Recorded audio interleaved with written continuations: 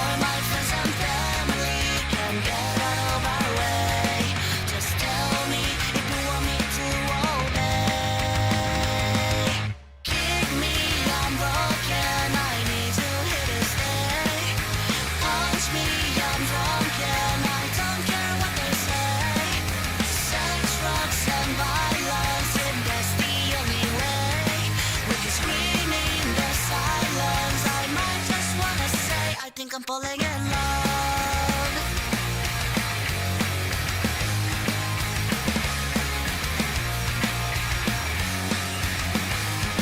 I listen to her scream, all the violent words she threw. Cigarettes and valentines, it makes me think of you. So put me through your pain, or the pain to be mine. You can buy my heart and chew it apart, or give it all to you.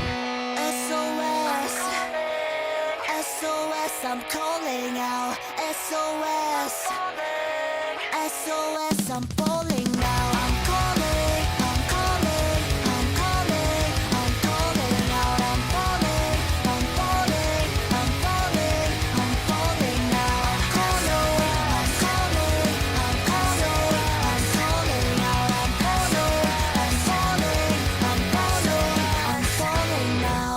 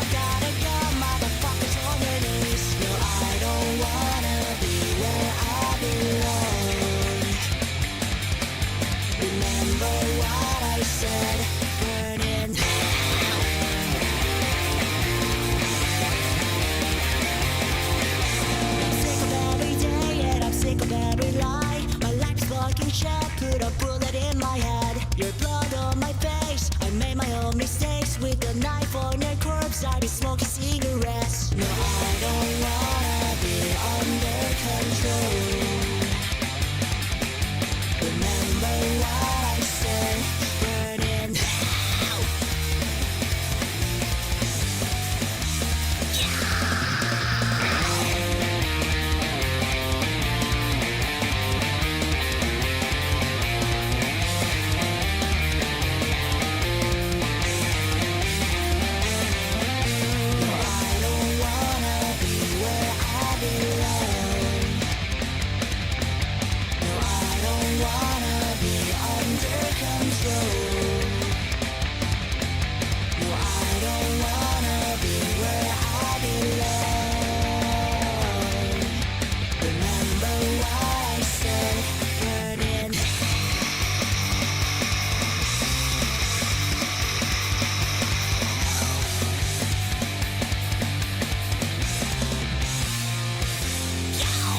Fuck you.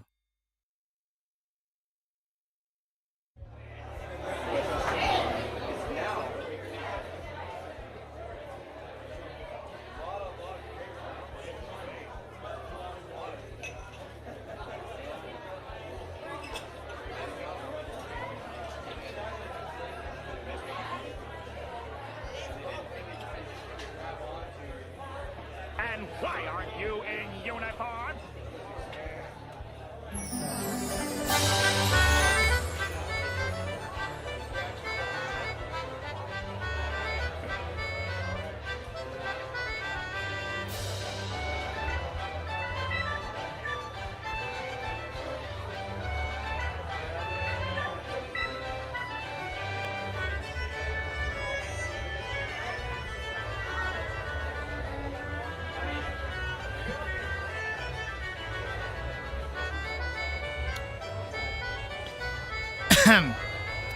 Welcome to Freddy Fazbear's Pizzeria, a magical place for kids and grown-ups alike, where fantasy and fun come to life. Fazbear Entertainment is not responsible for damage to person or property. Upon discovering that damage or death has occurred, a missing persons report will be filed within 90 days or as soon as property and premises have been thoroughly cleaned and bleached and the carcasses have been replaced. Now, due to our history and notoriety, the animatronics have... Get over here, Freddy. There you go. Have permanently been shut off, but are still available for viewing in the corner there. And with the increase in teenage and adult clientele, we've assumed new uniforms. Huzzah. If you need a rock star bunny to jam out with, I am your gal. Anyways, what can I get started for you guys tonight? Do I gotta keep the bit going? Do I gotta keep going? I don't have anything else. I did not have anything else prepped for that. So, I'm gonna stop the bar sound effect. I'm gonna lower the... Hi! Another day, another costume. So this... Hi, Freddy. Go away. You were meant to be a funnier joke. Like a 4 cheese and a soda. We don't have any of that. Excuse you. Jeez. So... Yeah, the bunny suit's a thing now. I spent all morning on it. I hope it was worth the money. I don't think Hollowed's even here. So, like, he didn't even get to experience the dividends that is the amount of work that I've put into this. You guys do not want to know how much building up from the ground I had to do to get this model to work. You have no idea how many tiny problems I ran into that just, like, sent things up into the air. So, yeah. Why do I look good and everything? That's a good question. I don't fucking know. Honestly, all of this is just base as well. Like, none of this is, like, accentuating any of the other things. Speaking of which, I can do this and back to this. And the thing is, I think this is gonna break, but I want to see what happens. Oh, that's really funny. Oh, that's like weird, but kind of funny. All right, we'll put that away. So I have to get undressed to then get dressed. That's cool. So we've got teacher, we've got bunny suit. I also have perma blush. Blush is now a permanent like toggle. I also have, where is it? Here it is. I have perma ponytail and I have perma glasses. So I can have glasses and a ponytail even in this outfit, and I can also have ponytail and glasses even in my regular outfit. So there you go. A little bit of fun facts. Also, as I started stream with this, And why aren't you in uniform? that is a toggleable sound. So there's that. I also as well did some modifications to holding arms. So this, I can hold my arm. I have gaming with the bunny cuffs. I can draw with the bunny cuffs. And then also, yes, I can chew. Yup. So, your therapist said hi. Oh, a great time for you to be in therapy, maniacal. Watching the bunny wolf streamer. Yes. Oh my god. But yeah, so yeah. There you go. $1,500. I hope it was worth it. Twice over, actually. 3K in 2 days. So okay, a little more on the technical side now, so calm yourselves a little bit. Take a breath. Take a fucking breath. Oh, also I don't know if this is gonna work with the glasses on, but this should hopefully work. Woo! Yeah. Okay, I can still howl, which is good. So I can howl in the bunny suit, even with the ponytail on. Woo! See? It does entirely get rid of the bunny band, but that's just because like the head's like, woo, getting like sent back. So there's that. Keep the hair in the bunny. I think everyone likes the glasses and the fucking ponytail, so I'm gonna leave it on for now. Also, if I move the desk, where is it? The bottom bar. If I get rid of that, yes, I do in fact also have legs. I mean, I've always had legs. There they are. There's my paws, my waggy tail. And I'm floating. Don't ask how I'm doing that. But yeah, this is full. So more technical side of it is what I realized is that the way that I had set up my base body, so the underlying bit, none of the moving things, so where everything's connected, it had my collar attached to it, it had a bra attached to it, and it had like a few other things just like permanently on it, such as like obviously when I do this, the underwear would be permanently that it would be this, right? So of course I had to figure out a way to solve that. Oh, did that break? That did break. Ooh, that's interesting. Huh. It did not send it's not sending my chest back to normal. That is good to know. We can fix that. Okay, so now you can see how things are breaking. I don't think these toggles are meant to be on all at the same time. Hold on. Let's fix some things. So that's clearly... What happened? Hold on, let me just like reload myself to make sure that works fine.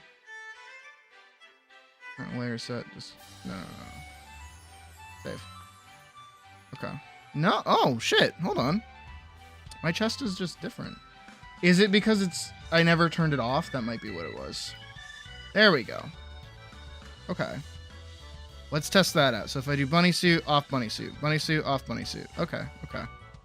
Bunny suit, off bunny suit. Flash. Oh, good. Bunny suit flash. Breaks everything. Flash. Okay. Alright, good, good. And then off bunny suit. Okay, yeah, alright. Bunny suit go back on. Glasses go back on. Hair go back up. Here we go. See? Alright. I guess that was just like an issue with I like to say hi to your dad. Probably not at this current moment. What?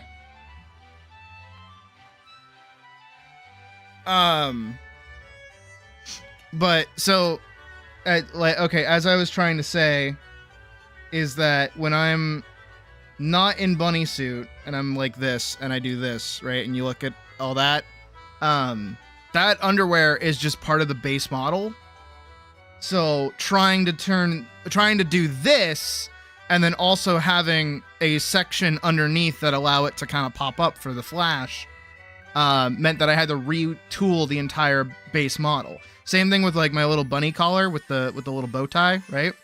Obviously when I'm not wearing it, I have my collar on and I had the little medallion thing too, right? But that collar was part of the base model. So now I just have like a true, I'm going to call it nude, but it's not nude because it's not naked. It doesn't have like any, things to see. But there's like a baser version under all of this that's like as plain as it's gonna get, that allows me to basically dress myself over myself, if that makes sense, which were things I had to fix and do and retool, which is also good because this was a problem that was going to arise with the inclusion of the nun outfit, which is going to be happening this Friday. Is that I was like, wait a second, I have to figure out a way to get rid of my collar. How do I do that? Well, now my collar is just like toggleable. Well, technically, I don't have a dedicated toggle for it, but that's what I did. That was the fix that I came up with. And yeah. So bunny suit is here. I wanted to do more for it. I wanted to do like a little hand like holding drinks and stuff. I think I'll do that at a later date. But a lot of the problems that arose with making this needed to get fixed first before I started worrying about props or anything else. But yeah, I hope this is good. Also, this required me to go back and entirely redo the lingerie set for the nun outfit because this top is a retooled version of that. And then also I thought about it for a second and I looked at my bottoms and I said, somehow that is like more revealing than how revealing the other ones were, which feels like it's kind of going backwards. Like it's not as special. So I'm like, all right, well, I guess I gotta figure out how to do that and then fix everything. So now it's a lot more frilly. I also had to work on that earlier. So that's good. So the lingerie set for the nun outfit's done. The nun outfit itself is also done. I just have to do the headpiece and then do the arms, which I need to do basically the same thing that I did for my body, which is setting up like base arms and then just allowing myself to have like different sleeves. I feel like would be better than having to go back in and entirely redo each arm every single time, and also like all this other junk and garbage and bleh. There's all the shit that I've been up to all fucking morning. So hopefully I don't get fucking jump scared by another fucking 1500, because I want to keep working on the goddamn what is it, the nun outfit, and I can't really do that if I keep having to do other shit. So, you know, as much as these have been fun, like the bunny suit is fun and the teacher outfit also very fun. I'm great. I'm good. I'm ready to do the nun outfit, and then I'll do outfits like later. I'll do them another time. Jeez, I'm cray. But all right, and Slowline stepping away. Well, you're up first, so I guess I'll keep everyone entertained for a minute. I don't really have anything else update wise to talk about, I guess. I also don't really know like how to do this, if that makes sense. Like I don't like, okay, the teacher outfit makes sense because I do like teaching moments and stuff like that. So it does make sense. But it's like, how do I segue into wearing bunny suit in like regular day-to-day activities? How do I do that? Which is like a genuine question, but I'll figure that out another time, I guess. I am starting to notice, though, and maybe you are as well, that the model is beginning to lag just a little bit. More so than just how it was already, with like the eyes occasionally like desyncing, which I still don't know how to fix. I don't know what the problem is with that. I guess I just have a slow ass blink for some reason. But yeah, I don't really know how to do this convincingly. Oh, it broke my arm. Be a donation incentive. Oh, that could be it. You mean this in the kind? I am not main monitor content when somebody lives. Yep. Nope. Don't put me on your main monitor. You put me on like a fucking tiny ass window and pray to God nobody walks in on you watching me. Cause really, what are you supposed to say when somebody walks in on you watching me? Like actually. No, trust me, Mom. They teach me how to make art. Oh my God. Oh jeez. Though I do like it. It did come out very good. It did in general. Honestly, it's starting to make my original design start to feel like a little lackluster at this point. Like all the themed stuff that we've got going on is like way better. Way better. Hell, even like after the, again, I mentioned it yesterday, when I do the nun outfit, I'm gonna change the underwear that's under this to be the same outfit because I think it'd be cute. You're putting me on the main monitor, you brave soul. You are very, very brave. Also, what is a teacher doing here in Five Nights at Freddy's? What is happening? Damn, teacher wages are this bad? How many outfits do I have? 3 at the moment. Technically 4. The fourth's in the on the way. Full monitor attention. You only have 1, so you're not saying okay, fair. Have the sense to knock. Oh my god. Alright, let's hop back over to Bunny Suit. Look, we paid, well, I didn't pay. You paid. Well, Hollowed paid. Hollowed's not even here, as far as I know. y'all are reaping the benefits of both of his fucking put downs. So, like, y'all gotta step it up. Come on. But just in the what is it? Just in the way of like, I may forever be stuck on your phone as you don't have a second monitor and intend to carry the stream around with you. Fair. I'm just like on. I get to be carried around? Hell yeah. Take me to the fridge. I desire food. Off with you. But yeah, just in the spirit of this being the new outfit, I will be wearing this for the entirety of stream today. Also because I did have to adjust the scale of the model a little bit, but that was based off of canvas size, so I will have to be adjusting myself as well. Because guess what? These little bunny ears are actually, like, hitting the edge of the canvas that you can see in Rocky Tuber, so I had to shrink myself down a little bit. So I'm probably a little smaller in some of the other areas and things like that. Trying to think of like other technical things that popped up while I was working on this. I mean, my arms are still there, if that makes sense. So like the cuffs are just drawn over the already existing arms or the already existing cuffs.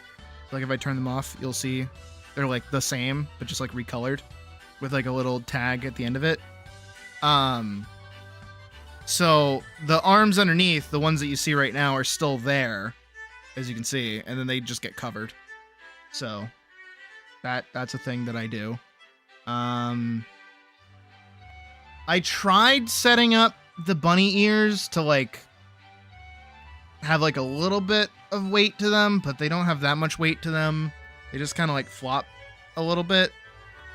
Also kind of like desynced from one another and not on the same sync as my ears, which I guess makes sense if they're like a different thing and all I'm doing is just kind of floating here, you know what I mean? So yeah. And also my little tights that I have down there are also from the original run of the Nun lingerie. So you're seeing little bits and pieces of it without really realizing it. But the new set that I made is going to be entirely different. So, as you could probably... Oh, what is that? For the third... Anya! On the 112-inch TV you go. Money cuz I wanna spite someone. Also my boy is on the thumbnail. Someone? Hell yeah. Anya, you could have put that towards the Patreon, darling. You could have done that. You goofball. But that's okay. I don't want anybody paying for that. Anyways. Yeah, let's get into this. Let's see if I can like draw. Shall we? Where are we going? General streaming. Yeah. I'm down here in the corner. I feel like I'm pretty okay. Do you need the page? You don't need it, but like you could want it. Want it, need it, have it. There you go. I feel like that's a better size for me, maybe. I feel like I actually changed that much.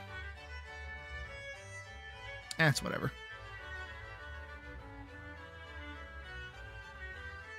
Alright, I'm gonna change music. As much as I like the gold saucer. Let's do something else.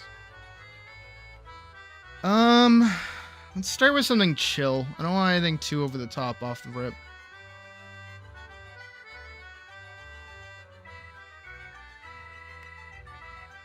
Let's see.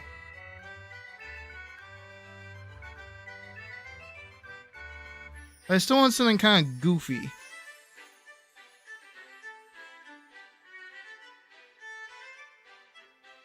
I don't know. Nothing that's gonna get us in trouble, though. I can't really think of any music at the moment. We were listening to a lot of Uma Musume yesterday, so I'm getting a lot more of that. Oh, you know what? I can do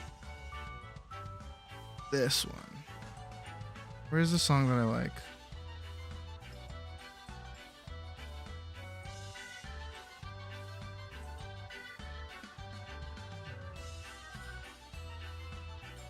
Hold on.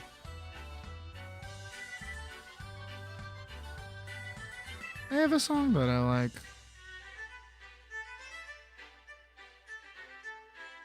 Is it this one?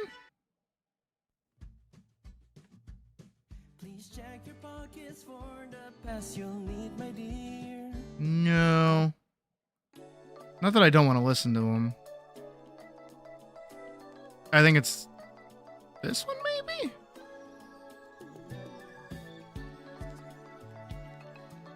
Maybe. It's got fish in it. There we go.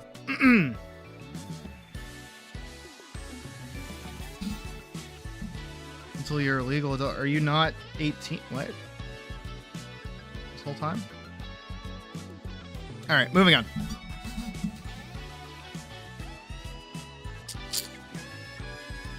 Alright, I can close the Kenny Young bit.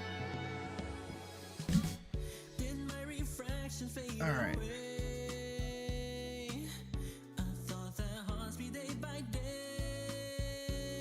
So we have Wiggle Wiggle, Sharkily, Wolfily, so on and so forth. We know who they are.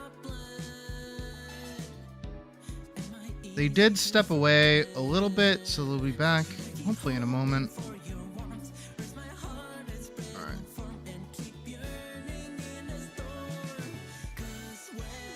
Can't copy the link.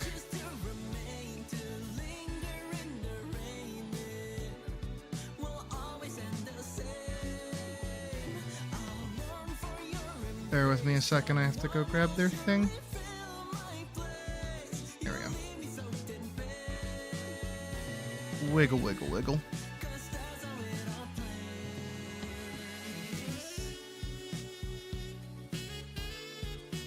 Alright.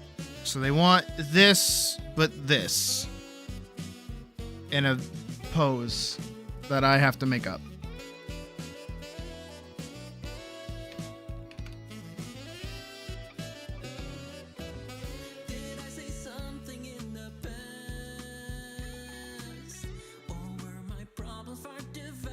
I like this one. Wiggle, wiggle.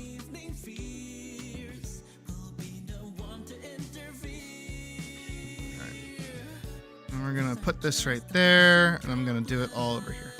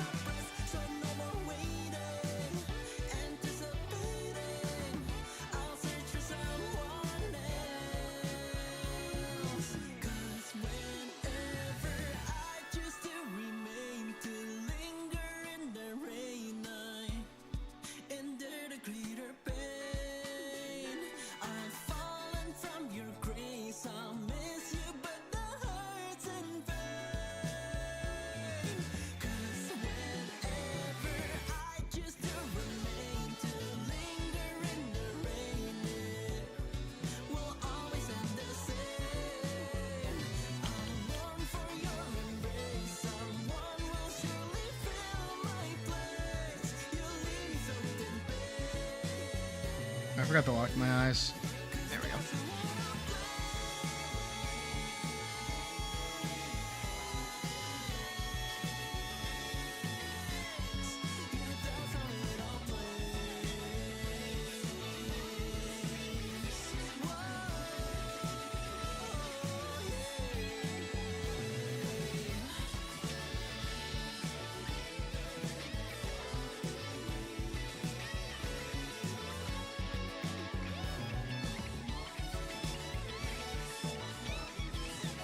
I'm assuming they'll be okay with like bubble tea.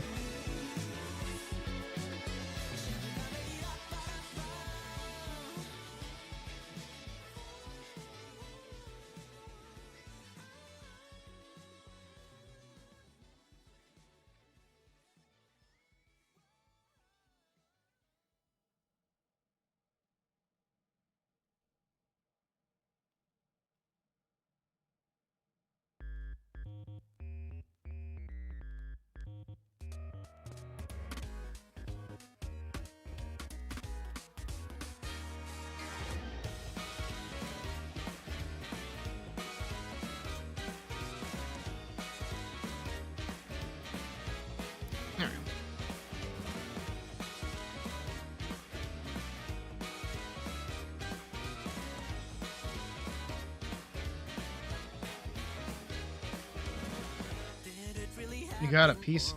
You got a PC? Is that what you needed help for?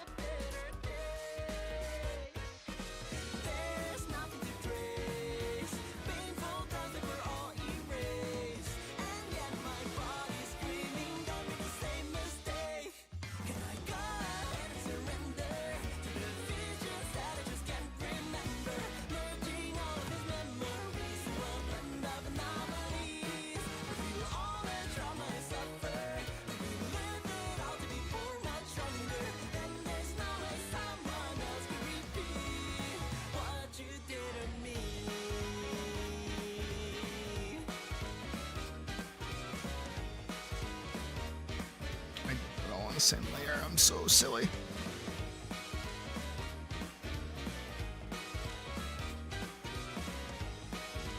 Also, I know that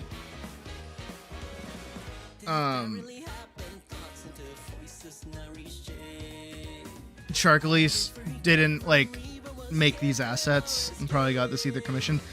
Don't do this. Fun fact about boobs. Hold on. If I'm gonna do this, I have to get properly dressed. Oh, my arm's broken. Hold on. Turn this off. Go over here. Turn teacher on. Do this. Okay, here we go. So fun fact about Booba, right? Wispy Bread, thank you for subscribing. Is that yes, they are basically like two teardrops that kind of form on the chest, right? And usually when they're combined by a bra, they kind of get like squished together, right? So it's going to create this, and what a lot of beginner artists will do is they'll kind of continue to maintain this sort of shape when they start adding clothes. So they might do like a really deep V or something. And when you get rid of it, they'll keep this like center line, and that'll be the shirt. Don't do that. You don't, this, no one's chest is gonna flip into that. So what you do instead is you just kind of open it, leave a little bit of a gap. You see me do it all the time. You actually can see it on the model currently, which is probably what you're actually looking at.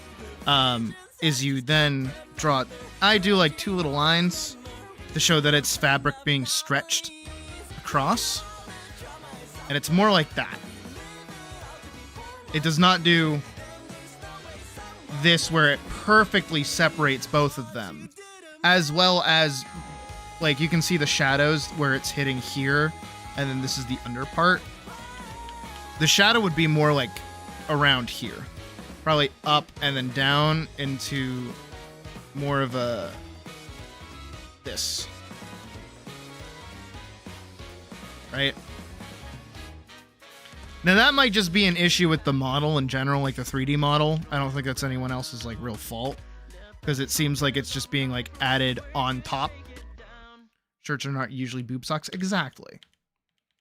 And so just like a really easy thing that you can do, even if you keep that kind of like chest bit,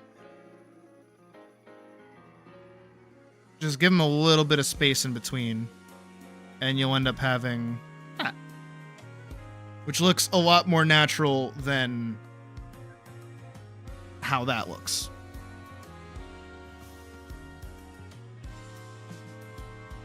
Now on to trying to draw a shark face. I don't know if I'm good at drawing shark faces. I got like a little high up ear. Everybody just has like a thing for piercings. I don't know what it is. I don't know what it is about piercings. Everybody likes piercings.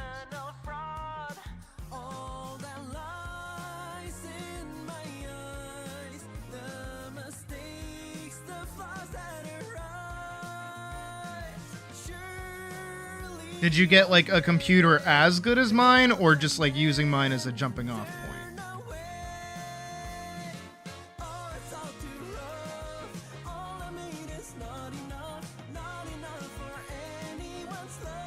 Very Hime sort of hairstyle here.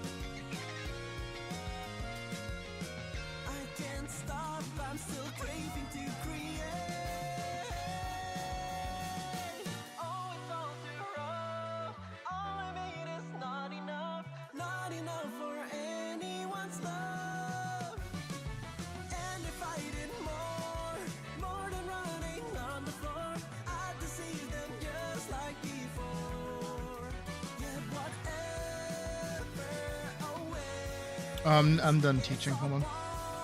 Put the pen down, put the teacher off. Bunny suit on, pick up the pen. There we go.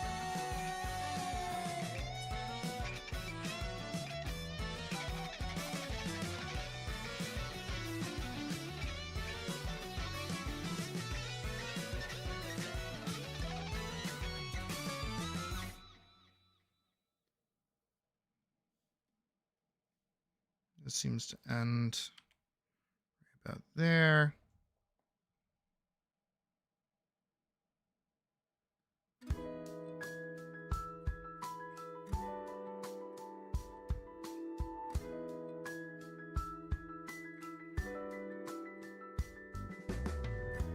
Hello, how have you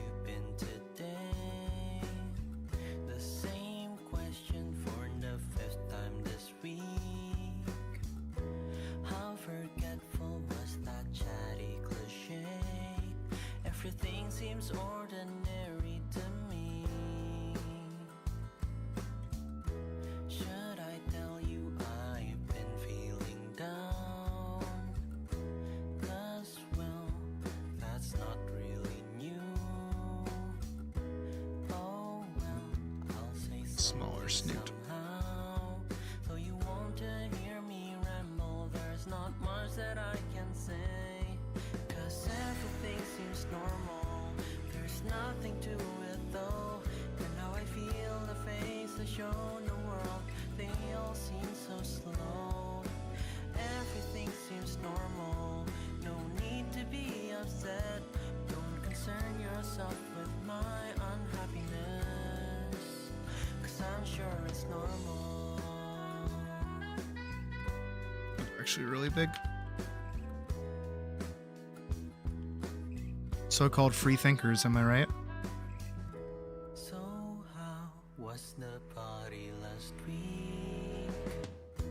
I'm sorry that I couldn't make it. Don't worry, it's not anything deep.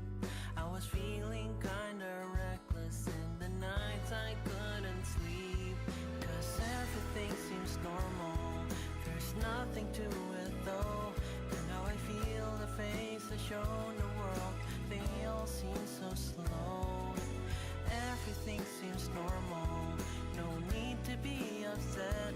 Don't concern yourself with my unhappiness, 'cause I'm sure it's normal to lose interest in life and to wish you never tried. Isn't that what you call normal? There is nothing I want. The only reason I went on is 'cause you'll feel regretful if I died.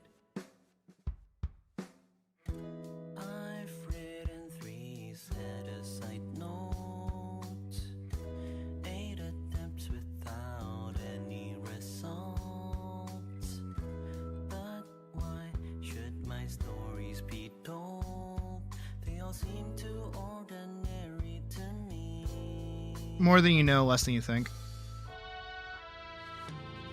'Cause everything seems normal, there's nothing to it though. And how I feel, the face I show in the world, they all seem so slow. Everything seems normal, no need to be upset. Don't concern yourself. Welcome back, Sharklys. 'Cause I'm sure it's normal.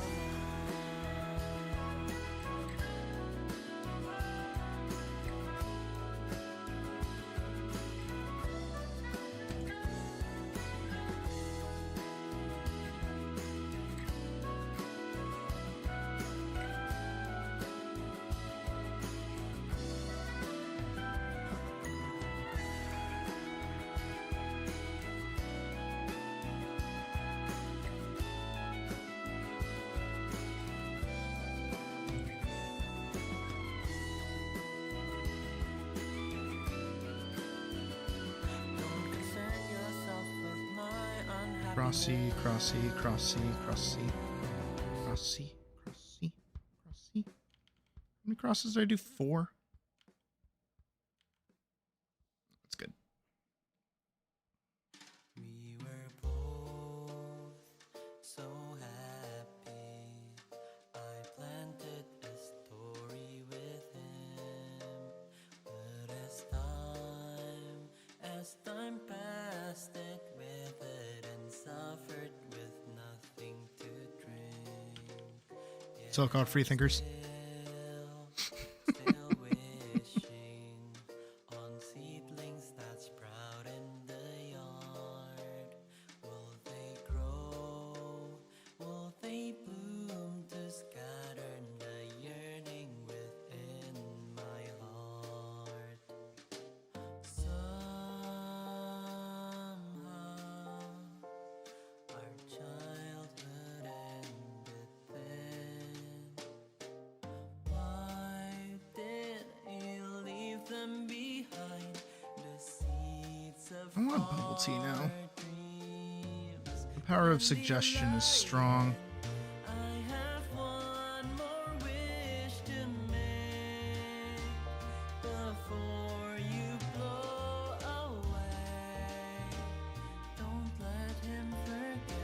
But I already had a refresher today, so I probably shouldn't have the bubble tea.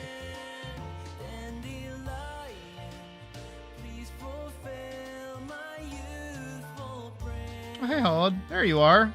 You missed the intro. I forgot to ping you.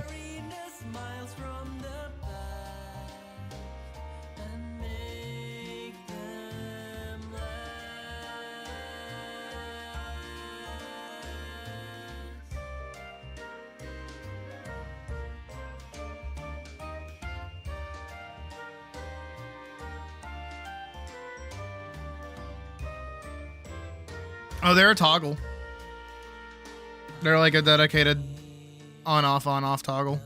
I also have the ponytail still, which is also a toggle. So that's cool that I can decide. I also made the blush a toggle as well. But everybody likes the glasses and everybody likes the ponytail, so I'll stick with it for now.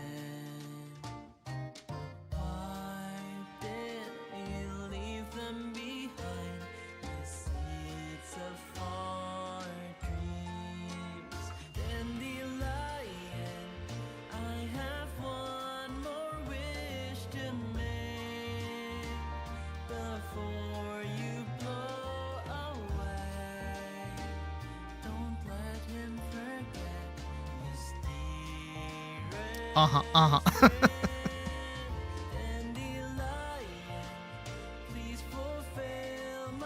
Hey, Misty. I mean, also, I talked about it at the start of stream that you weren't here for. Fuck. That what you're actually seeing here, and obligatory, is all, you need to pay money for Night Sid? Oh, you should, actually. That'd be cool. I'd like that.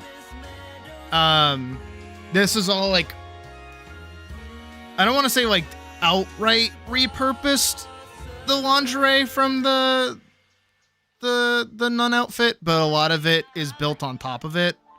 And so now the nun outfit's lingerie is entirely different, which was also a lot of work this morning. And then also I ran into a lot of problems trying to set this up that I have now fixed.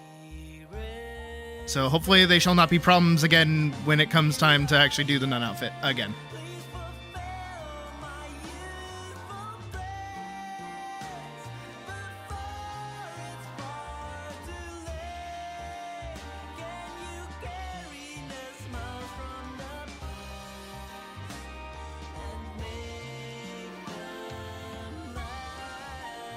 Is this night class? I mean, technically, hold on. If I put down the pen and then put on the suit, nope, it's still broken. I have to turn off the bunny suit, turn on the teacher. There we go. Now it's class. Now we're back to class. If I put down the pen, turn off the teacher, turn on the bunny suit, pick up the pen. There we go. A lot of silliness. A lot of silliness.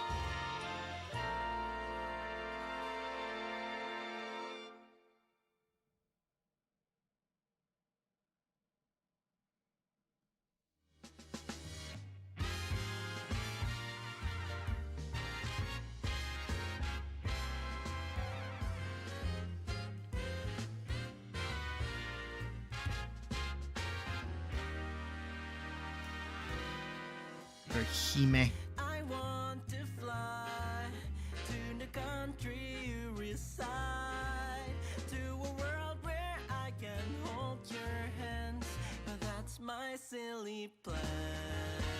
Yeah, it's like I'm good at graphic design or something.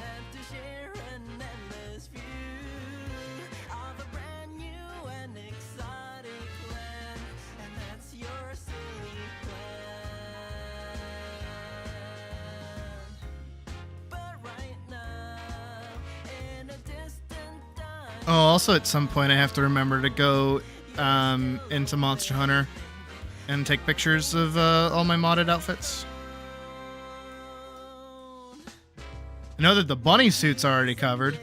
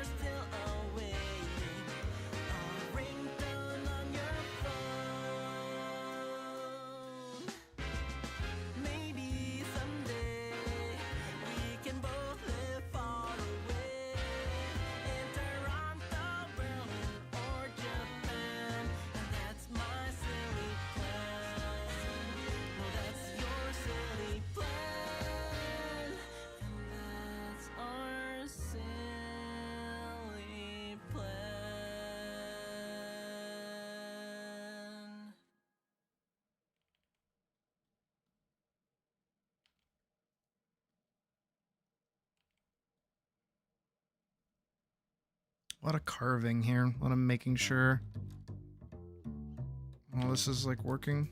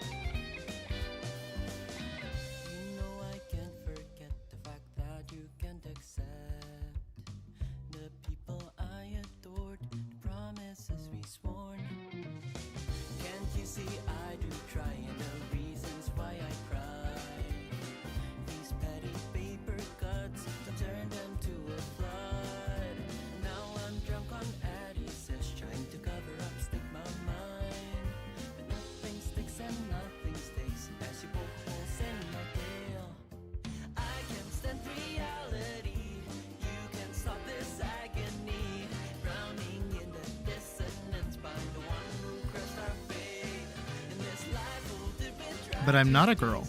I'm a shark. I don't know if you could hear that, but I tried to do the fucking...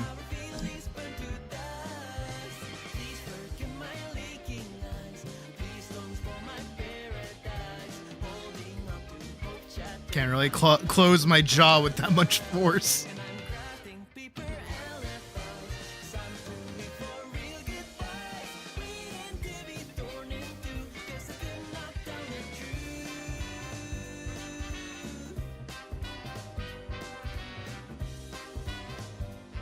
I still really want bubble tea, actually. It's eating at me now.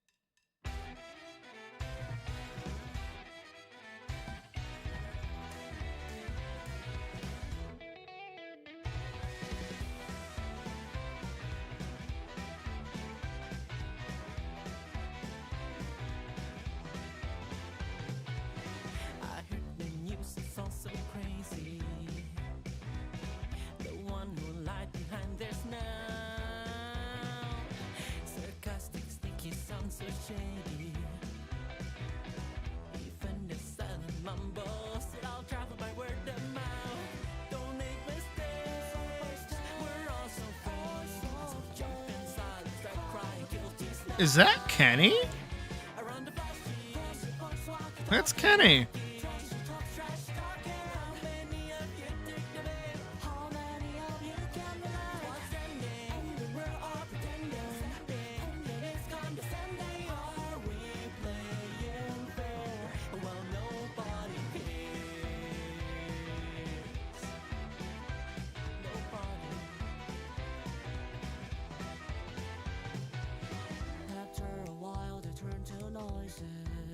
I don't know, like a mango bubble tea would be nice.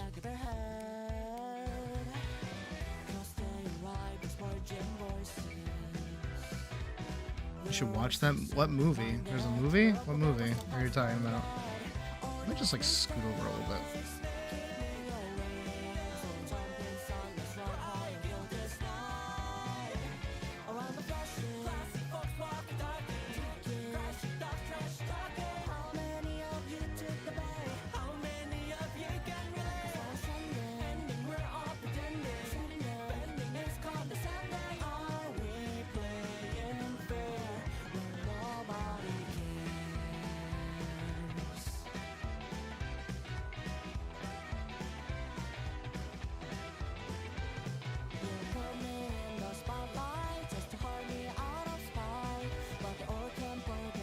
Oh, Nimona.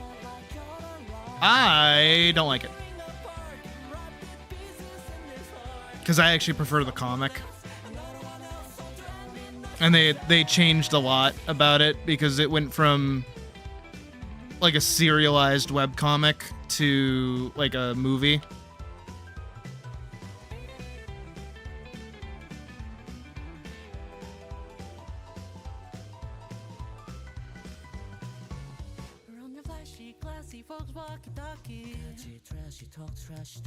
How many of you took the bait? How many of you can relate? It's most trending, ending, we're all pretending. Sending, bending is condescending. Can you find someone who cares? Flashy, boys walkie talking, trashy talk, trash talking. How many of you took the bait? How many of you can relate? It's most trending, ending, we're all pretending. Sending, bending is condescending. Are we playing fair? They fixed the abbreviation. Or like what? Like this morning?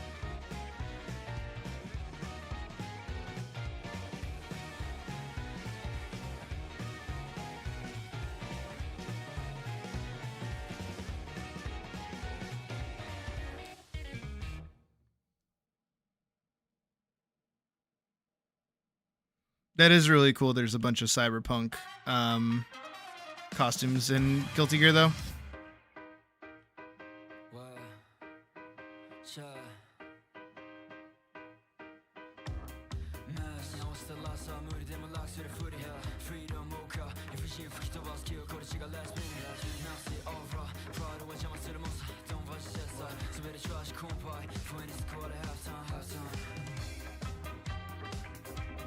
Thursday when the update comes out? Ah, okay.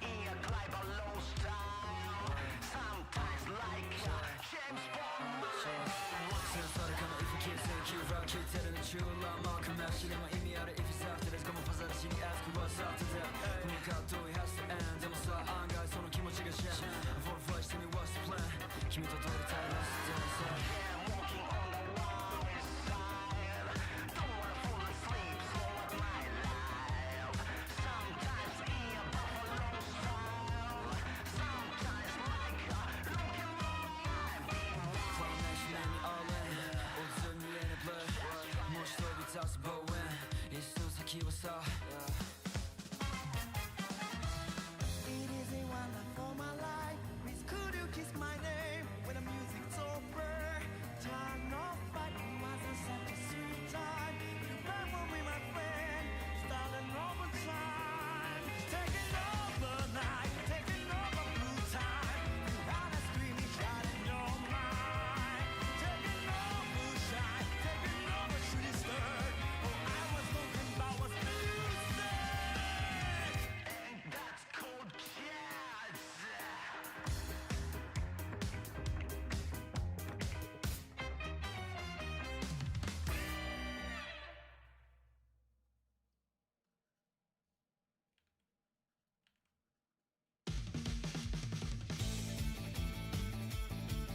We're just getting all the anime tracks right now.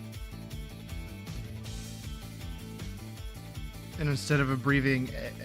Okay. Instead of abbreviating... Okay. That makes more sense. Everyone calls Cyberpunk edge runners to begin with anyways.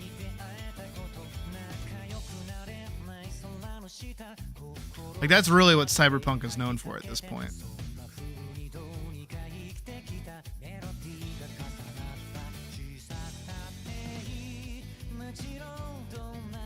Would I be open to alternative hairstyles?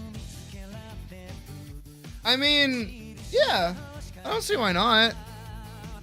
And I would say significantly cheaper, yeah. I don't know, maybe like 150.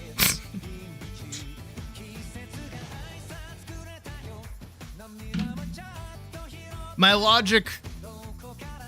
only logic behind like the pricing of why I do so, like the models would be so much and why the hairstyles would be a lot cheaper is because like the hairstyles aren't necessarily that difficult to actually make.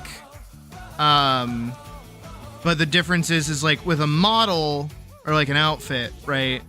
I would have to rig it, make it work, like any issues that I run into.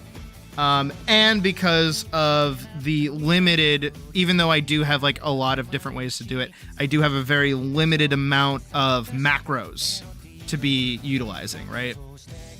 So eventually I am going to run out of macros that can work. And so I like when that happens, it's like, all right, what do I get rid of? What do I change? How do I like make different things work on different days or something like that? Because at least right now, no, the Stream Deck is fine. Stream Deck is totally fine. Because how I've been doing is I have a page for each outfit. So the teacher has its own page, the bunny suit has its own page, the nun suit will have its own page. Same thing with all of the seasonals, but the seasonals I can just kind of overlay with themselves, because I'm not going to be like swapping between them during like regular stream content days. So they shouldn't be too hard.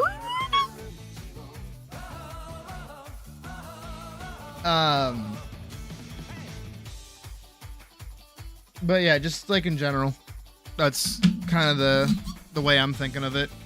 Is like eventually I'm gonna run out. There's only so many button combos I can do on the keyboard, especially because sadly RahiTuber does not differentiate between left alt and right alt, left control, right control, like the Stream Deck can actually do. So because of that, I am limited to only as many times as I can hold Control Alt Shift. All controls, all alts, alt shifts, all control alt shifts, both after 6 through 0, and then also through 1 through 9 on the number pad. Which is surprisingly a lot. I haven't even had to do Control Alt Shift for him. I've just been doing Control Alt num 1, num 2, num 3.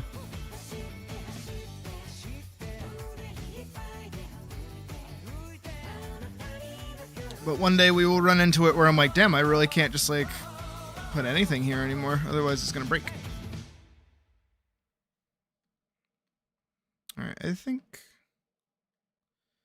well, I want to fix it. Yeah.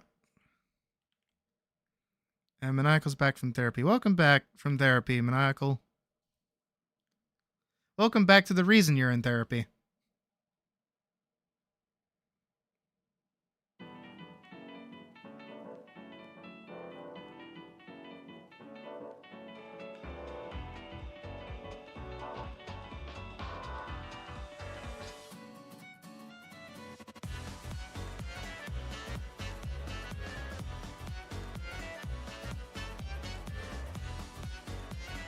You know what? I would rather do this. Days go by, so do his feelings. Why can't it stay just like before? It's a little bit more like the actual reference, and then it's not as awkward with this kind of like C part here. How can I say I'm happy for you if you took him away from me? Doesn't he know I'm more important? My name and fame It is in fact Shark Elise. Yes, you are correct. without a clear confession nor an obsession. You took his heart. You have his full attention. You're an exception. Aren't you the luckiest of all? So 1, 2, 3, would you agree that you're the only enemy and you're the only reason why he's not with me? I'm told want someone, everyone, a rumor just for fun. Then wait a week and I'm sure you'll be gone. Just wait a week and I'm sure you'll be gone.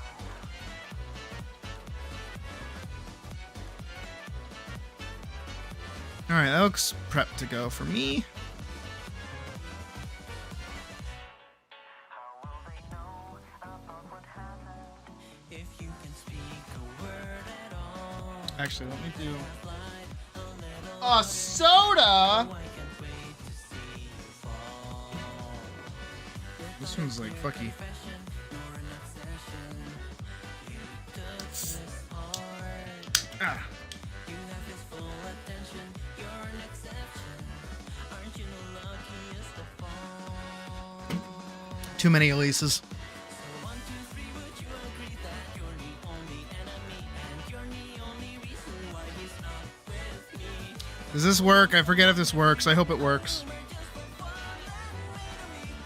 It does. Thank God. Is he really worth all the things I do to you, or am I just obsessive over you? Look at this come without a germ. Look at the tears of who I found. So this is what I want.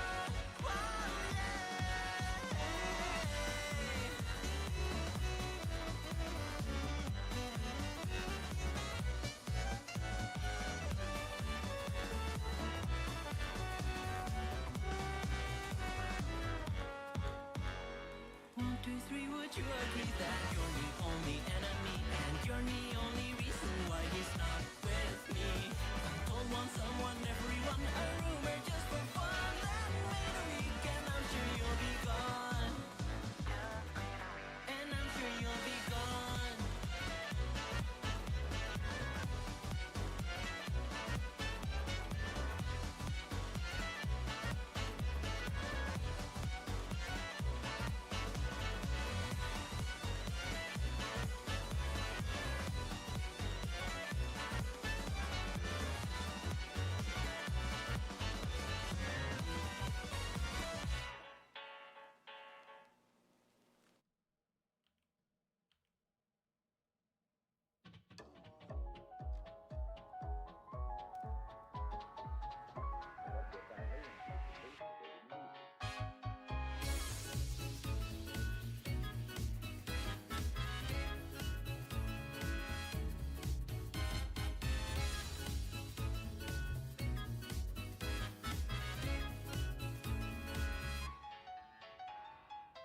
I lost desire, I never meant to leave.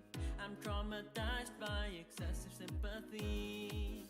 I kept on loving the people who are wrong until my heart got swept along.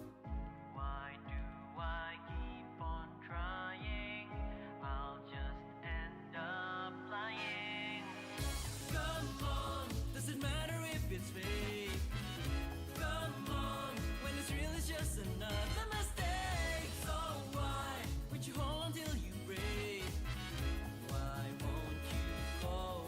It won't matter anyway.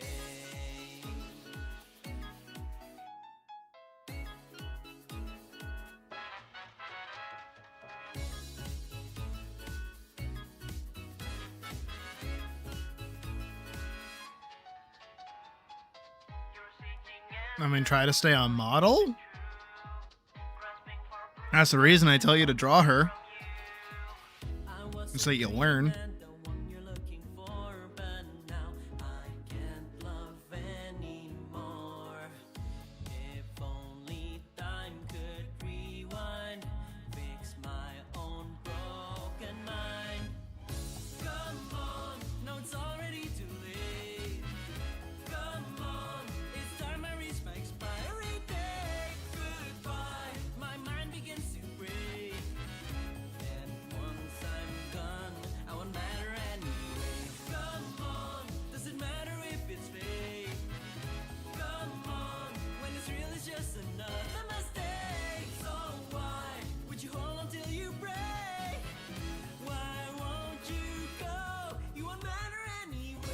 What?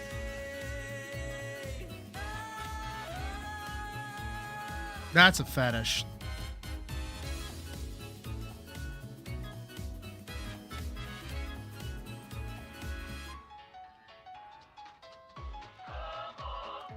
Do you guys remember we were like on DeviantArt at one point or something, and like there was some furry artist that just it might have been somebody else who told me about it. I can't really remember. But there was some like furry artist that kept drawing characters in like parachute gear.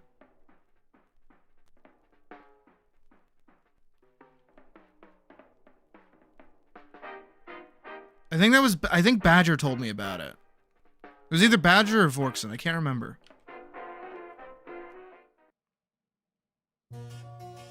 And it's like, no, that's a fetish. That's what that is.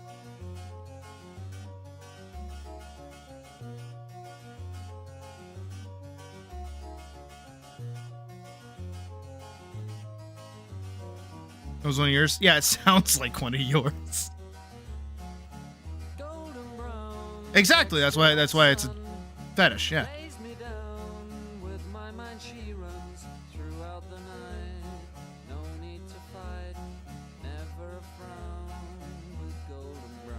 I like this song.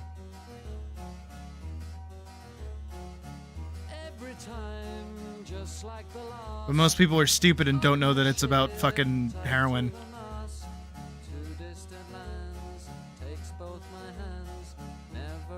Oh, a specific thing to redraw. Exactly. Hence, fetish.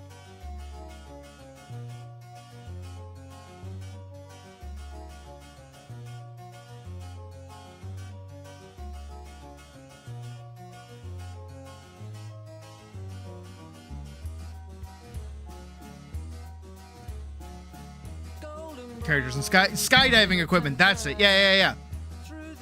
Fetish. Dude.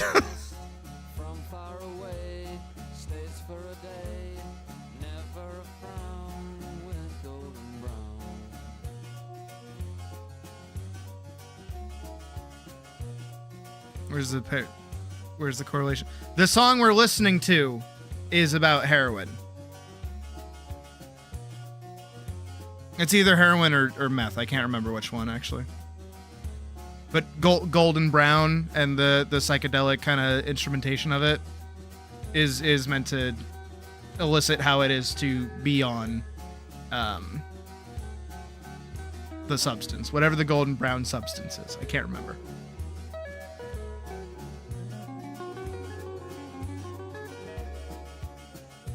But everybody uses this song because the instrumentation of it is awesome.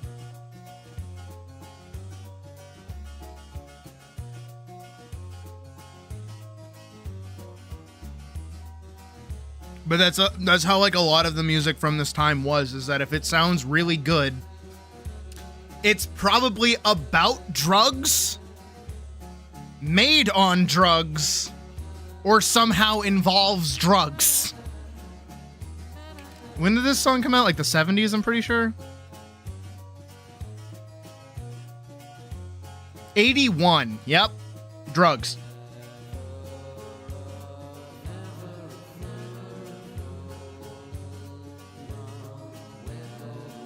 I mean, you can if you want. I literally cannot stop you.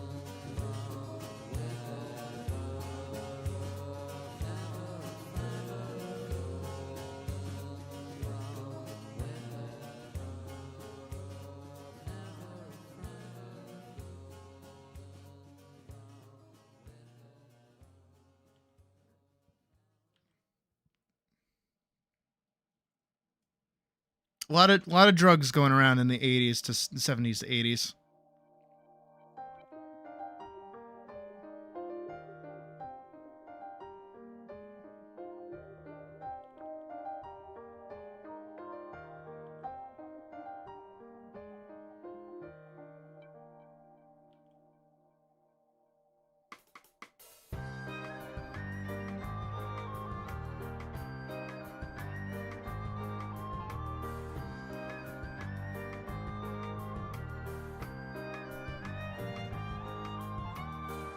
motivated hunger before you idealize, motivated hunger to make them all realize, climbing the mountain, never coming down, breaking to the contents, never falling down.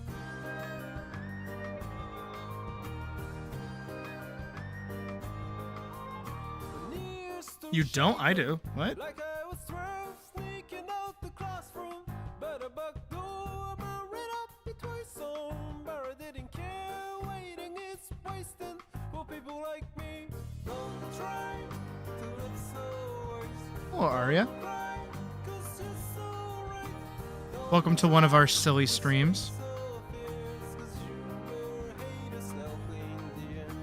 Don't try to live so wise. Don't cry, 'cause you're so right. Don't try with fake so fierce, 'cause What? you will hate yourself in the end. You say dreams are dreams. I mean, that is technically the saving grace there. Yeah, just say you're autistic about anything and you're good to go. I want to fuck the artist too spit. You don't? The fuck? Oh, yeah, you must be Sharkalisa's friend. Yeah. Speaking of which, where the fuck are they? You should be on my side about wanting to bang Artemis too. There they are.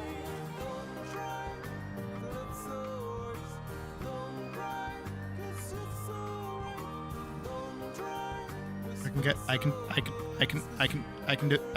do it. I got it.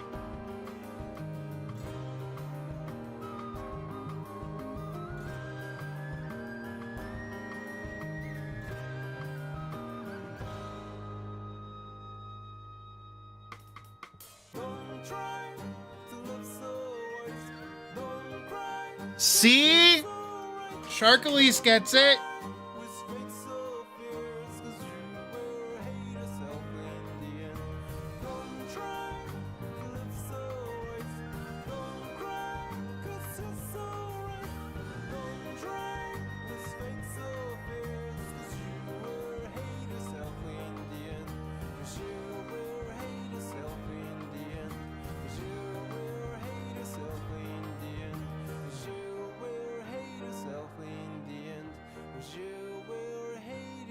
Actually, you know what I want? And I'm definitely going to get yelled at for playing, but I don't care.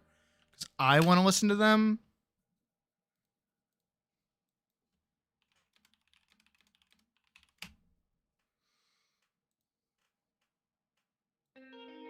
Hell yeah.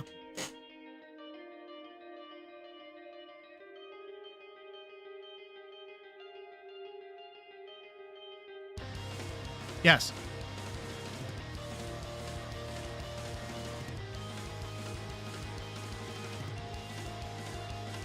Yeah, Vorkson, keep up. What the hell?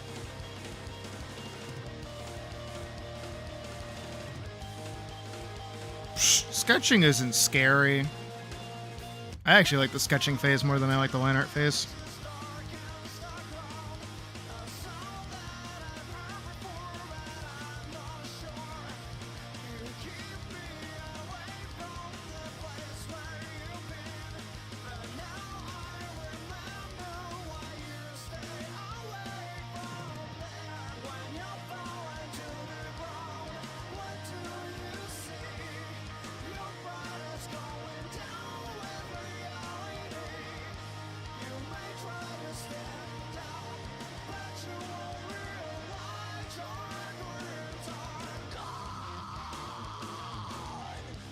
You were reading what the TOS of what?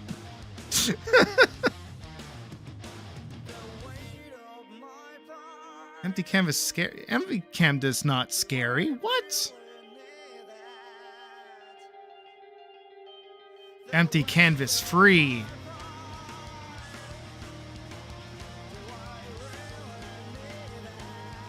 Empty canvas prime for activity. Unless you work in small resolution. Then maybe make bigger. I don't know.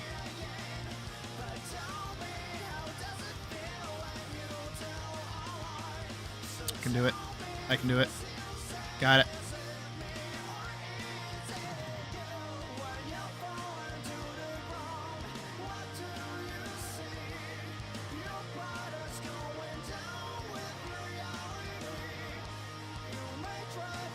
Say something down bad, but you felt like you should hold your tongue. Oh, no, no, no, no, no, no, no, Vorkson, you get your scaly ass back here and you say exactly what's on your mind.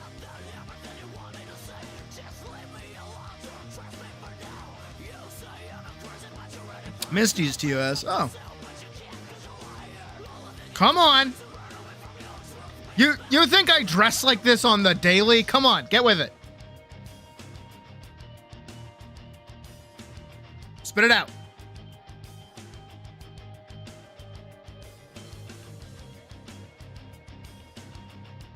Go on. I'm waiting. Hold on. No, if I'm doing that, hold on. If I'm doing this, hold on.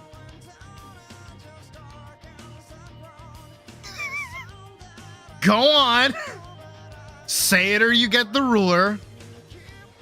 You would ride Artemis to the moon and back multiple laps. And let me assume that you're not talking about the spaceship right now.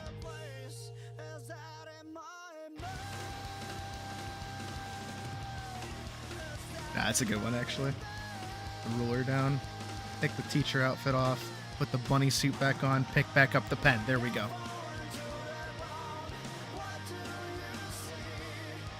Don't we just have a time?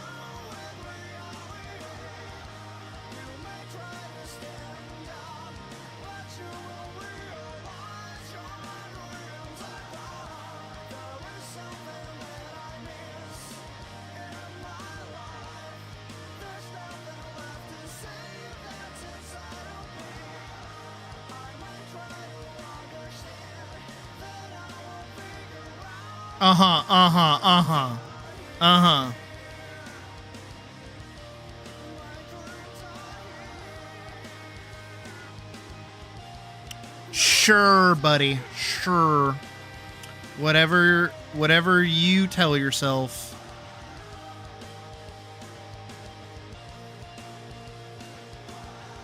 All right, swing, sweep, swoop.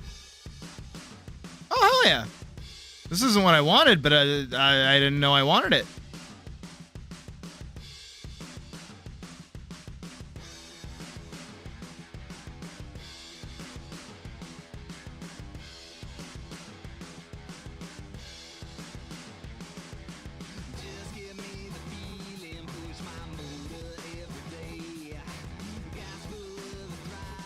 Hey, Lazyman.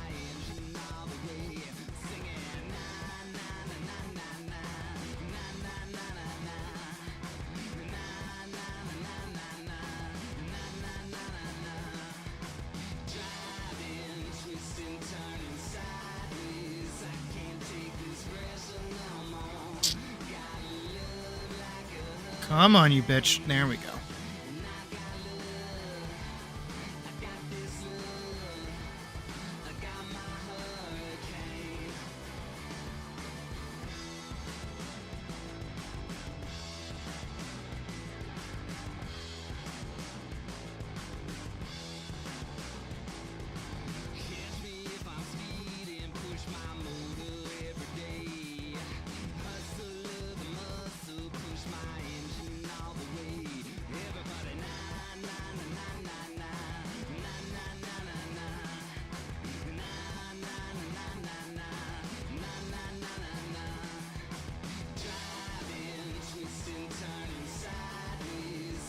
Oh, that's right. It is a new month. I need a new picture for the jar. I will have to work on a new picture for the jar at some point. Damn, I have a fuck ton of shit to draw, huh?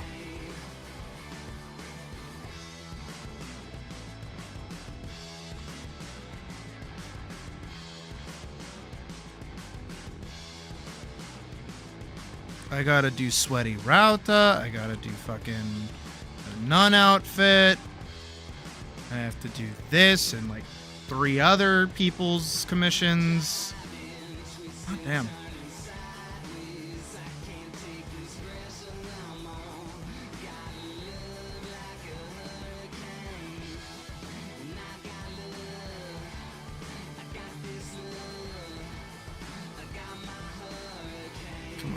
second. Get the second piece.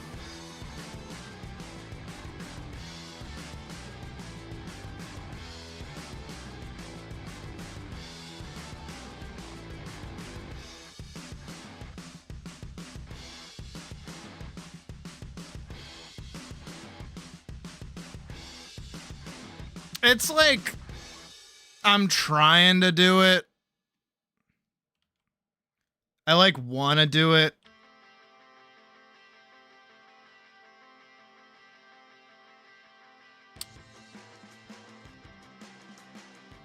I might do like a I think I could do like a duo thing where I put Ophelia in there too. That'd be cute, right?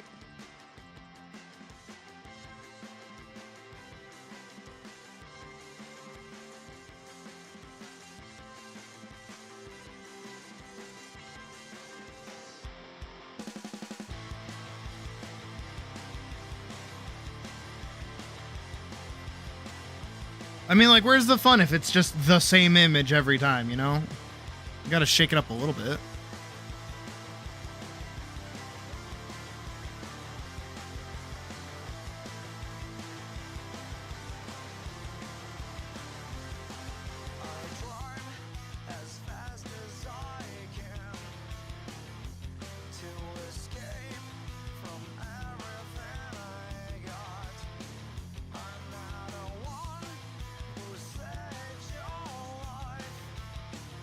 Alright, now I know what to do. Actually, I think I have a reference image that would work really well that immediately popped into my mind.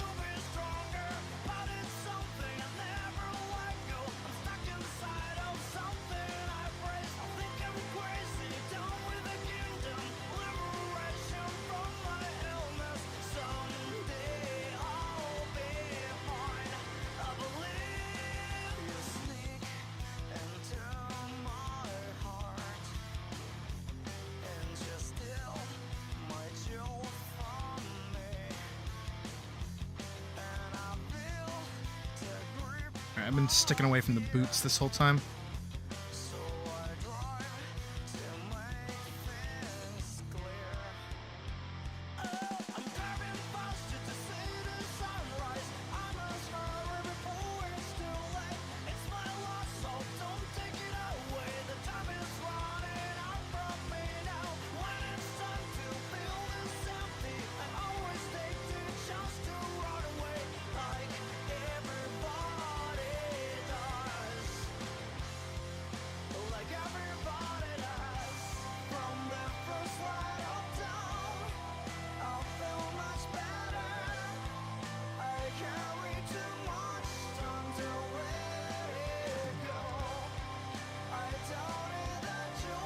Oh. Honestly, yeah, I should. No, you're right. I totally forgot about that.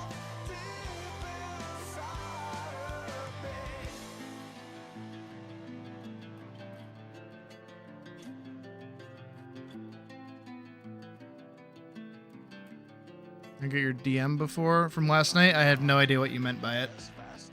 And it was late and I was fighting Vorkson, so I did not respond.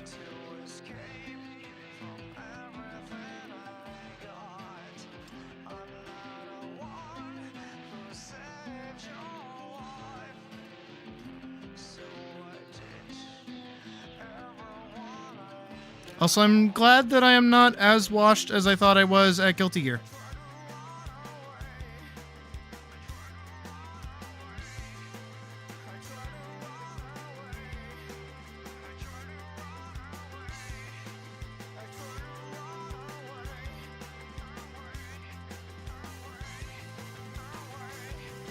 Our way. Our way.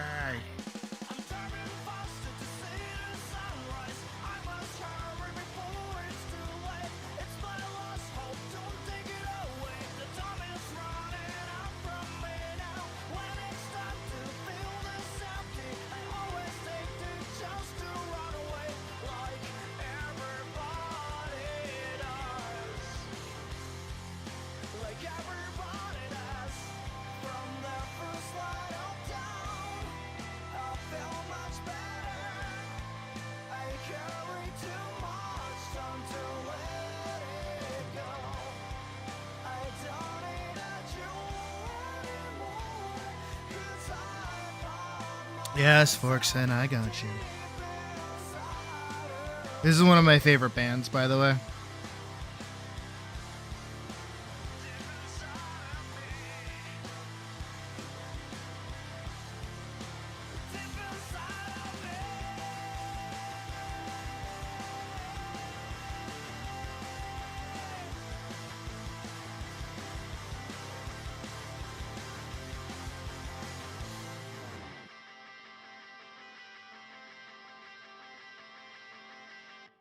I think you took stocks on me when?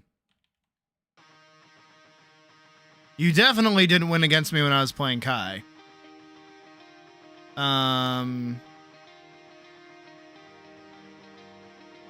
You got like a haiku on my ass one time.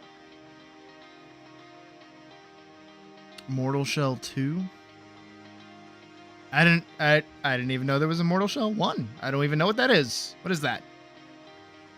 Sell it to me.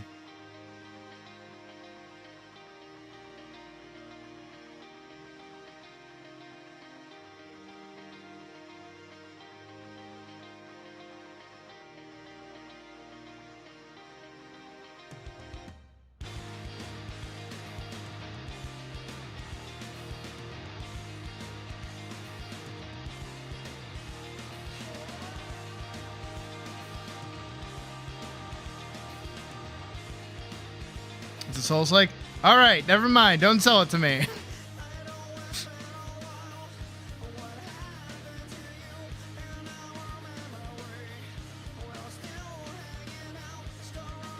It might have been biking, honestly, because I was trying to get the parry off on you like constantly.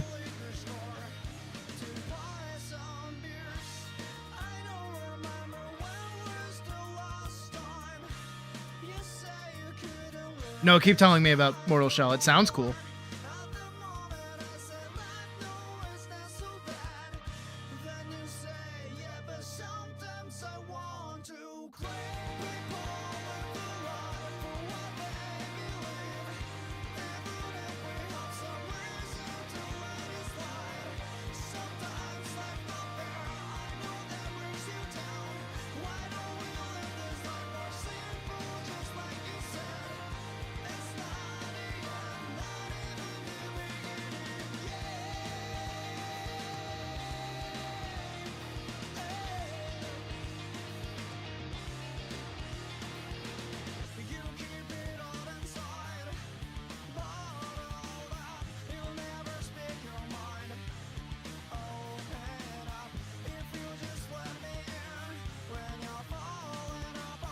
Actually, that does...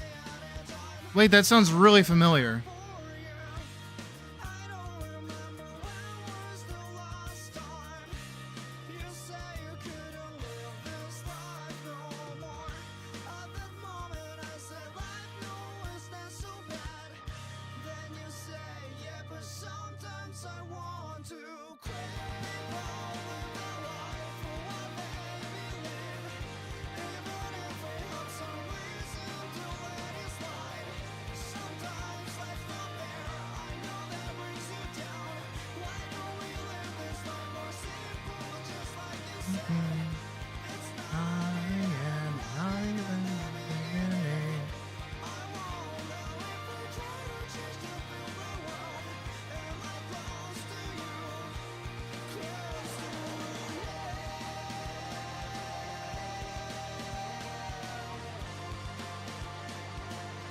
And the button's been pushed. It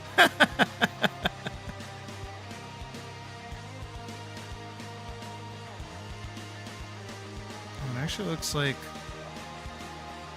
this persists as the color.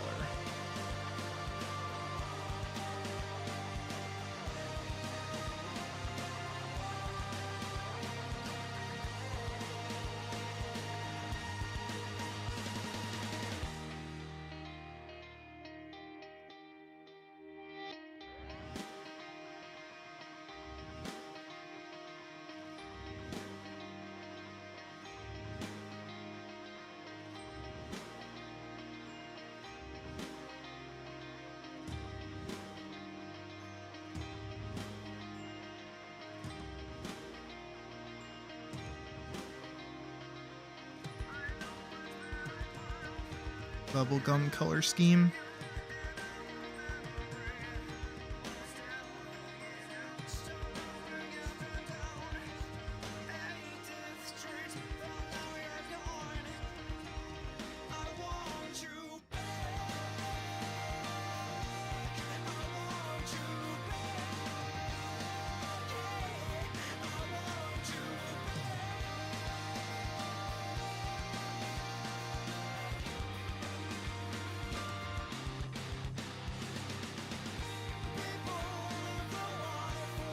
So good, badge.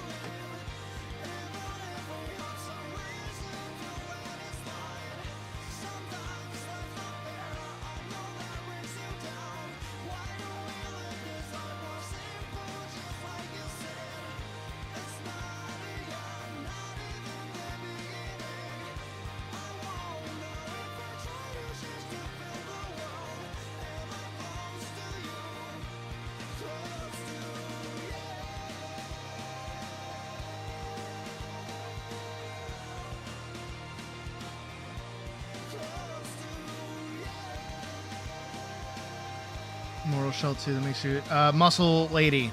Big muscle lady.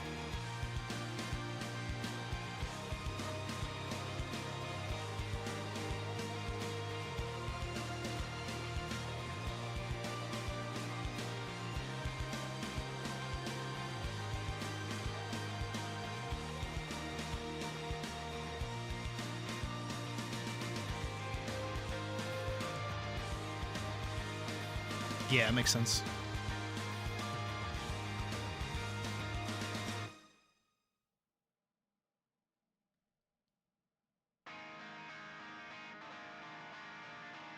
You're anything if not predictable.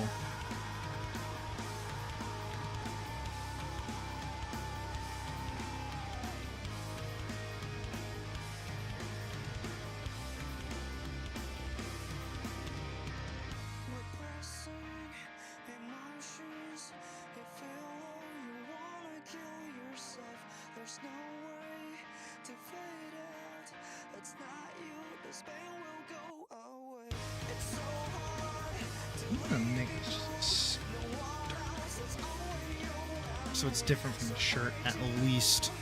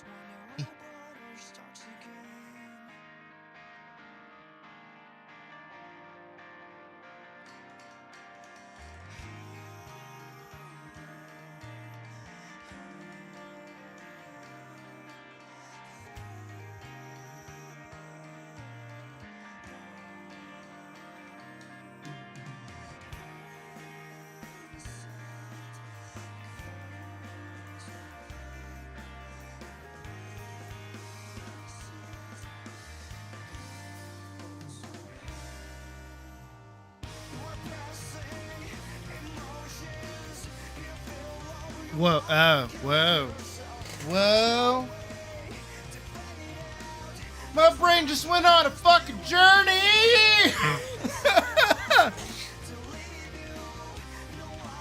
I just had like a out of body experience for like 5 seconds there while I was coloring this in. I was like, you guys have like the ADHD rapid thought shit where it's like, man, how did I even get here? It just happened to me in total silence, maybe on like a nanosecond, and I was like, holy shit, I'm like good at art. And I really thought about it for a second, like, holy shit, like I'm good at art.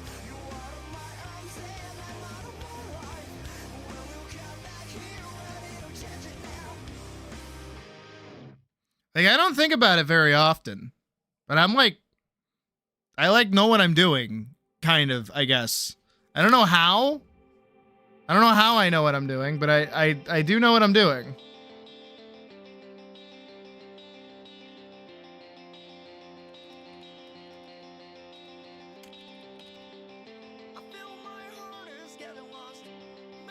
Where are you? Where the fuck are you? There you are.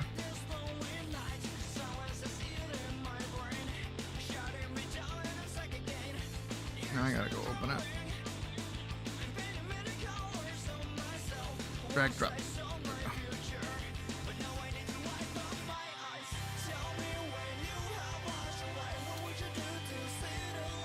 That's good enough. Yeah, I could have grabbed it from that too, but...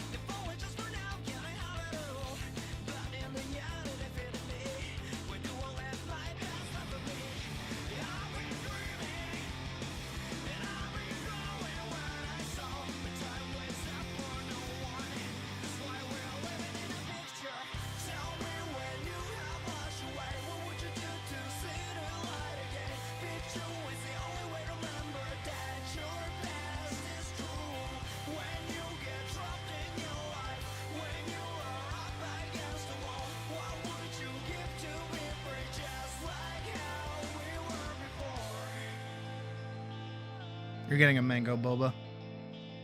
Can't argue with me.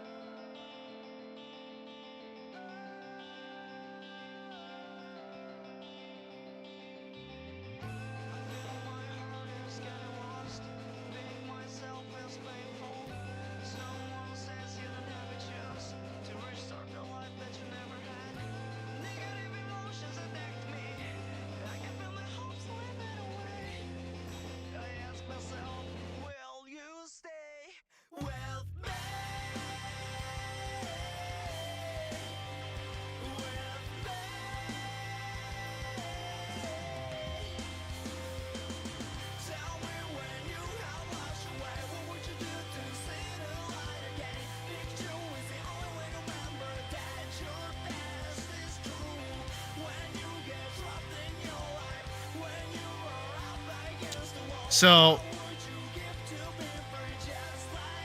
I will never share the book, but I will tell you the story that my uncle has written 2 books. I think he's working on his 3rd. He gave me one. It's somewhere in my little mini library. No idea where. But he commissioned me for very cheap prices, mind you, because he asked me to do a lot more and he paid me a one-time fee. I was kind of mad about it. But there is a book out there in the universe that has been sold that has my art in it. And it's a book about whales. And so I had to draw a lot of whales. So I actually have a little bit of practice working on sea animals, oddly enough.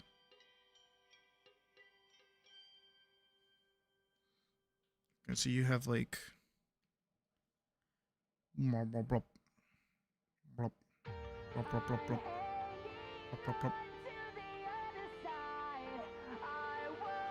I will not tell you. Because he credits me using my dead name, so that's why I don't want to share the book.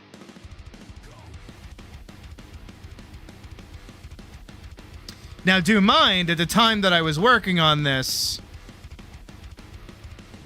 I was going by just like regular pseudonyms. I wasn't like using an entire name. I had like a studio name. So it's not like I said, hey, use my name or whatever, and he went, nah.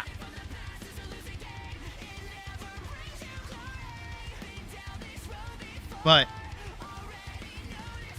there is a book out there that does that.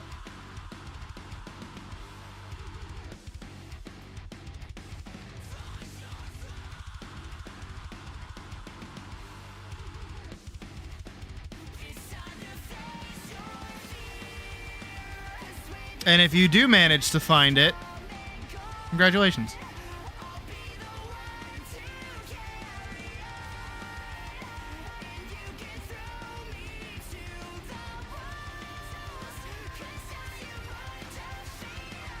Let's continue around the side of the head. Is the book any good?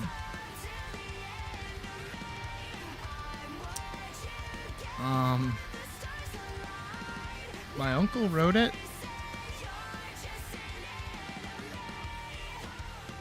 And there's art in it that I did.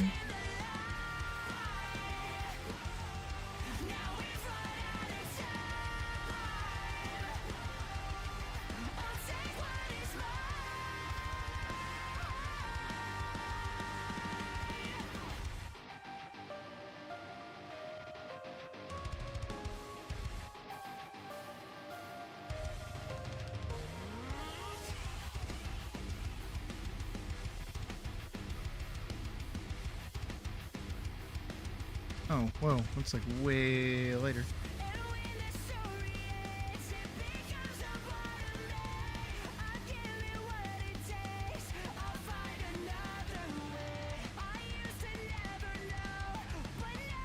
I love mashed potatoes, what do you mean?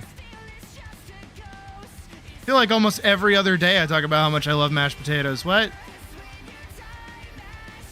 Caramelized potato? What the fuck is a caramelized potato? What's that? Sounds awesome.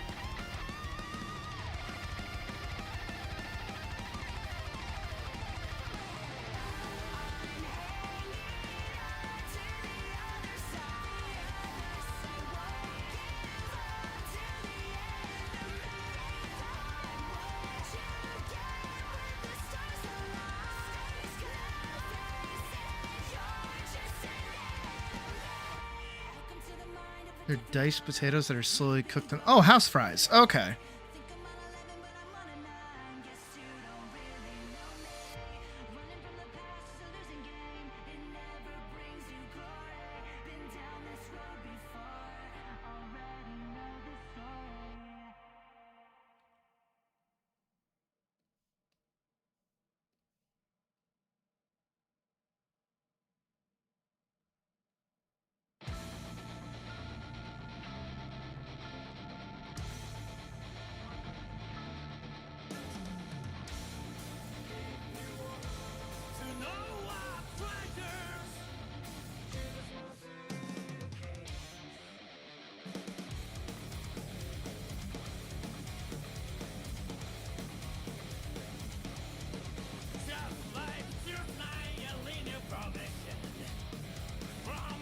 Not look like fries. No, house fries. Hold on.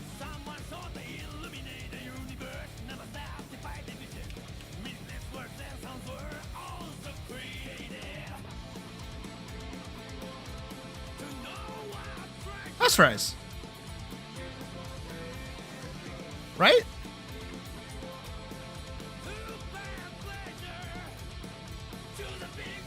House fries? House fries.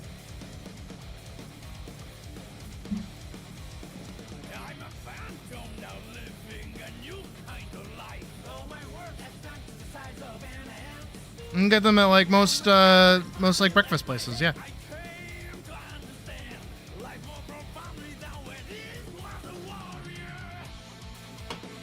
The keyword was diced for me.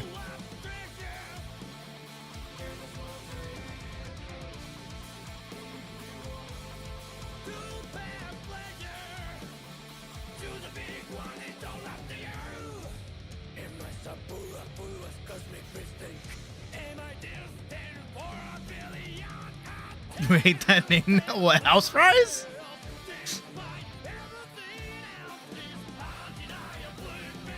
Oh, I like those. I mean, it depends on where you get them, because sometimes they're like really spongy.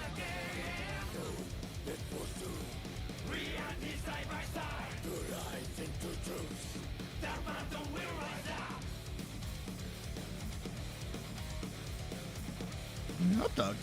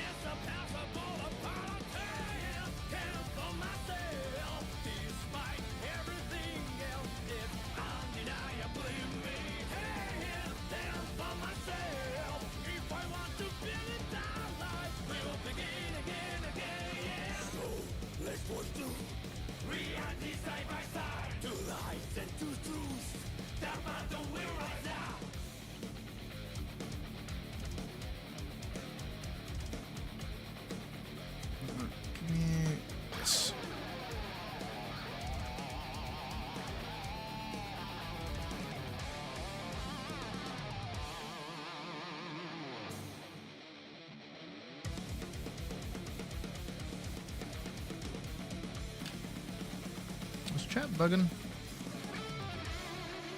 No. Make it sure.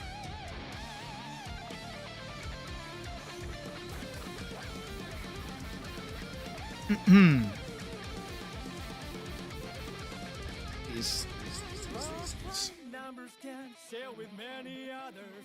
I thought it was atrocity. I thought it was only sometimes I thought it was special. But it's just a number like everyone else. It's just way to be cold one day. I should accept the fact that I'm trying. Hi, Mouse. Wind is strong? What do you mean wind is strong? Wind's howling? Woo! That what you wanted?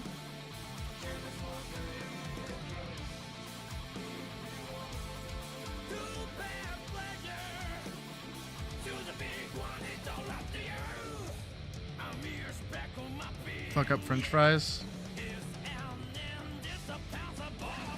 Giving SpongeBob SquarePants a good time by chewing on his fingernails. What? Yeah. Some places just can't do French fries good. There's like this chicken place by where I live. Not where I live, but where I used to live with my parents, right? That had like really, really, really, really good fries. Like fucking phenomenal fries. And I've never found another place that has like the same kind of fry.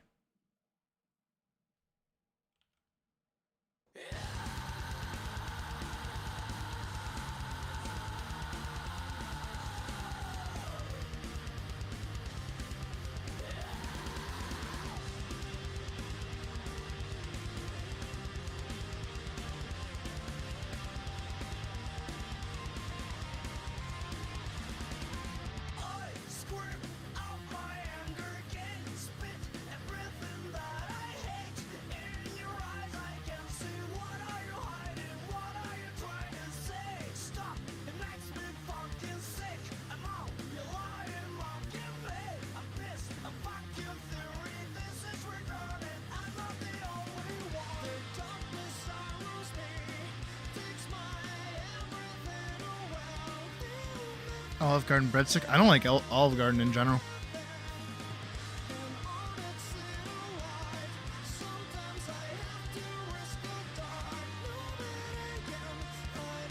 I know that's like a little bit sacrilegious, but like I just don't like them.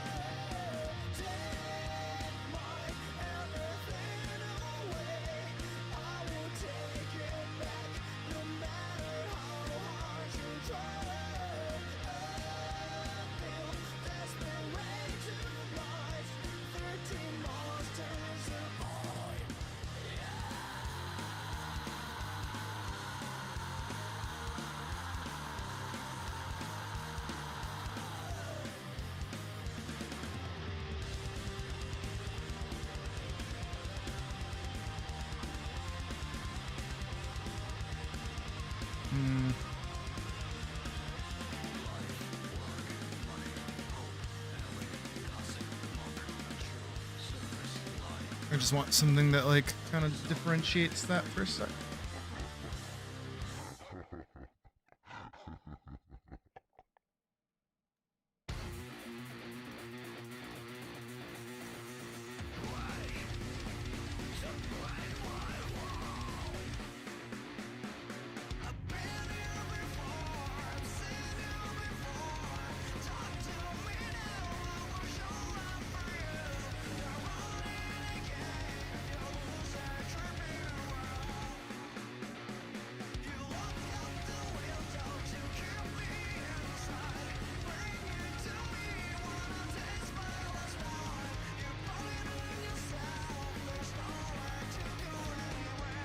Those aren't prescription.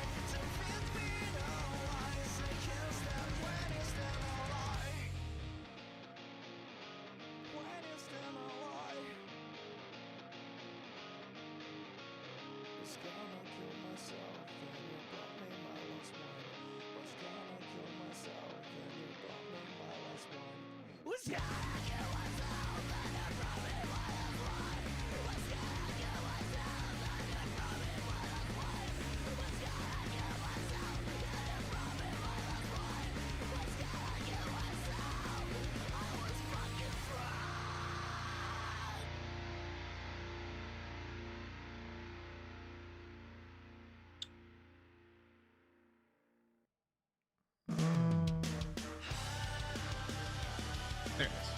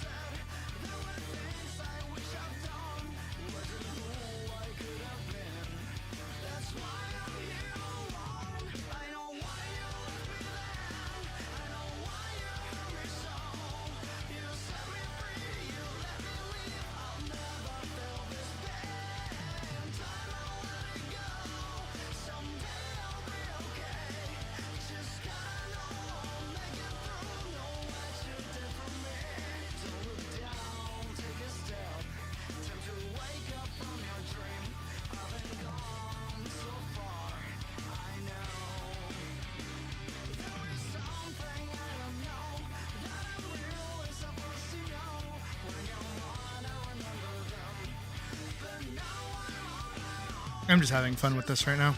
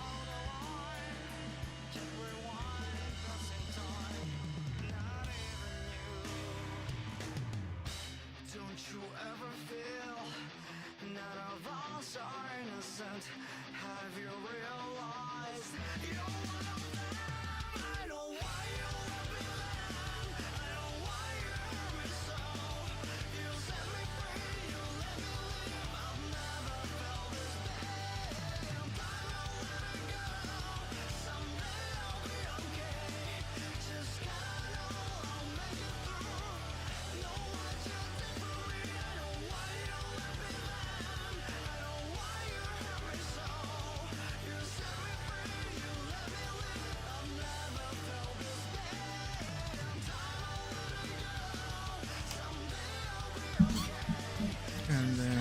canvas. Over to the left. 200. Smaller than a box. 900. 890. 850. 875.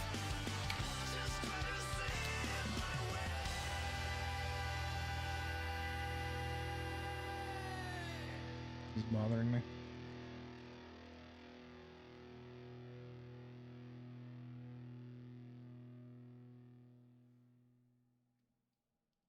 This should have like a stripe, like a blue stripe. No. Stripe.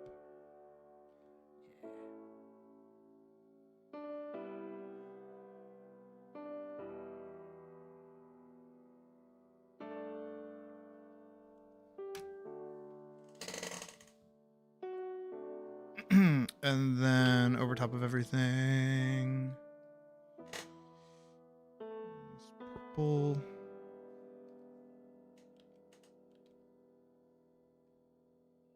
Apply. Back. Not another multiplier layer, but soft light.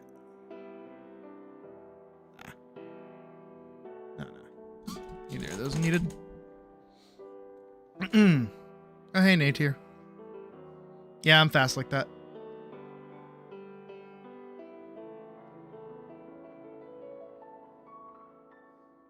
Alright, swoop, swoop.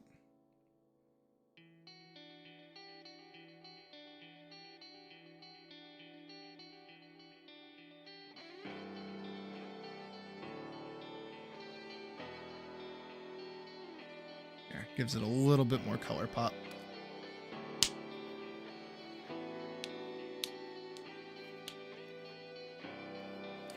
Anything you want changed, Sharkalise? Actually, you know what? I got you covered. Because I know you.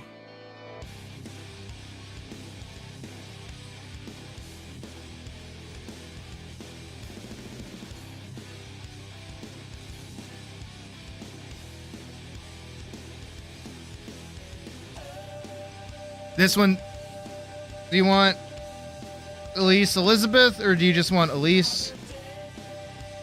Elizabeth. Italicized. And shrink it down to like 30. Jesus. Barely fit it. That's what she said. Could do like that.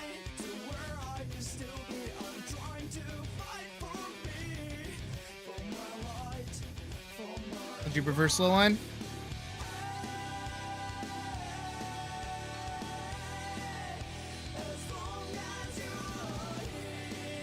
Can I get that to work?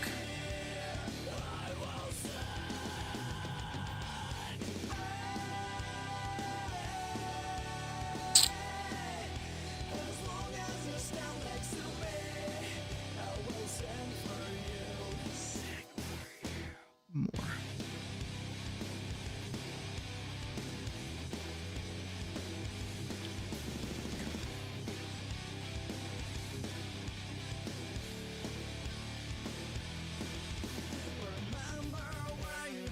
Protect Alpha.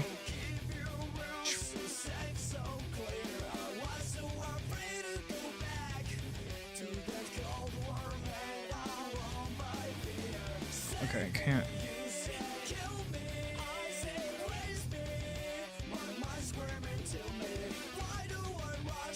No, I can. Shut up. I can get to work.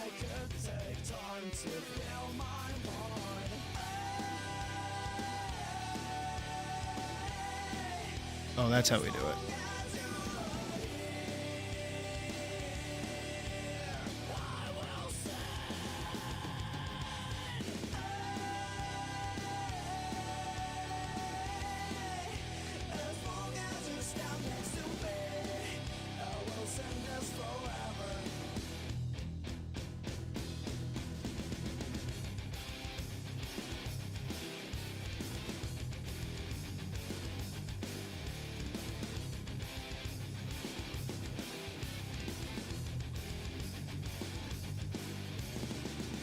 That's all you have to do is you just do a drop shadow.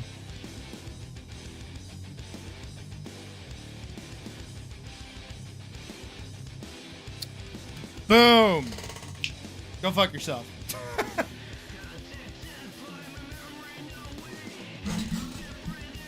do wonder, this is how intense the line art kind of is. With this, it might be better. Oh, much better, actually. Is that the trick? Is that what I have to start doing?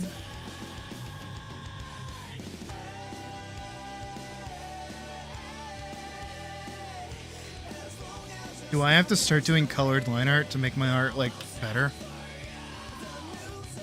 Fuck, that might be what I have to do. That might be the thing I've been missing this whole time.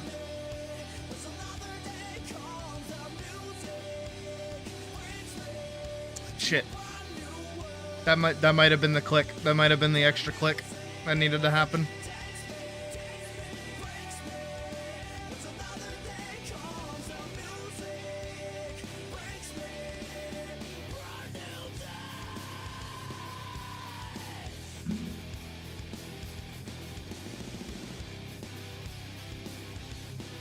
Alright. If you're happy with it, I'm happy with it. Save it in the spot where it needs to go.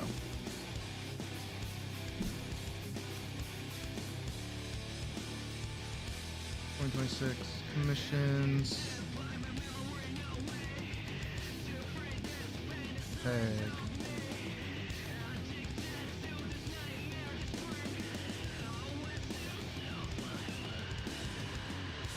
I shall send this over to you. That. Have to scroll past all the route to drawings. Where is your name? Where's your name? S. There you are. Hey. Wiggle, wiggle. Make sure.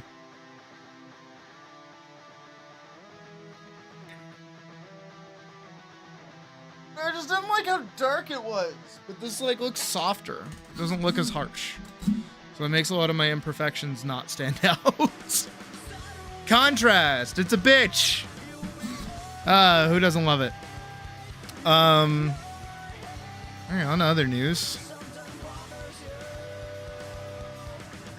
Also, I saw you, hot dog, back there. Hey, tell me what the fuck you... DM me what the fuck you want. You know you won the raffle. Tell me what you want. You goof.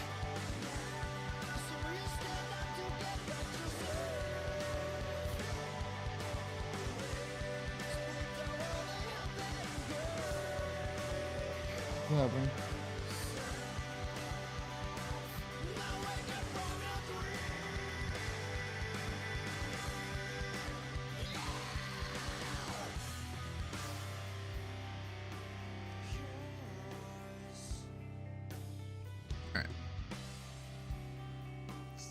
What's with the quadruple? Just tell me what you want. You get free art. The fuck? Well, kind of free art. It was a down payment on art. There you go.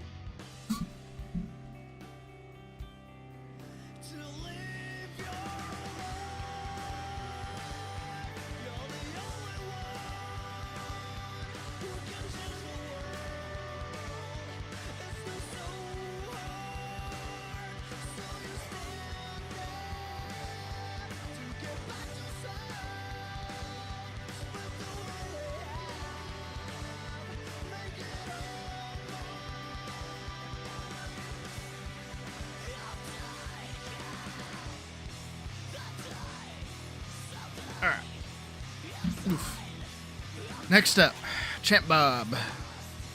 Champy Bobby. Bobby Champ. There they are.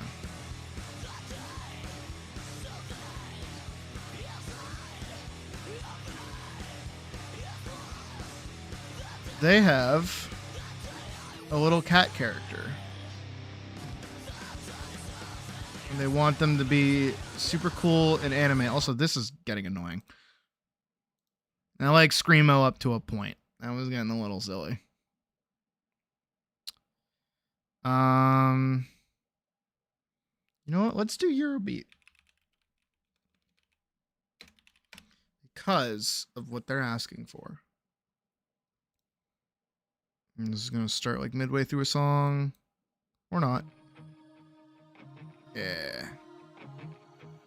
We like Dave Rogers.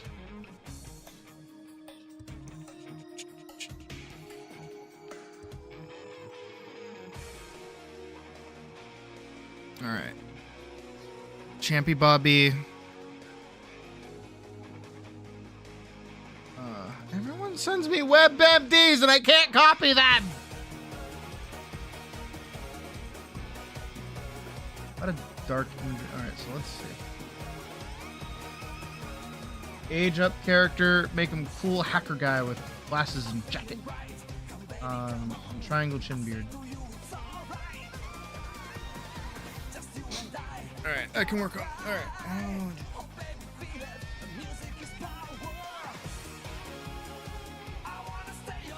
Let me look up. Let's start with hacker setup. Oh yeah.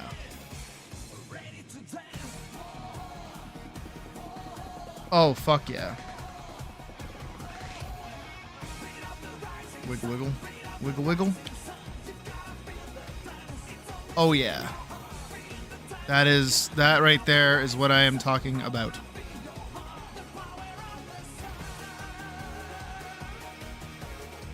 So I don't want to copy it directly because that's cheating and silly. But I feel like I could get kind of like do like a little wraparound table. Got our main monitor.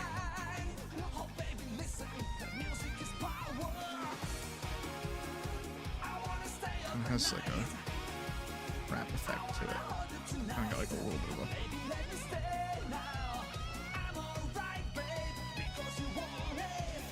a few like screen.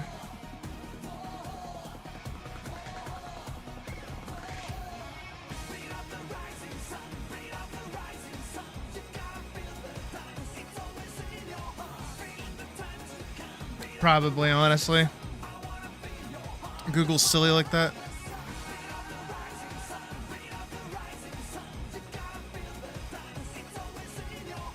But that's okay. I just need to reference it.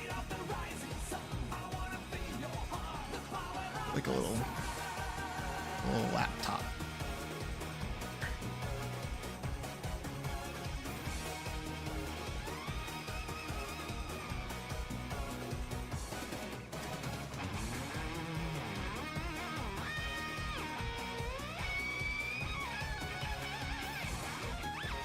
Because you're a sick-ass hacker, you're gonna have a bunch of little pizza rolls.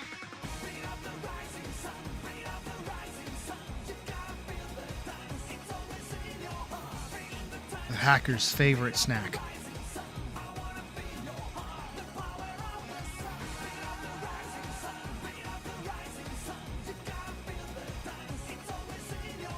I will go find a Windows 95 screen page, some kind of command prompt, another some kind of command prompt, I will put Subway Surfers,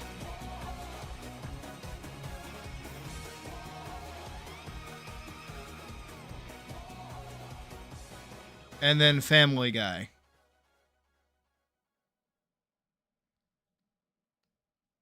And then like another command prompt.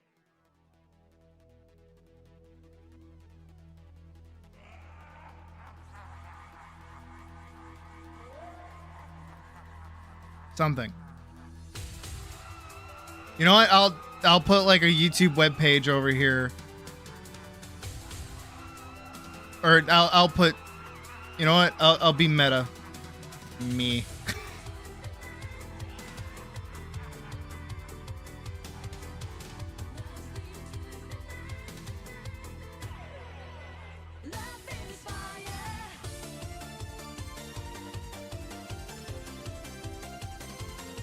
keyboard.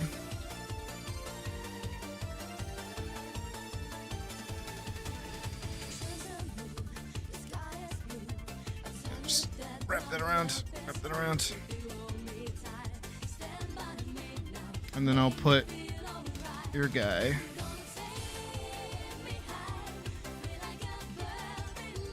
I want to give him like a lot of space, so I will zoom this out.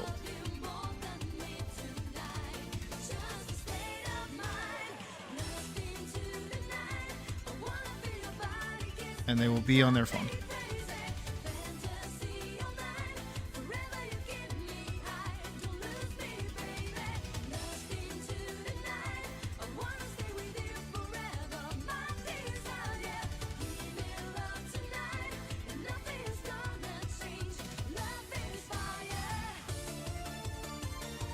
The little chin beard and the glass, like the Neo glasses. How'd their hair look?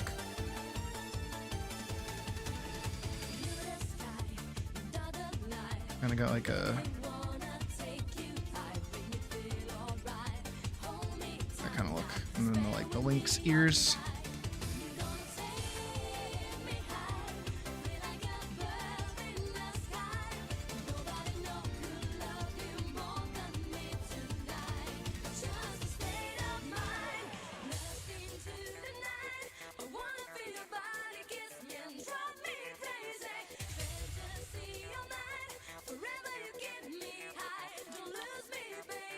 And the like high collar. And again, I said I was gonna zoom this out like a little bit. I'll put you like more up here.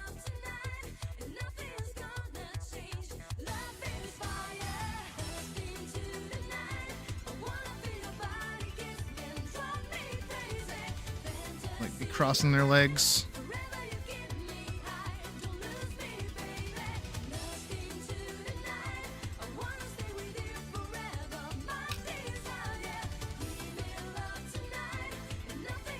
How much do I weigh? I haven't checked in a while, but last time it was like 210. Do I smoke estrogen when making my model? No, I don't think you can.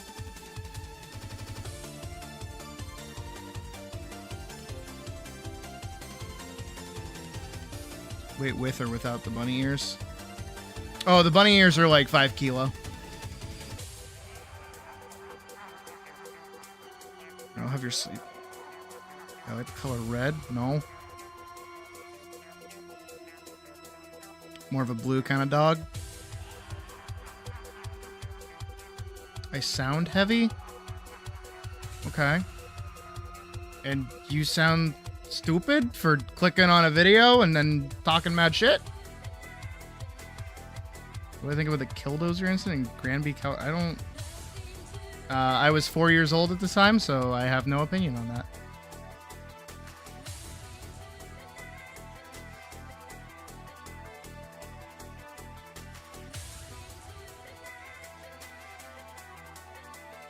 Comet wet? Do you even know what that word means? Do I need to get you a dictionary? Hold on. Put down the pen. Take off the outfit. Put back on the teacher. Do I need to get you a dictionary?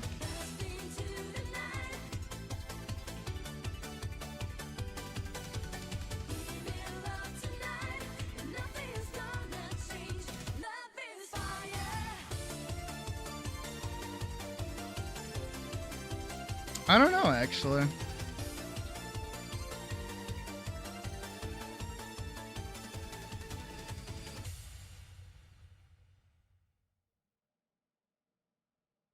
Okay. Hey, all right, guys. Mods, do your thing. We're gonna move on, okay? Ignore it. Genuinely ignore it.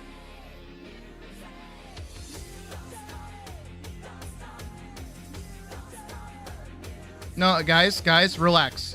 Hey, all right. Legitimately, hold on. We're gonna go back to bunny suit, and this is gonna be a little silly, but it's like, relax. Genuinely, with that kind of thing, relax. The more that you make it a scene, the more they're gonna show up. Okay? We're gonna move on.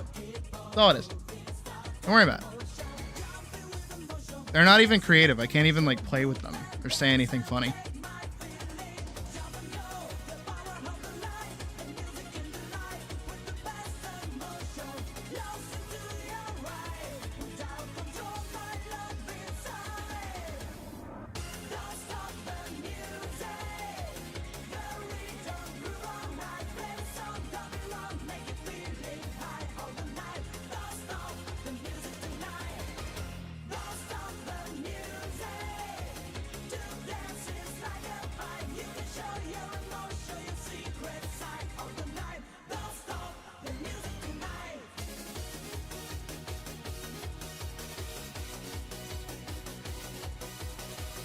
Give me a second.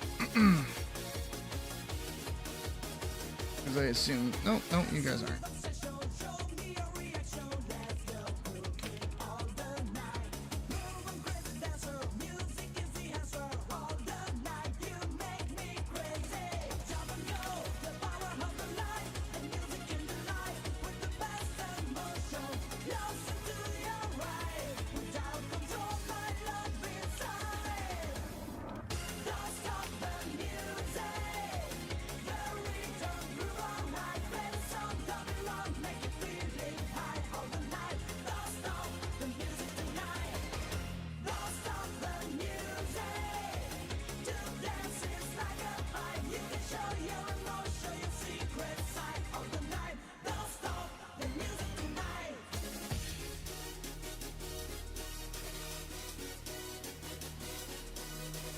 Champ Bob, any changes or anything you want done so far?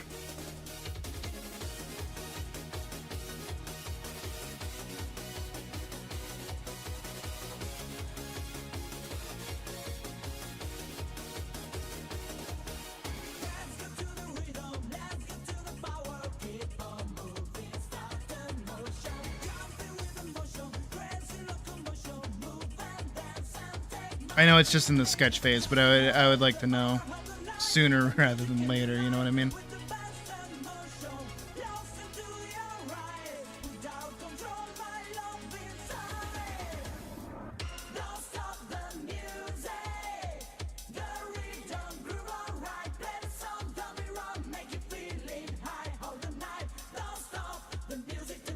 Been good so far? Good.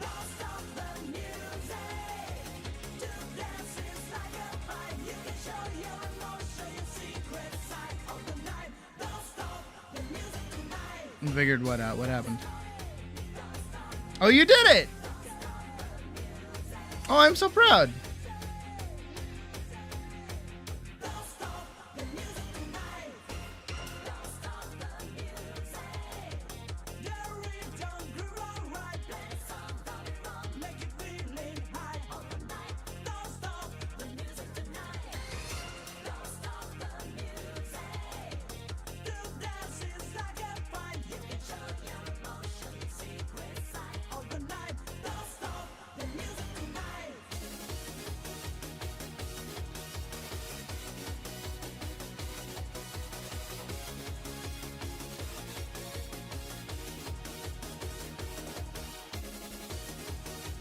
Yeah, it's what is it?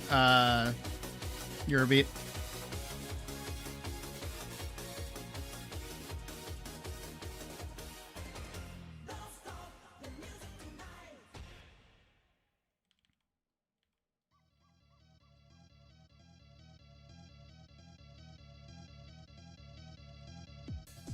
I want something here. This space is a little empty.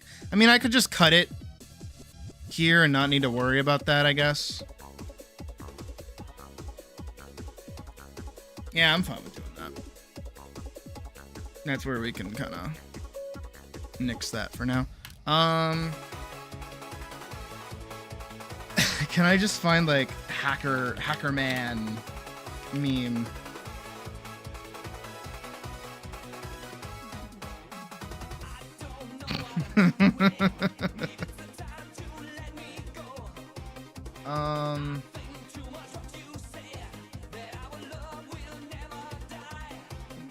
Yes. Yes. Wait. You know what he needs? Unironically? Hold on.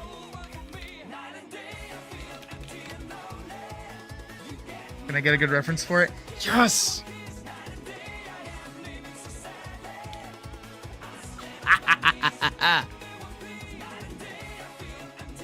Hell yeah. Come on.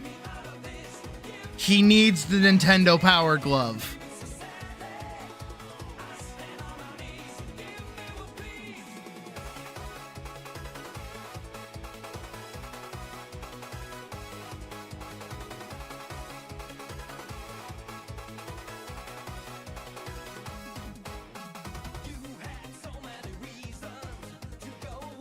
While on his phone. Yes.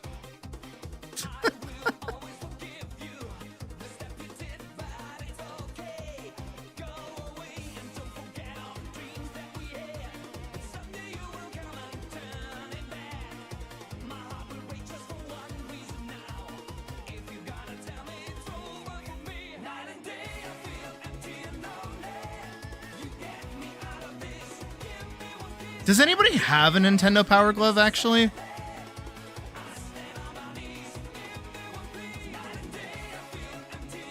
I never wanted one,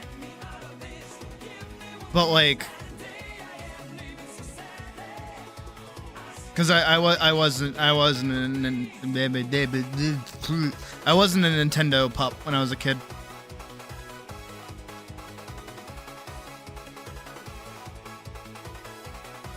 I think I made mention of that before, that my mom was very much so more Sega. She liked Sega for whatever reason.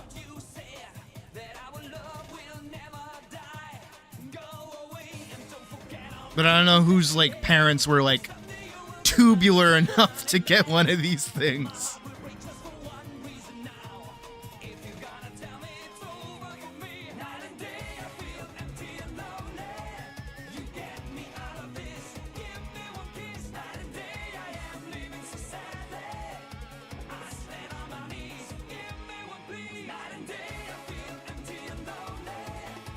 I miss my Wii, actually.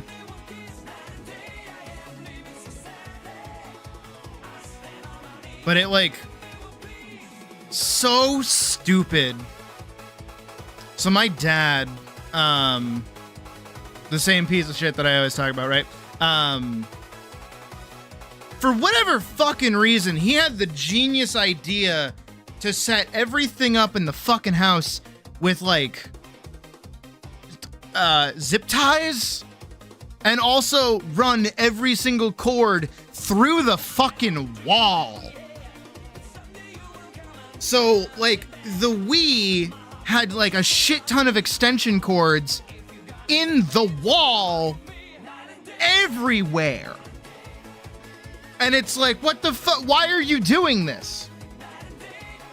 Like, we tried to take down the TV in the old house, and, like, we realized the wires went into the wall, into an extension cord, all the way down, through the garage somehow, and then back up into the staircase in the garage so that it could be plugged into the VCR that was set in the fucking garage. I don't know why the fuck he did all this.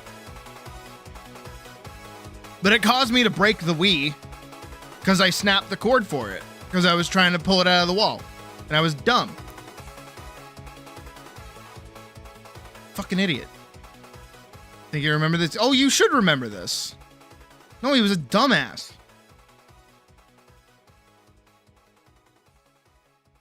European behavior? Literally. Actually, though.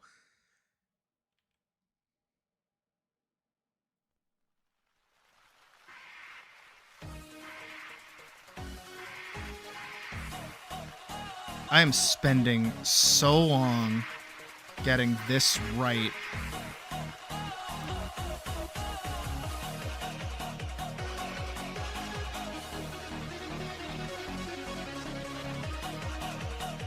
It does not matter that much.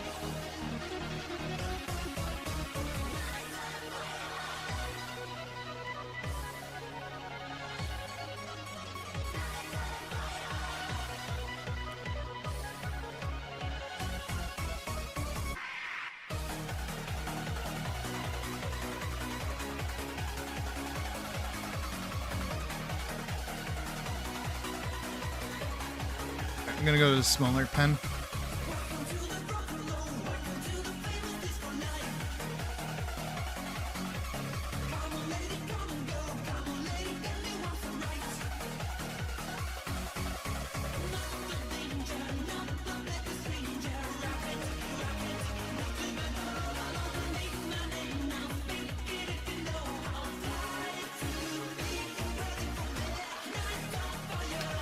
Give me a sec.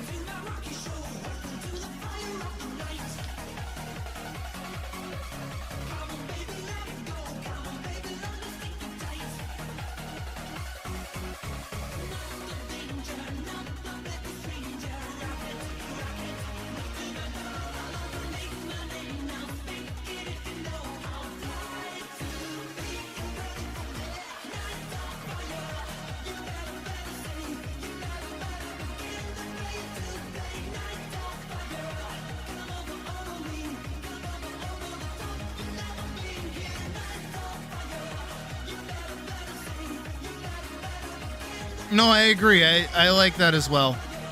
It's kind of like warfare stuff, actually. Where it's like the weirdest shit imaginable that somebody was like, yeah, people are gonna want to do stuff with this thing. Let's make a gun attached to a sword. It just makes so much sense.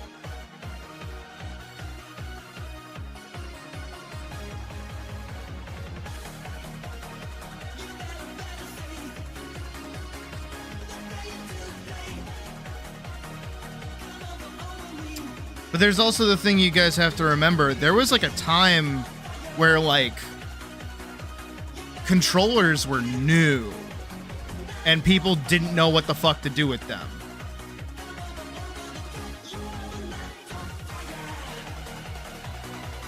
You know what I mean?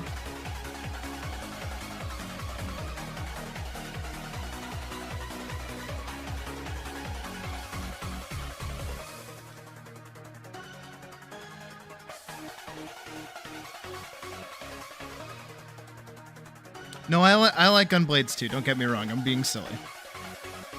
But they are horrifically impractical.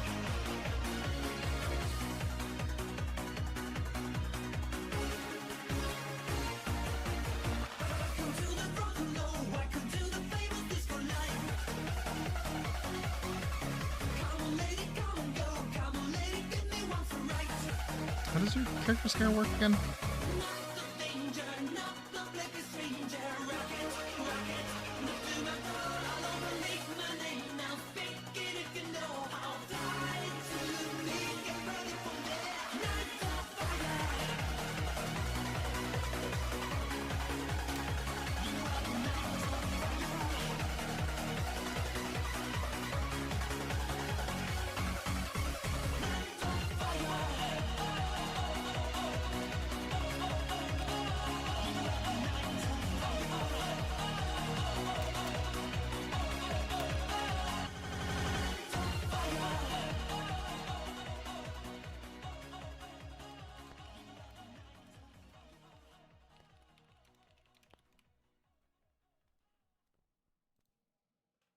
See.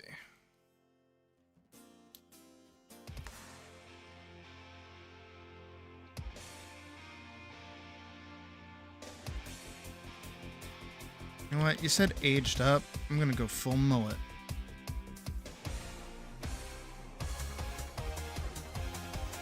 Yeah.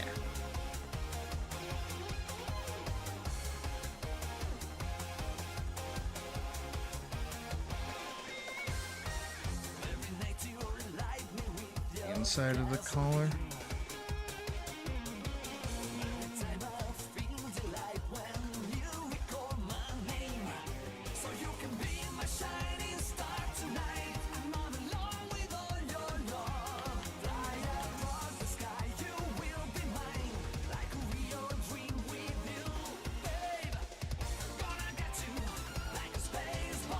Also, champ, I am so sorry that I am like front loading this with so many memes. But like, I gotta give you the Legend of Zelda shirt. I gotta do it.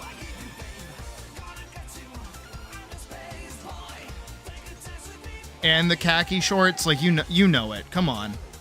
We've all worn it at one point.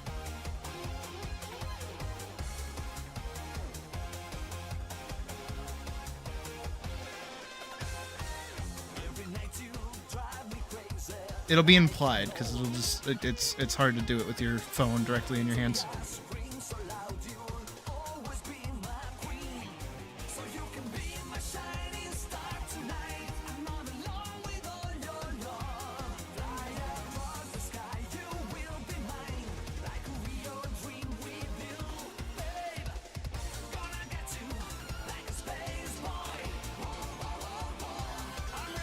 Me. I was that person in our school.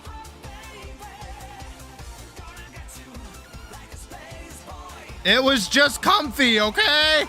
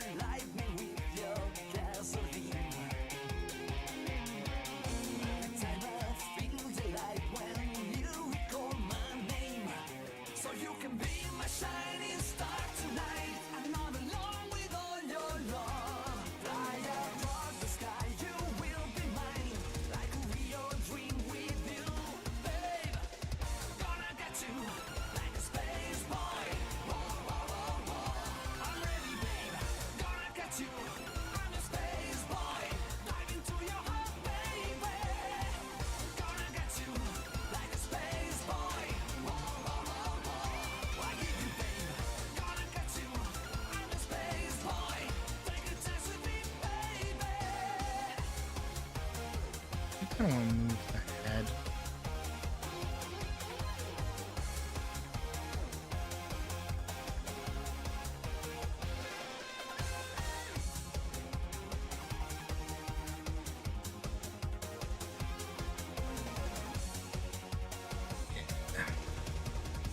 Like, reel it back a little bit. It was like kind of popping off the neck a little too much.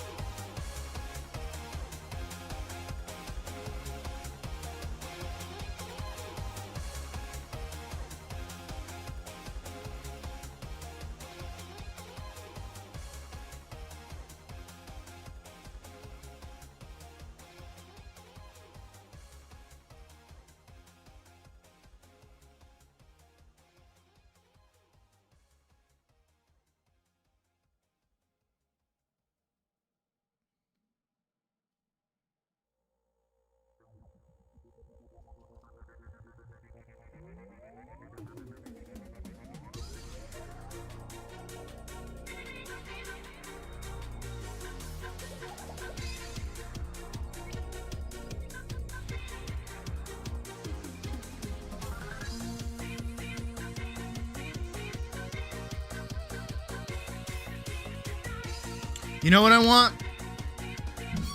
Nah, I got a better song that fits this almost perfectly.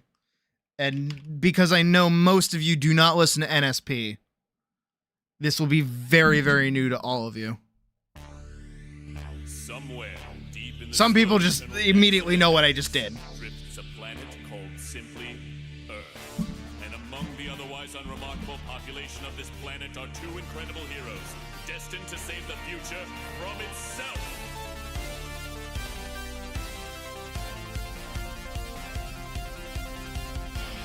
Hey Ninja Brian, I've made a time time machine spaceship. You want to go on it? Yeah. Okay, cool.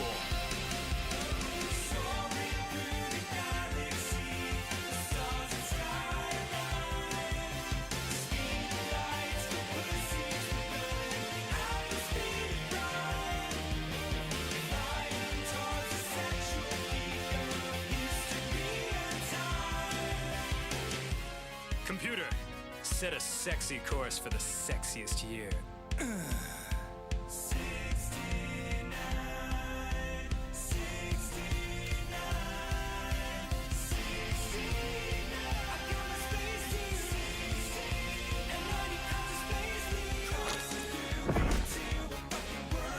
I'll scoot you back just like a little bit so I can see those sweet, sweet, sweet pizza rolls.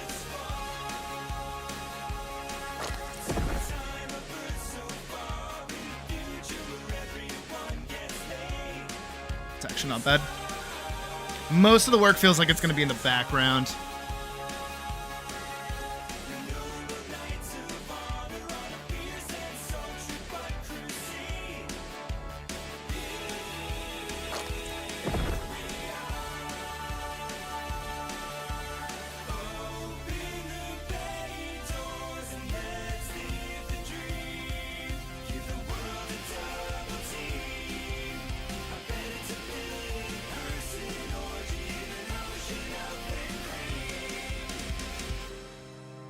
Wait, this place isn't sexy at all.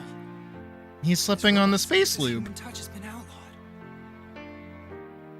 I can't believe my eyes, but it's a world without sex.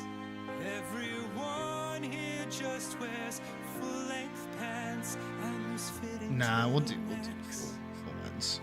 Men and women wave to each other from a respectable distance. Without the thrill of boning, what is life? We must speak to the council of dick elders tonight. Excuse me, dick elders? What do you want? I know it's most unusual to come before you so, but the planet Earth sucks balls now that no one's allowed to go. We've come from the past to introduce you to ass. When you meet this sex party, you will ruin our plans. Guards! Sound the alarms! If people have sex, they'll break 1,000 years spell. There will be a revolution and they'll think for themselves. We control the I don't know, it's Ninja Sex Party. Why does being evil always feel so damn good? Not bullshit, we'll make it right. Get ready for a sexy vibe that takes the spark of hope and a revolution. Shining night tonight. We're taking flight, we have to find a girl. Shoot the fucking lasers, shoot the fucking lasers at 'em. Show her what it means to love, fix this broken world. All the fucking lasers at 'em. Sex king will rule, let the border banners be unfurled. Ninja Brian, look at that girl with the sad eyes and the beautiful This is true. blonde hair. I'm immediately in love. That's the samurais, actually. Oh, hey, Pocket. Wanna take her to the bone zone. Make her feel the pleasure. Unknown treasure. I'll do that one next. Samurai Abstinence Patrol.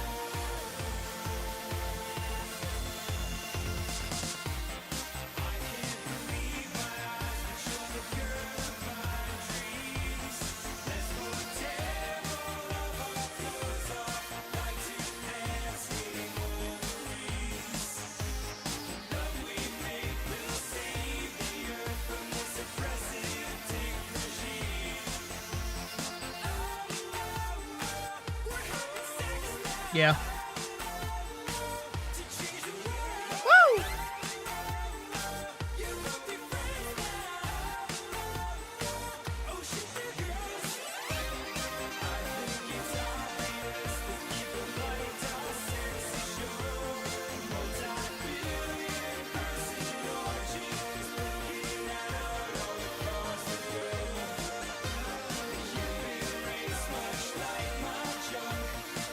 Too much fun. That could be argued, yeah.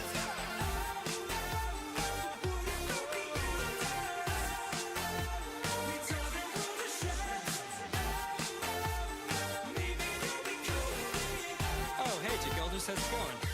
You two are fucking dead!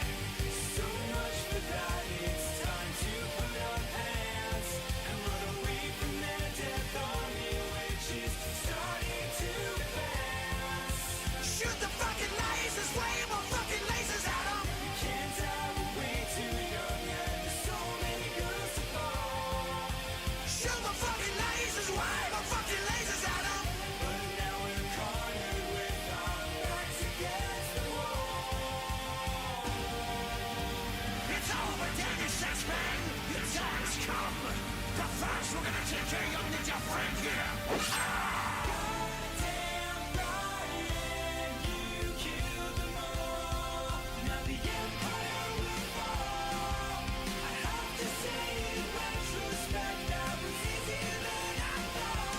Oh yeah! Our work is done, the future is secure. But my girl and I have one last farewell slam just to be sure. From underneath those rocket boots lies a heart that is so pure. Take care of this world for me, my darling.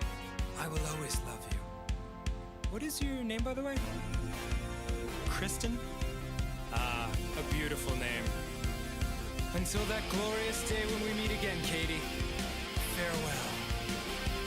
Now let us fly into the night sky, and we'll breathe and eyes to eyes to the final goodbye.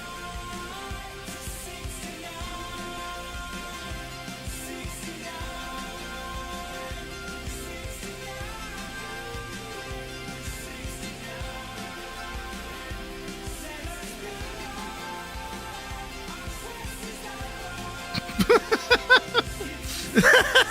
I was like, why are you saying hi to yourself? What is that? It's Patrick!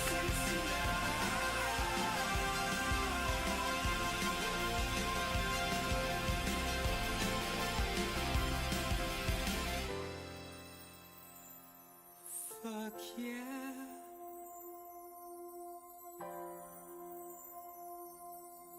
Fuck yeah.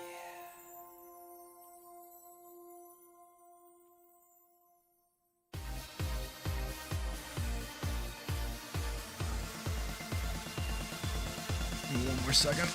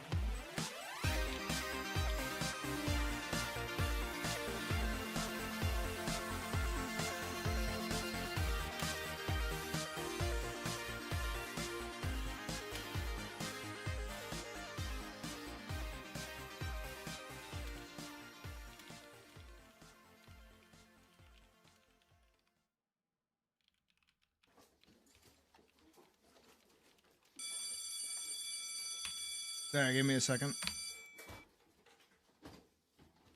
Hey Danny, guess what? You suck, bitch.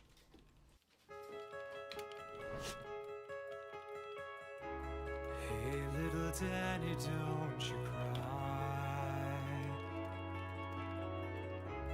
I am you from much later in your life.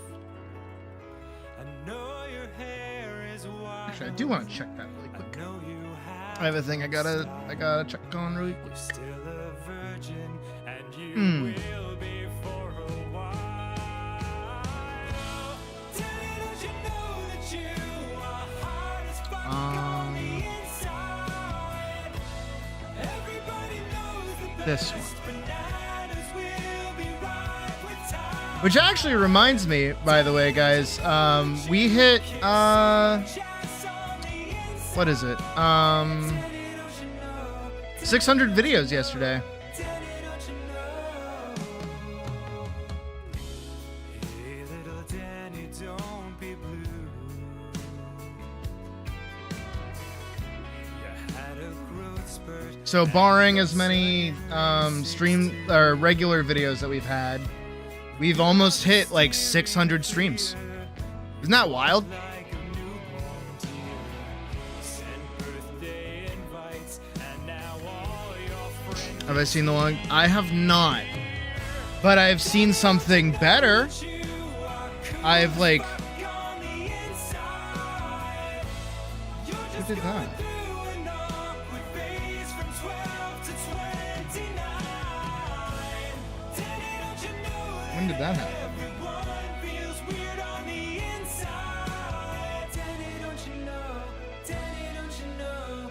Daddy, don't you know? Daddy, don't you know? Daddy, don't you know? Daddy, don't you know? Daddy, don't you Weird. I've seen NSP live. Sorry, I got a weird notif on my phone. see a window into your destiny? Now you're on top, and they want more.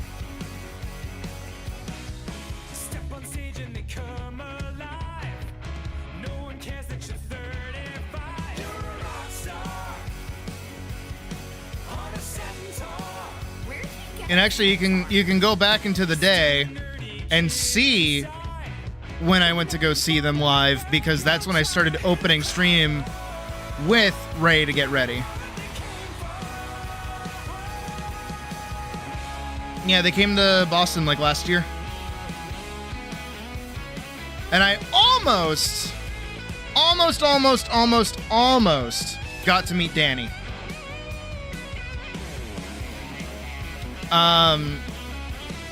Because obviously Puck is the one that does all the like,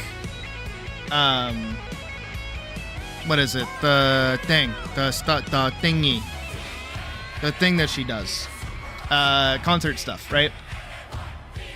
So she doesn't really like them as much as I do. How the unemployment thing go? I'd rather not talk about that right now. So she was doing it for me. She knew that I liked NSP, and she wanted to set it up for me. And she saw that there was a package to meet Danny, and she was going to get it for me. She actually was. But it sold out right before she could get it. It was like, pew, gone.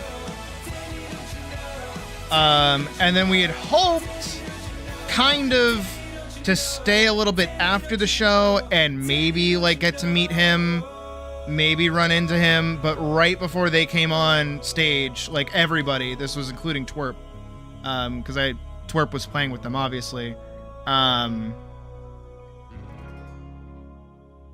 People to, yeah, exactly. That too, but also, they walked out. They're like, we're not staying here after the show. Like we need to leave. Don't hang around and try to meet everyone because we're not going to be here. Please don't come to the van. We need to leave like tonight. And so because of that, on top of missing out on that package, we didn't get to do it. But she said she had a good time with it, and she liked their music to a degree. She mostly likes Twerp, which I don't blame her for. I like Twerp too. But if we ever go again, she'll try to be more on top of that because she knows I want to meet Danny. Because admittedly, out of the two, Danny is my favorite grump. So I would much prefer meeting Danny over Aaron. Sorry, Aaron, if you ever see this in the future for whatever reason. I don't know how you would find that, but... Deep in the suburbs of New Jersey, in the basement of the sex bang house, you are the hero with the heart of a god. You're barely the size of a mouse. You can see the nightly news on TV as you race on the wheel of your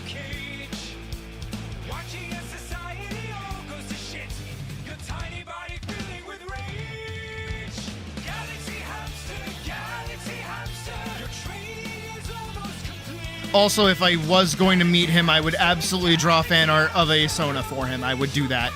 And then call him a furry to his face. It'd be really funny.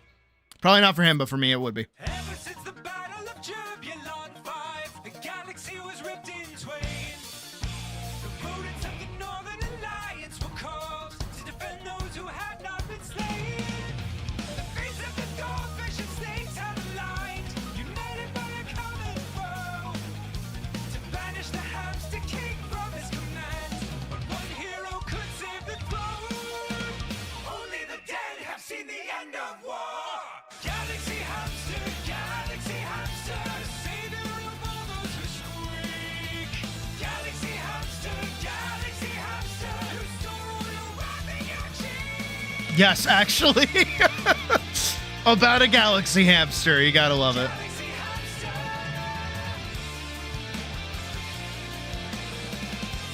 Galaxy hamster. Dan, are you playing with your small pets? No, Dad, don't come in my room. Galaxy hamster?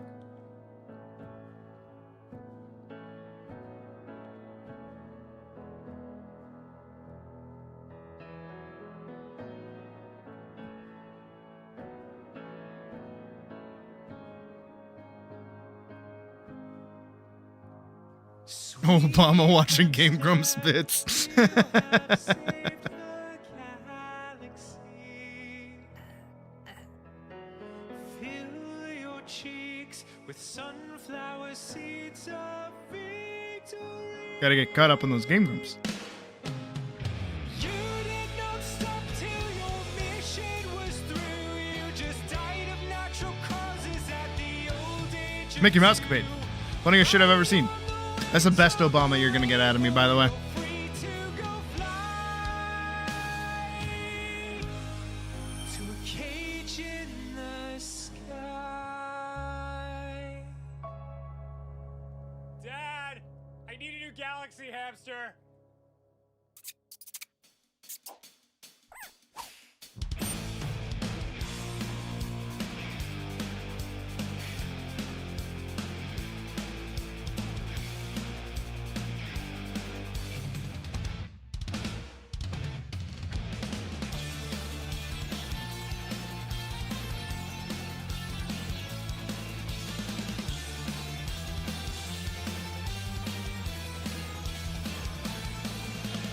Well, bye, Pocket.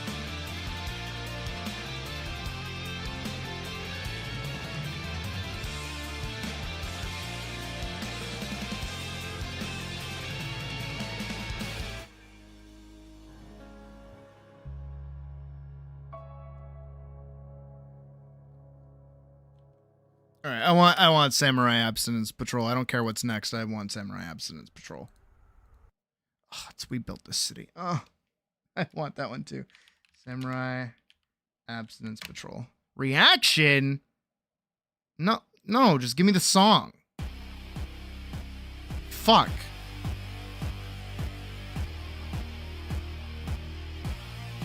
In the tall skyscrapers of ancient Japan lived two great warriors, a dude and a man, who proclaimed no sex until you are married. They were Aaron Neverbone and Samurai Barry. 500 years later, two heroes were born. One lived in blue spandex, the other in scorn. In the ninja sex party, they had but one quest: to bring sex to the masses, cause that shit is the best. Seemed super hot, orgy with 10 girls in a mind. Danny thrusted so hard, he ripped the whole space time. Could be seen in the ancient night sky, wearing shots of dance nuts were in healthy supply. Aaron and Barry knew they had to act fast. They jumped through to the future cause they were ditching the past. They landed 2 feet from where NSP was rocking, answering Danny, it's your cock that we now will be blocking. Samurai Abstinence Patrol, to control all the junkies that want you to go. It's a battle for boners and rock and roll. Ninja Brian will stab them in the soul. And the face. What could this be for Ninja Sex Party? Will our heroes be stopped from their ponies? I'm like referencing my own phone right now.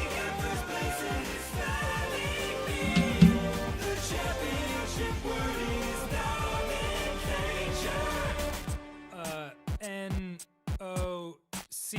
Fuck it, the orgy ground to a halt and they took it outside. The girls just went home, the mine probably died.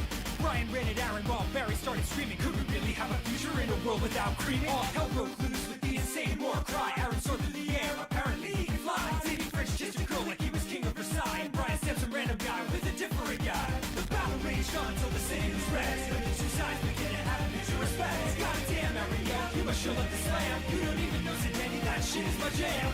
You knew was born between both rival camps. And they both started rocking using NSB as amps. But the ceasefire ended and the battle resumed. Cause Danny whipped out his nuts and the alliance was doomed. That would be the power button. And no other button. I don't care. It's fine.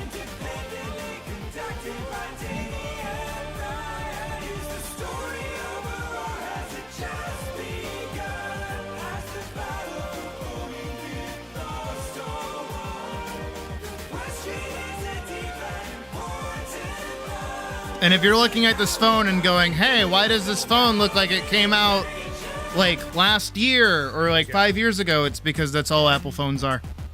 They're the same product over and over again. Fucking impossible.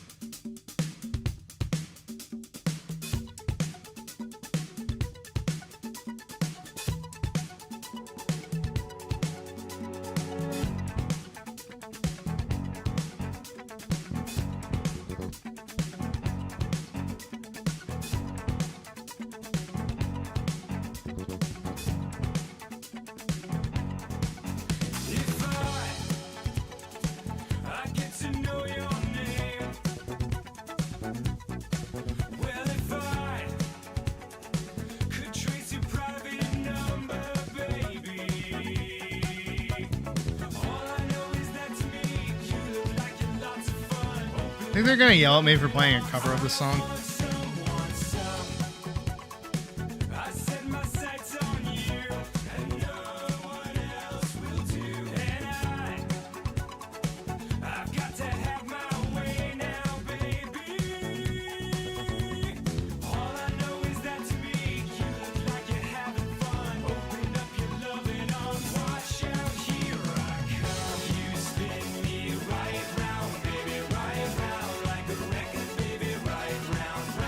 I mean, at this point, in like the future, you would think like an iPhone 14 is the equivalent of a burner phone. How do your ears work?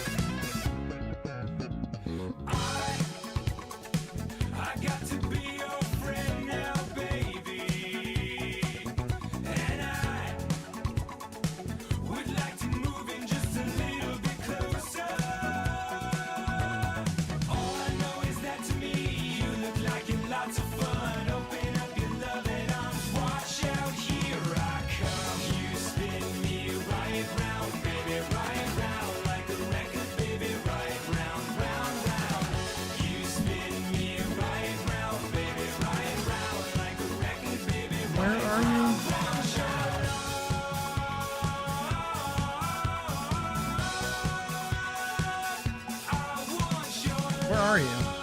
There you are.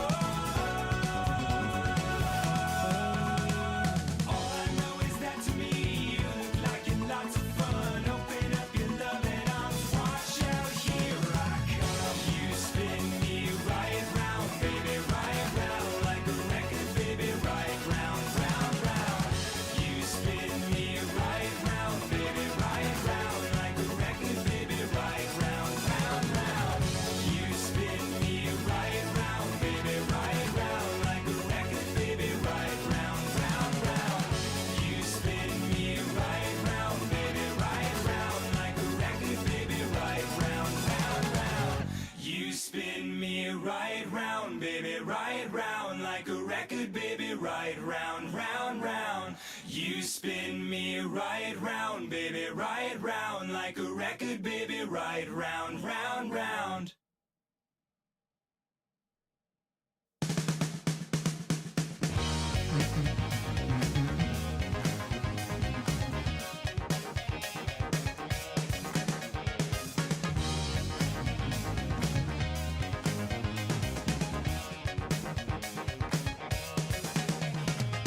Looking back on when I was a little moppy-headed boy,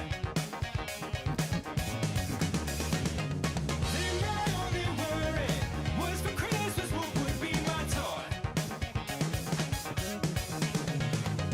Even though we sometimes would not get there, we were happy with the joy the day would bring. Sneaking out the back door, hang out with those hoodlum friends of mine.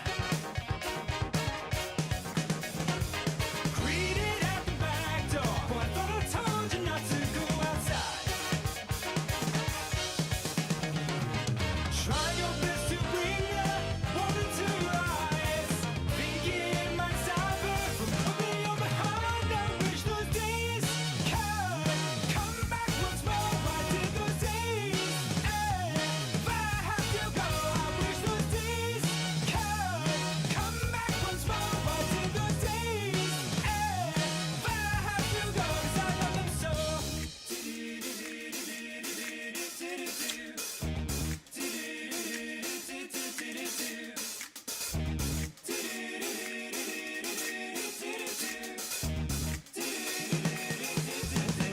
Whoa, brother said he's telling about you playing doctor with that girl. Just don't tell her I'll give you anything you want in this whole wide world. Mama gives you money for Sunday school. You treat yours for candy after church is through. Smoking cigarettes and writing something nasty on the wall. Teacher sends you to the principal's office right down the hall. You grew up in that kind of thing ain't right. But while you were doing it, shuffle it aside. I wish those days could come back once more. I did those days.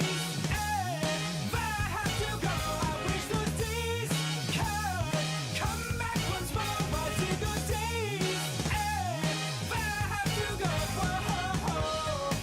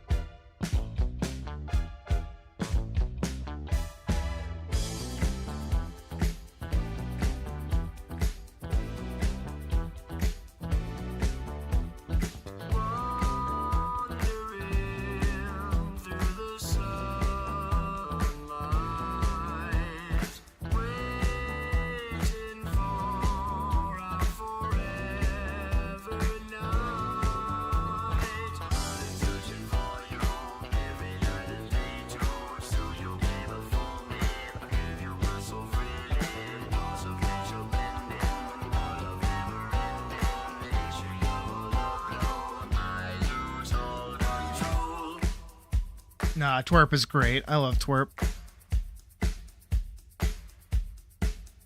Honestly, getting to see them live too was like awesome.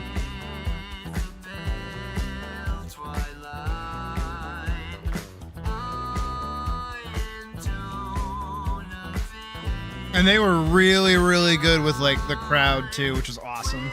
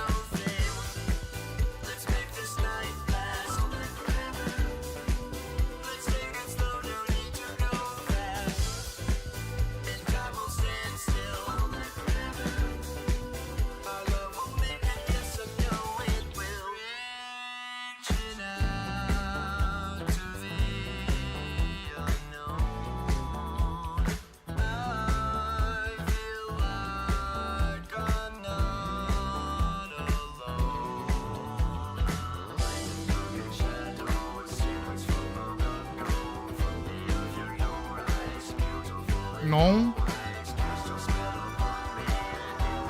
This is twerp.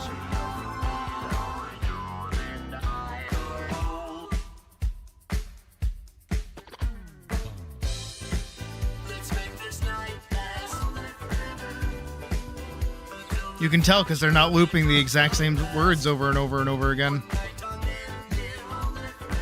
Sorry, I like Daft Punk, but I don't like Daft Punk that much.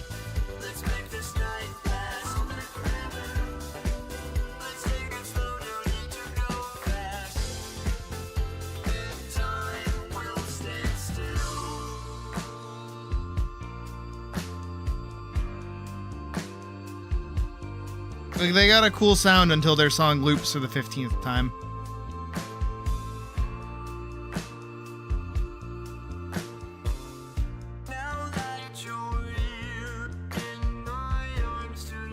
No, they're good loops. It's just that that's all they are. Is like after like minute 5, it's like I don't know where I am anymore.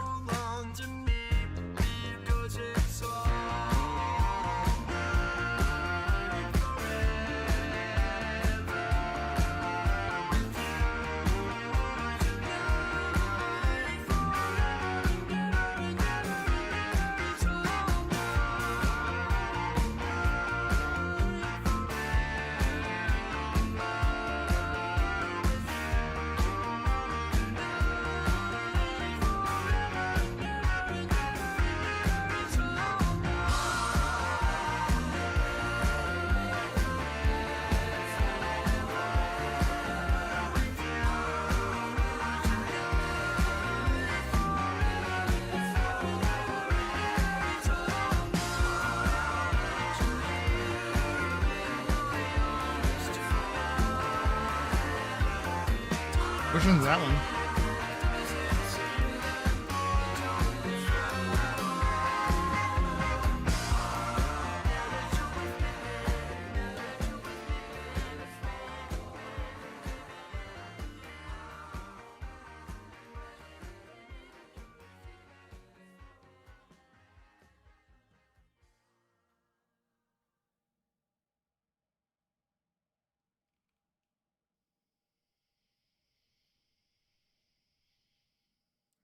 So Little child, close your eyes. Those of you who are here for my fixing sleep schedule, got you. While you're dreaming, Twerp. a new day waits for you. Let this lullaby carry you through. It's bedtime. It's bedtime. An army of demons rocking asleep. It's bedtime. It's fucking bedtime. Have sweet dreams for the refugee.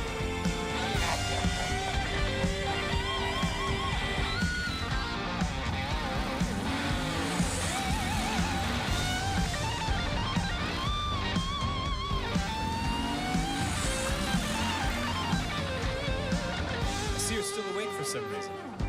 Was it the guitar solo? Was it the demons? Yeah, people have told us that before. Little child, just relax now. Let Ryan play some gentle sax now. I'll use this jackhammer right outside your door.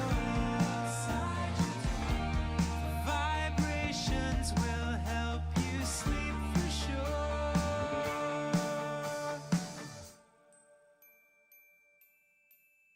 It's bedtime.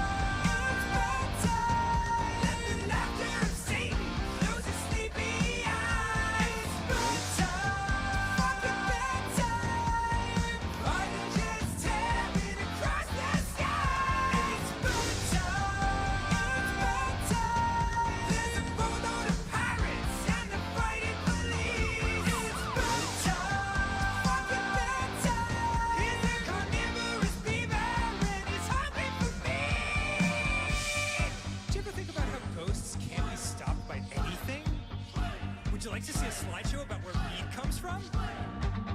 Apparently lots of venomous snakes can open doors. Who knew? Check out my air horn. It's better. It's better. Let the hellspawn take off. Let the wall of your dreams. It's better.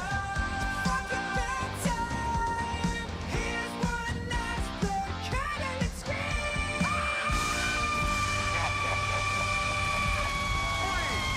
You're nasty, matey.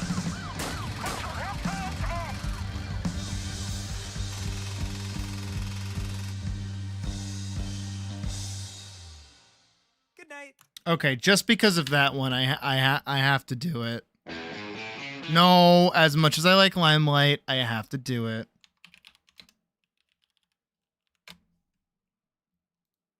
No, I don't. No, I want this one.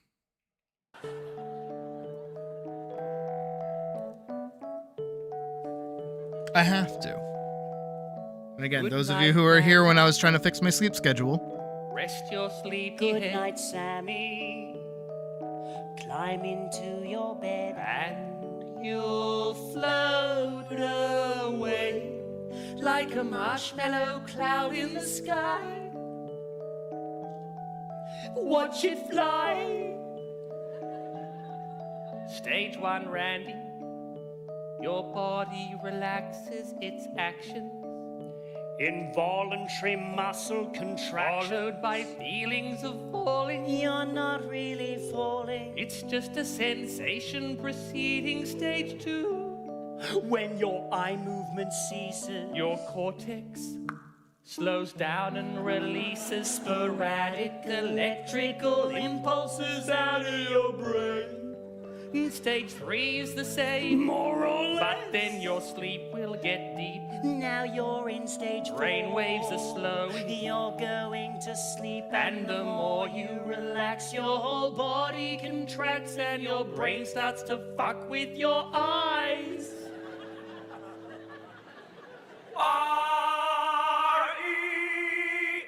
R-E-M. It's our favorite part of the night. R-E-M. R-E-M. When we're rapidly moving our eyes, my blood pressure rises. My heart rate's increased. Our brain paralyzes our limbs when we reach R-E-M. R-E-M. Now I'm flying a llama. And I've got a stiffy. R-E-M. R-E-M. Now the llama's my mom. I'm a Japanese vehicle. I'm sitting exams. I'm drowning in marmalade. My shoes are delicious. I'm fingering Enya. Now I'm in Zimbabwe and Robert Mugabe is waxing my balls. I'm a flapjack. R.E.M. R.E.M. Hi, Jodra. Forget it or else keep that shit to yourself. You're awake. Good night, Randy. Good night, Sammy. Okay, and because I know kind of that I can keep playing their songs. I want to do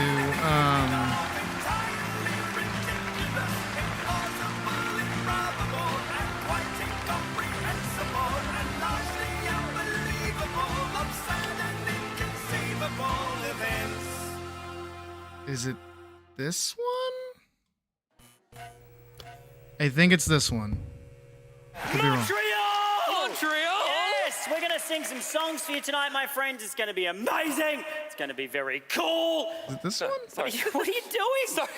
Sorry, I just thought I recognised someone in the front row, but I don't, so it's all under control. Well, this is a professional start, isn't it? Who are you looking at? My eyeballs aren't real. Where are you looking? Yeah. Hello there, sir. What's your name? Dan? Dan. Dan, have you ever met Sammy J before? No? Then stop fucking distracting him, Dan! Okay, not the one I'm thinking of. What's what? It's the. No, it's not the love song. The. What the fuck is his name? Thomble or something. I spelt it definitely wrong. Can I just like look up Sammy J and Randy songs? and like hope it just like immediately comes up. Census, subwoofer, 7 million. Stan Womble! That's his fucking name. Found it. Fucking found it. Also, yes, Randy Feltface.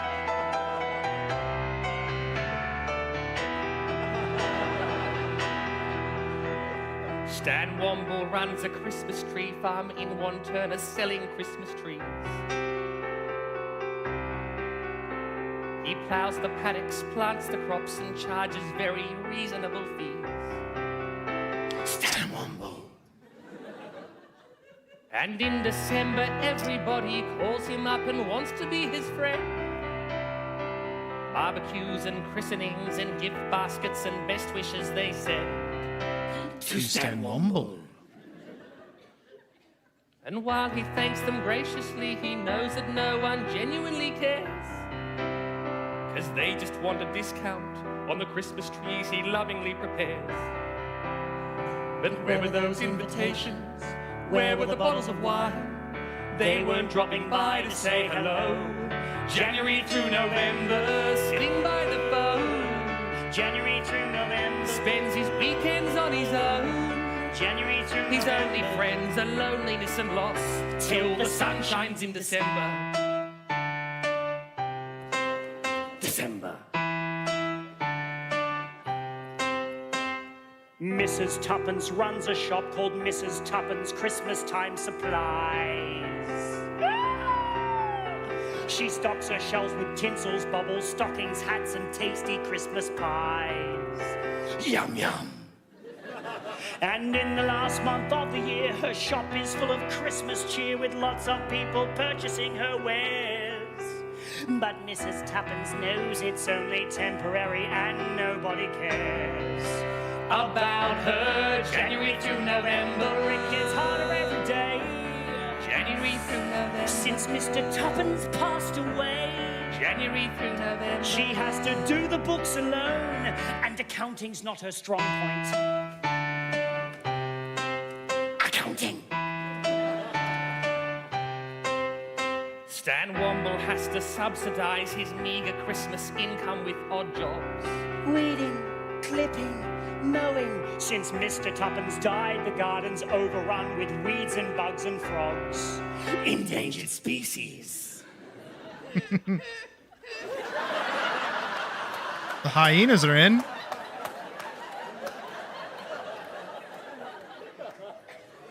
The hyenas are in.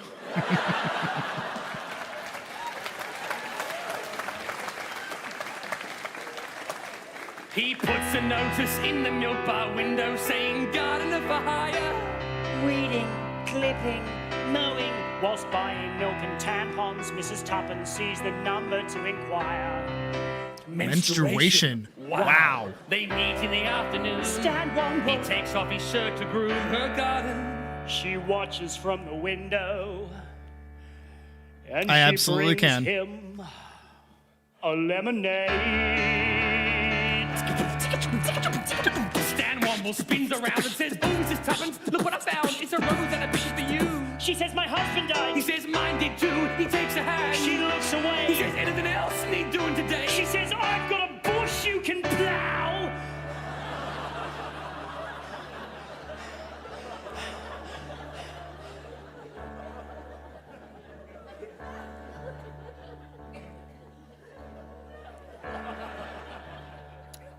It's in the backyard.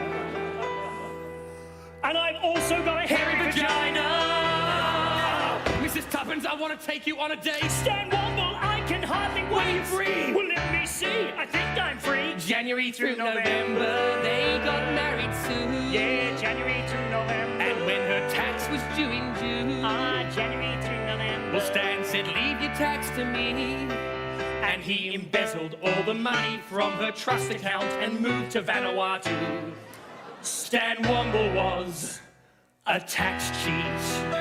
Stan Womble.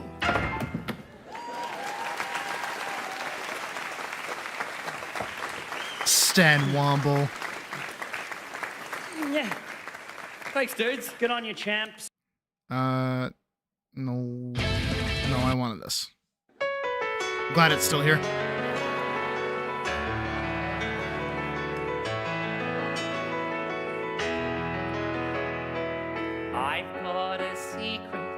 I've got one too. Tell me your secret and I'll tell my you. secret to you. Unload your burden. Relinquish your lie. I'm ashamed. You are safe now. My day of judgment has arrived. Rise up, stand tall, For the keeper of secrets will fall, while the truth teller quenches his thirst at the fountain of justice. You go first. No, after you. Rock, paper, scissors. Oh, that's very funny, isn't it? Look at that. Sorry. It's paper or nothing. Well, please, I insist After all, how can I be so sure that the secret I'm hiding is worth me confiding to you? in comparison to Your secret, which might be as boring as batshit. my standard of secrets, a second to none. There are Nazis who would not believe what I've done. Well, my secrets are massive. I bet I've got more. I'm a secret machine. I'm a secrecy whore. I ate your lasagna. I steal from the homeless. I've never seen Star Wars. I text while I'm driving. I don't flush at parties. I dabble in arson. I love polystyrene. I'm quite homophobic. I leave without paying. I jaywalk. I litter. I love Harry Potter. I jerk off on Twitter. I don't wear a helmet. I wear women's shoes. I slept with your grandma. I slept with my grandmother too. But these are mere samples, Common examples of everyday things that we keep locked away. And deeper within, there's a bag in the bin of my soul. A secret that's too big to say. Rise up, stand tall, for the keeper of secrets will fall. Okay, Randy, I can't take this any longer. All these years of standing beside you on stage, and I must finally tell you my secret. Oh, how big is your secret, Sammy J? It's the Buffalo Bill of secrets, Randy. It's got a big, secret, colourful face. A secret, chocolatey hat. And a little secret, chewy bubblegum nose that lasts for 12 seconds and tastes like bullshit. Lay it on me.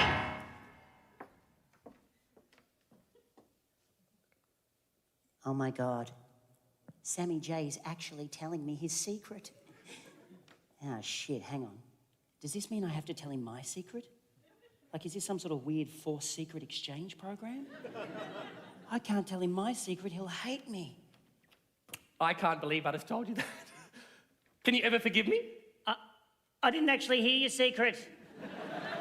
What? I was doing a voiceover. What? Yeah, tell me again. No! Oh, come on. Piss off! You told me once. You had your chance. Oh, no! Fuck you! You bastard! Go to hell! Rise up, stand tall. Yes, I got you. I got you. Keeper of secrets I will cry fall. watching Oprah. I pose nude for Playboy. I train with the Taliban. I can't drive a manual car. I slap ugly children. I break wind on airplanes. I organize I cockfights. crap in the spa. I rarely use condoms. I throw rocks at traffic. I spread salmonella. I tell my accountant I'm semi-retired. We're paid cash in hand because our visas expired. And secrets are like margarine.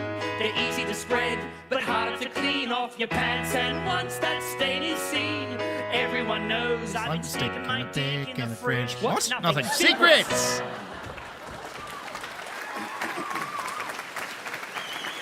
Yeah.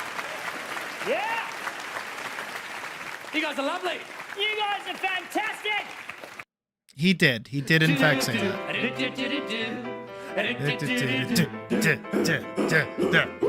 It was a Monday when we took the car and drove it to the shops. I think it was a Tuesday. I'm pretty sure it wasn't. No, you're right, it was a Tuesday. Cause Derek had the permit. It's a clear way on a Monday. Yeah, but we parked there, so it must have been a Tuesday when we took the Did car. Derek give that permit back? He said he'd leave it when he went to Queensland. We should chase that up. We will. Still, we were in the car, driving to the I'm shops. serious, that permit wasn't cheap. Relax, we'll get the permit back. That's what you said about the vacuum cleaner. Well, that was different. He's got allergies. What? You saw the rash. It's eczema. He has to clean the carpet because his cat's got hairy bollocks. He should get that thing dissected. He can't, he breeds them. It's his way of coping with a difficult divorce. As far as I can see, his only allergy is giving back the shit he borrows from his neighbors. So we were driving north. I mean, the guy can still afford to go to Noosa. Yeah, what's your point? He should just buy a vacuum cleaner. Look, I lent it in good faith. How was I to know he'd take it interstate and give it to his niece for her first communion? I didn't know he had a niece. It's complicated. See, his sister had a friend that died. She's barren, so she felt obliged to care So for it's her. not actually his niece. Well, not by blood. That's even worse. I can't believe he gave our vacuum cleaner to a random stranger. So we were driving north, south towards the north. No, it was northern suburbs. South. That's right. The map was upside down, but we got there in the end. Parked outside the fish and chip shop. It's still them. I'm just letting them play. It's next door to the house and home shop. We went in and bought a vacuum cleaner. When we came outside, we had a party. I'm so surprised people don't know about Sammy J and Randy. This is I won't be paying. all right. Tell a fucking story. Well, tell him then. I will. Good. I'm telling it Just right tell now. him Yes, then. I'm trying Well, go on, to. tell Fine, I'll tell. We were driving home after the shops. But when we pulled into the driveway, Felt a bump, got out, and realized we'd run over Derek's cat, who was being held by Derek at the time. We took the permit from his cold dead hands and ran away. Good times. Can I get census? Census.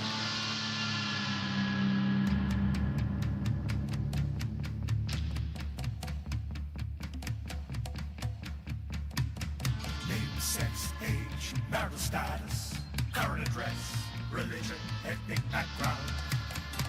What's a dwelling? Don't ask me. I'm still stuck on question 3. Surname? I don't have one. Just put purple. Rental status. Month by month. Occupation. Skinny cunt. What? Nothing. What'd you put for house description? Shithole. So it begins when it arrives. We gotta justify our lives and face the fact that nothing's changed.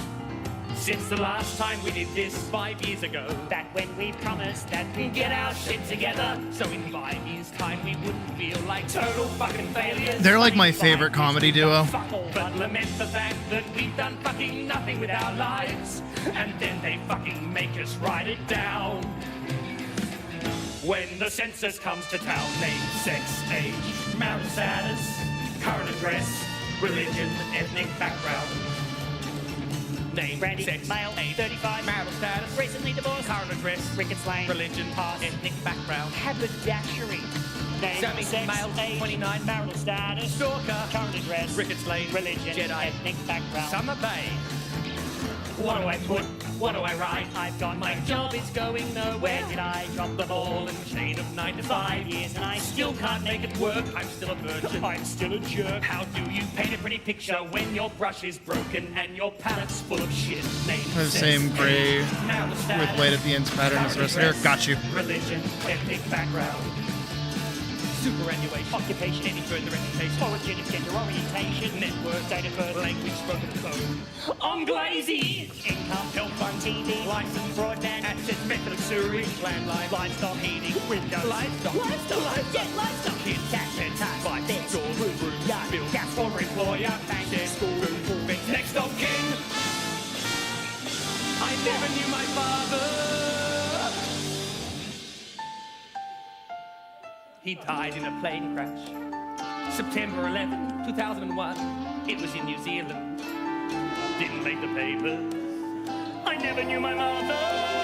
She left me in a basket on a doorstep on a cold night. Then she picked me up the next day. What? It was a play date with a neighbor. Randy. We ate chicken twisties. My dad died. I had a very happy childhood. You were listening to it. Now back to the census. Say, name, who, sex, Why? age, What for? marital status, Who am I? current address, Where? religion. How come this is so degrading? It seems senseless as they send the census to us. Since the census can see through us with statistical 6 cents, we tick the boxes, cross the I's, collecting data from our lives. And the survey says, we're fucked. What do I put? What do I write? I've done my job is going nowhere. Where did I drop the ball and chain of 9 to 5 years wrapped around my scrotum, pushing me back, dragging me down, and I'm dignity. I'm feeling the loser, and we normally don't mind it. We just hate to be reminded by the answers that our pens are putting down. You try to hide it, but there's no way to disguise your shitty life when the census comes to town.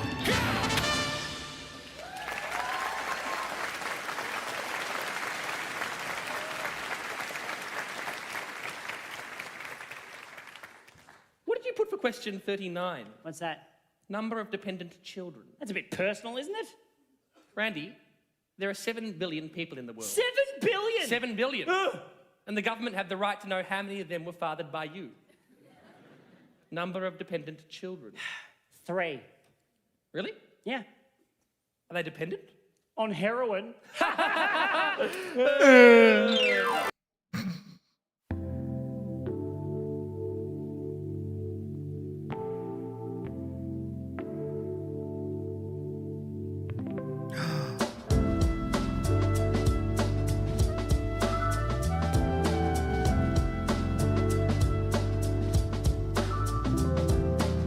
Hey there, Aaron, how you doing? There's a hot new thing that's brewing. All the people wanna know how far would you go with the Pokemon Smash or pass, my bro?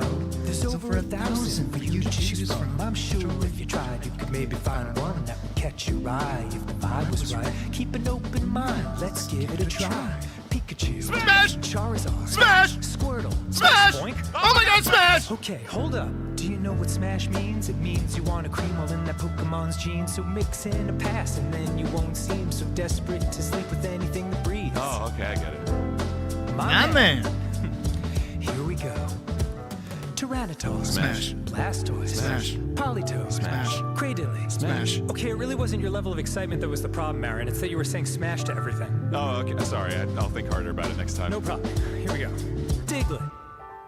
Smash. Smash. Aaron, you know what? That's all right. I don't want to come off like I'm being uptight. I was just unaware of your ravenous appetite to have sex with little creatures with names like Magnemite. Smash. Okay, let's approach this again. Just pass and everything that's not an absolute 10. Can you do that for me? Like if I said clef key, smash. Really the fucking keys? Yeah. They're just a bunch of keys, smash. Glue, Smash. Seal. Smash. Muck. Smash. Feel. Smash. Aaron, what's the deal? Smash. You can't smash deals. Smash.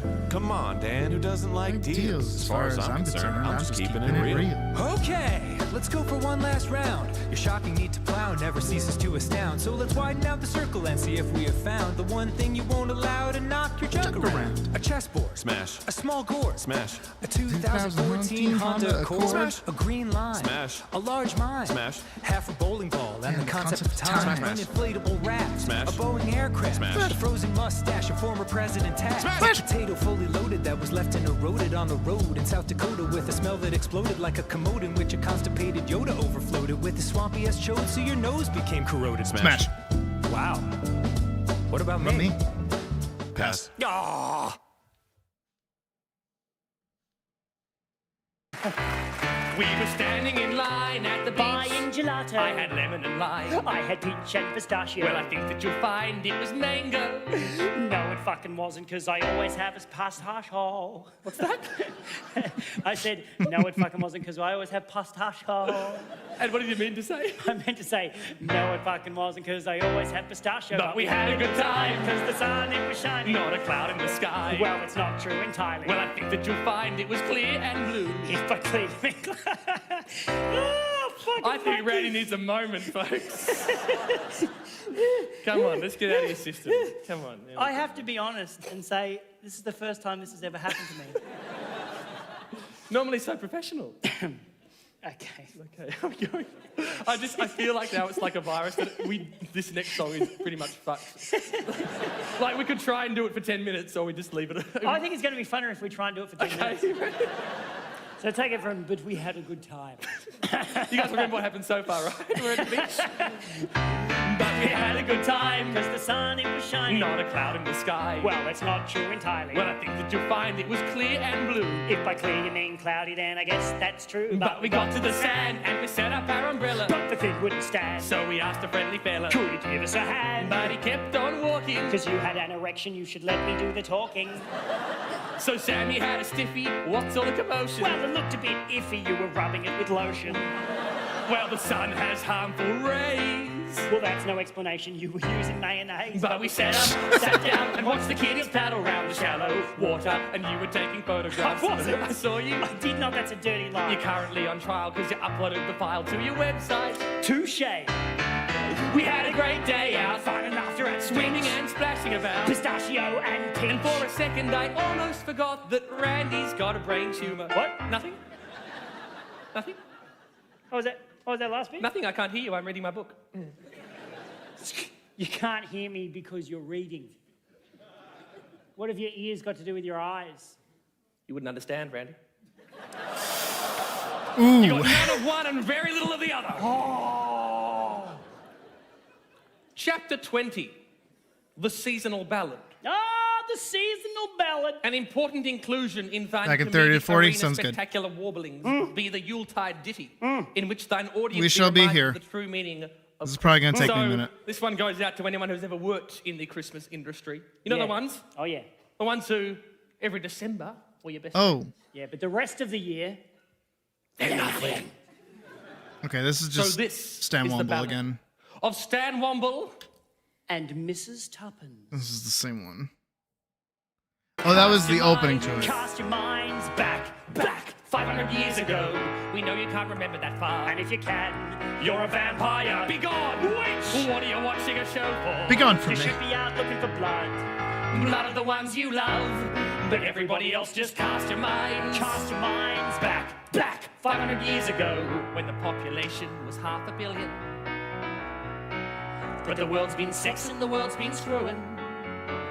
Shagging, porking, humping, fucking, rooting, and making love. Sweet love, so now there's 7 billion people in the world. 7 billion people in the world. 7 billion people in the world. 7 billion people in the world. 7 billion faces. 7 billion names. 7 billion beating hearts. 7 billion brains. 7 billion belly buttons too. 40 billion nipples, I assume. 7 billion pairs of knees. Not including amputees. 7 billion noses. Several billion glasses. 7 billion pants containing 7 billion It's so asses. easy. Mankind's I mean, I'm like a working really hard virus on this, and it's gonna be- disease, infecting every continent and spreading across the seas. But life is like a line dance, you've got to find the fun. So grab your partner by the genitals and add another one to the 7 billion people on the earth. 7 billion wondering what it's 7 billion people growing old. 7 billion funerals to hold. And attended by the children of the current 7 billion who'll have children of their own. And so on. Cast your minds. Cast your minds Forward. It'll be great. Get your freak on and make it to 8 billion people.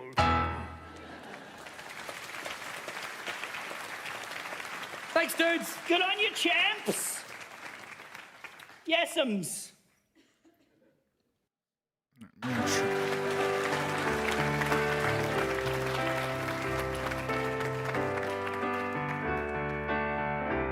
Leaked. Take it, Randy.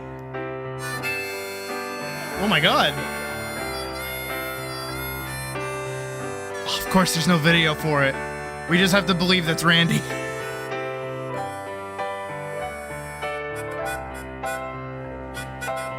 Randy on the harp, ladies and gentlemen. I used to own the hottest shop on Main Street. Customers would rarely pass me by. But business has been slow for the best part of a decade. And I think I've just discovered why. For there upon my porch it lay, the most recent edition. I tore away the plastic and confirmed my worst suspicions. I'm the last person advertising in the yellow pages. I don't know what the deal is, I've been doing it for ages. But now I find I'm left behind and every page is bare. 2,000 yellow pages, and I'm the only ad that's there. My typewriter business is demanding. It's hard to keep abreast of latest trends. And how will people call me on my landline telephone if they can't underline my number with a pen? And I stand by every comment that I made in 95. The internet is just a fad, but phone books, they'll survive. I'm the last person advertising in the yellow pages. I cover all their printing, distribution costs and wages. My quarter page in A-Decay has always seen me through. I'm a stickler for tradition, and Google can get fucked. I'm the last person advertising in the yellow pages. I bought the ads in It's a very bulk in the wobbly middle plate. of the It's 80s. okay. My customers would compliment my fine publicity back when their fingers did the walking. But now they've walked right out on me.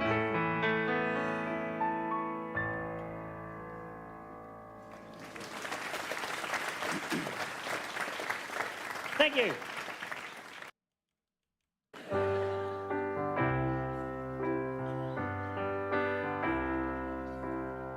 Life is like a wombat.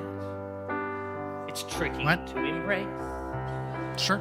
And when you try to pin it down, it kicks you in the face. Life is like a futon. It's held in high regard. So you pretend you're comfy, but it's really fucking hard. But as our dreams and dignity lie shadowed, Would that be in front or would that be behind? future's looking brighter. I'm gonna Cause leave at it in least front. It's right whatever. Now we're sure that it has to get better than this. It's not a hard equation, cause anything is better than the shittest situation. And this situation shit, but shit is still subjective. So next time you're in the shit, use this shit to get perspective. And life is like a microwave, it spins you round and then it starts to stink. Actually, does It's anybody like know a the piccolo, font much that they use for the command prompt? It was fun until it bled. I don't know if I have it. Life Probably is should like a do. PowerPoint, you lick it, then you're dead. But any shit would be better than this, and there's so much shit remaining. So next time shit hits the fan, open up your mouth, it's raining. Gobble up the shit that's there, and you'll soon start to adore it. Cause that shit just won't compare to the shit that came before it. Yeah, it has to get better than this. Now shit will have to reverse, and our shit can only get better. Cause how could shit get any worse?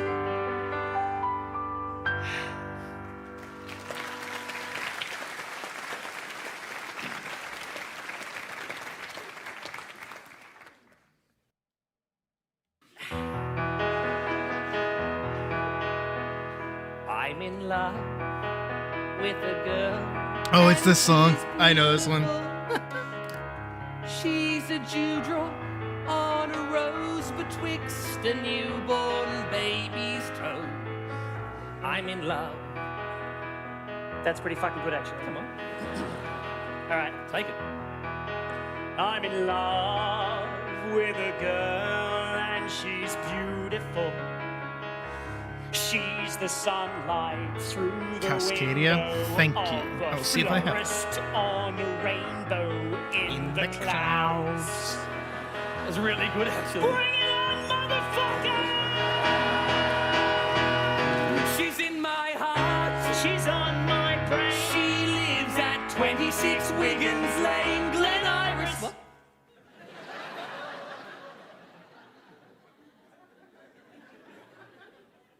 Did you say 26 Wiggins Lane? Glen Iris, yeah. That's where my girlfriend lives. That's where my girlfriend. Shit. Randy, you know what this means, don't you? We're dating housemates! Way-oh! I see her on the weekend. She sees me through the week. She works Monday to Friday. On the weekends we don't speak. Well, that explains why I haven't seen you there. Conflicting schedules. Because for a second I thought we were both. Don't go there, sister. She's got a small tattoo of a snow leopard flying through the jungle.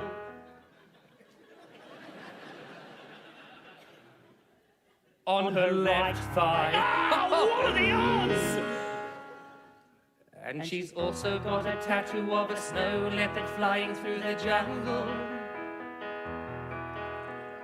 On her other thigh.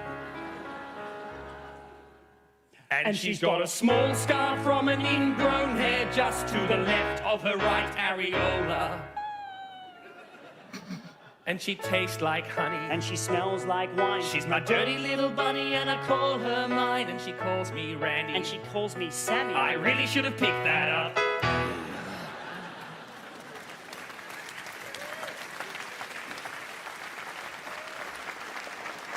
Just trying to correct some of these lines. Oh, shit. All right. Somehow it's still like the same vibe, but it's Guilty Gear now. This is a space base. This is a space base. Can you hear me? Fun. Air's enough. No need to worry. At least More enough wires. for two. This is a space base. I do want more like clutter. Resources, you have everything. Find what's lacking like a bag. is far more difficult. Except one little thing. The whole world is kind to me, but sorry, sorry, sorry. Wearing a fine suit, paying by your credit card, but I cannot prove myself.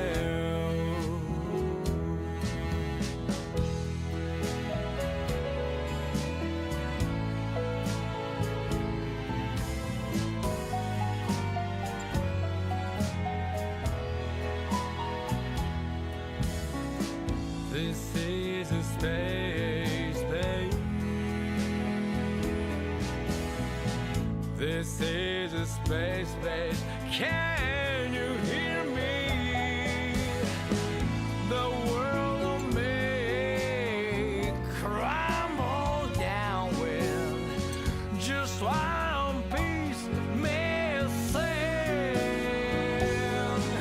The whole world is kind to me, but sorry, sorry, sorry. You were saying?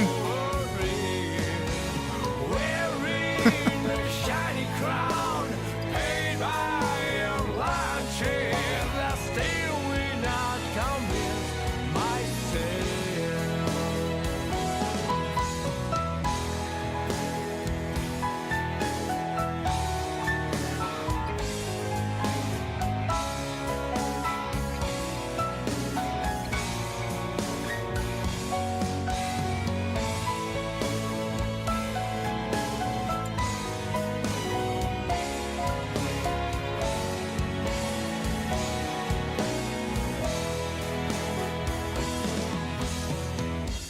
This the center of the universe, but without a her, I'm not. You know, yeah, you're right. You're not. Yeah.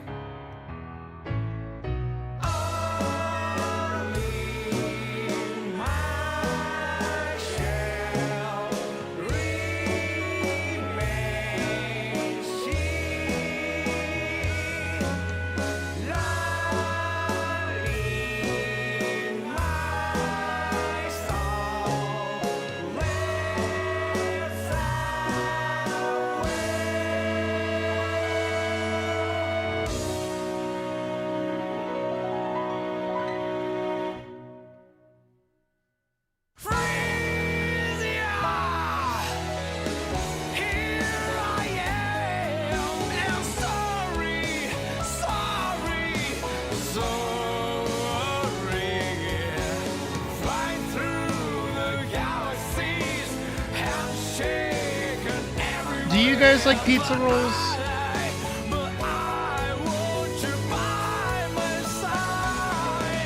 I like pizza rolls.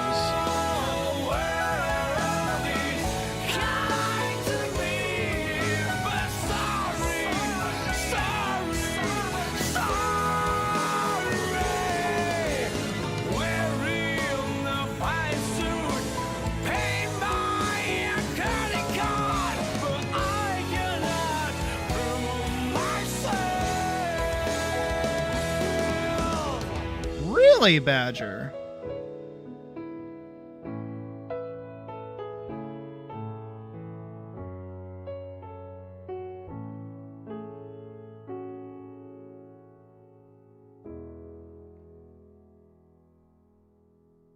And they always explode. They always, always, always explode. They're never intact. There's always a little bit of cheese that pops out of them, especially when you fucking microwave them. Pizza bagels. I do and don't like pizza bagels at the same time. They always sound good, and then you eat like 2 and they're great, and then you go any more than that and you just want to jump off a bridge.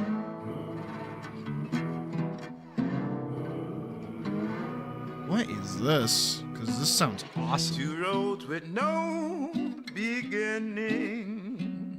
What in the fuck is this? Where the water Oh, it's the Blasting Company. These are the same people that did the music for Over the Garden Wall. Isn't dry, but it holds up just fine. Undertow. Don't mind me, I'm leaving soon. Wish I could say the same for you. Isn't it nice here by the lagoon? It's never too late to take in the view. I got you.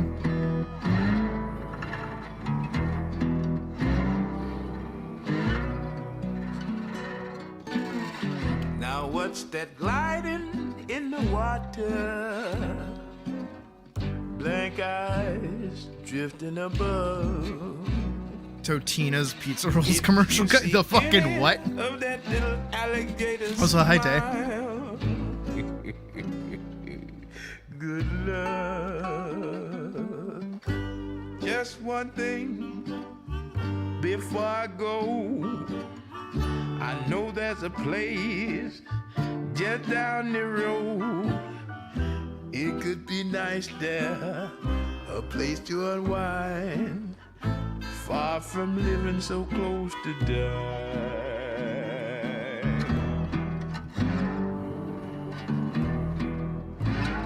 Oh, I love nylon string shit.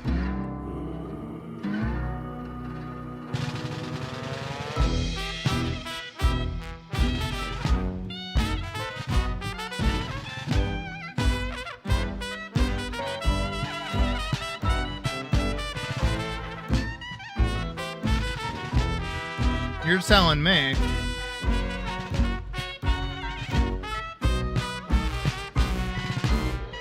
What kind of happiness would be your happiest?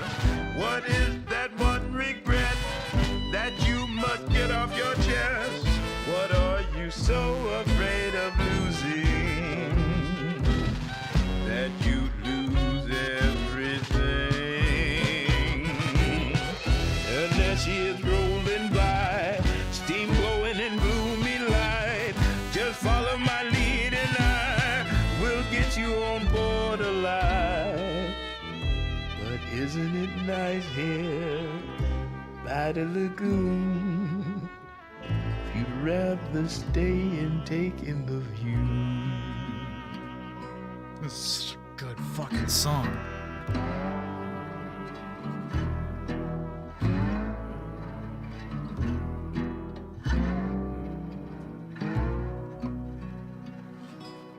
I dig that fucking riff. Oh my god. Wait, if it's Blasting Company. Hold on. No. I can't. Rearranging furniture.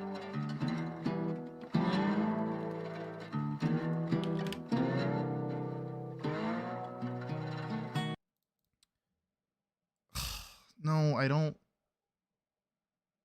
want that. Hold on.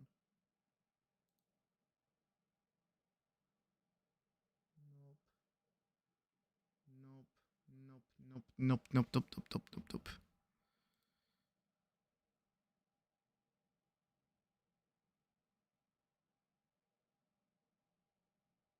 Come on.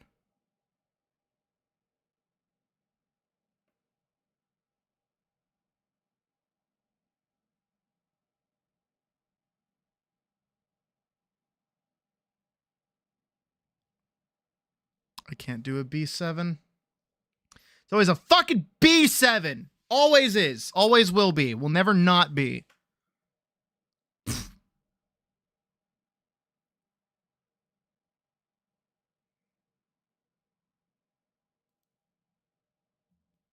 Wait, was that actually just from them?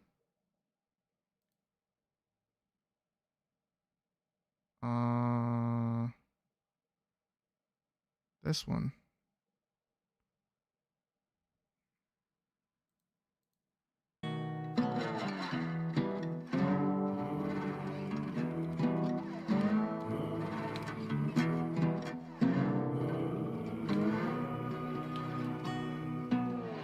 Two roads with no beginning cross where the water's low.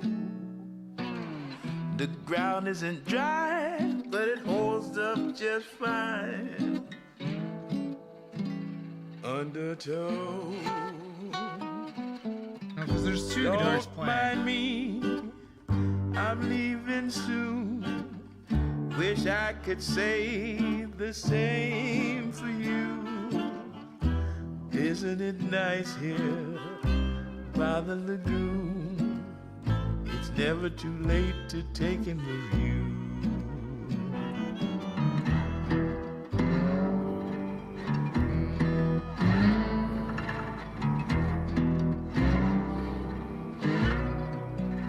What is that? Now what's that gliding in the water? Blank eyes drifting above. If you see any of that little alligator smile, good luck. Just one thing before I go. I know there's a place just down the road. It could be nice there, a place to unwind, far from living so close to death. Where's my tuner? There it is.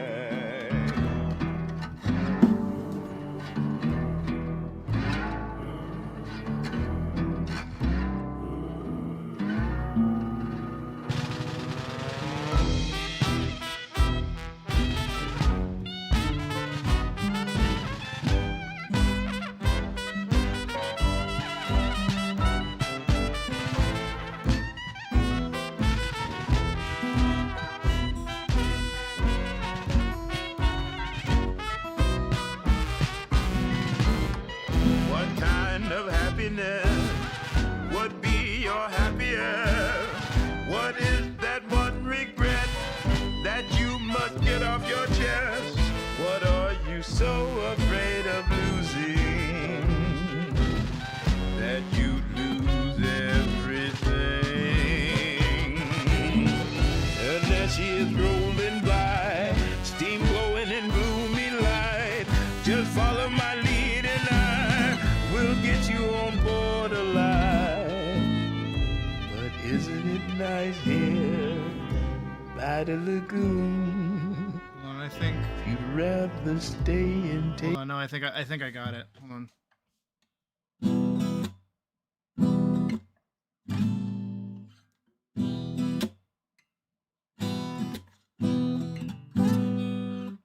I can't do the slide effect on that because it's sliding up to it, so it's like that's not right. That is not the right chord. That is not the right chord. What is that? They're playing the right thing. What's the tuning on it? E A D G B. Okay, so it's the same. No capo.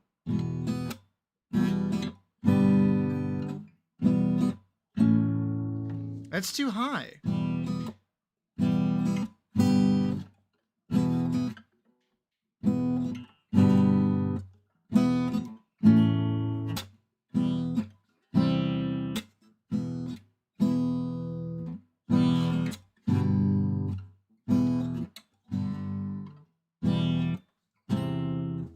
That's way too high.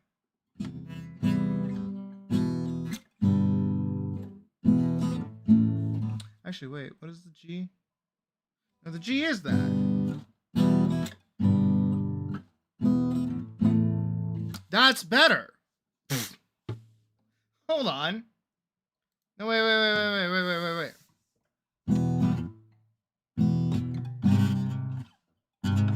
Where did they take that? That they can get that slide?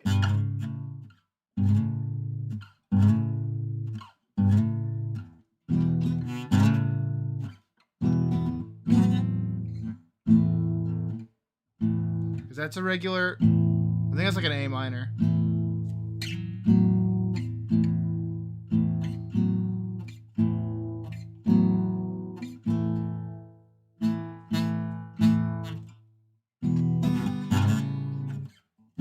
That's too far. Unless they're going...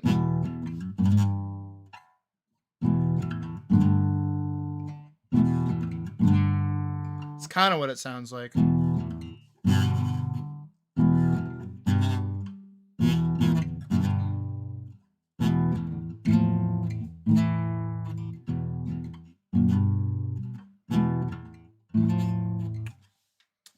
That's difficult. That's hard. How do they get the fucking slide effect out of that?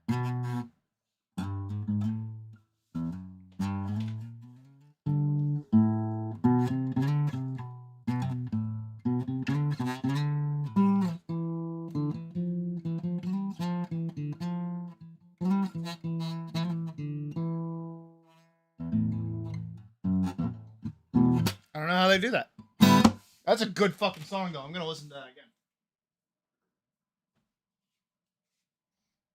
Sorry for the break in guitar, but I needed to figure out how to do that. Because that sounded sick as fuck. But nobody has, like, an actual track for it. That!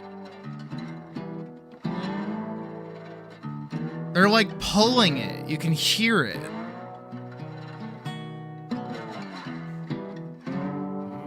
But it's not a... Wait a second. Hold on. No. Wait.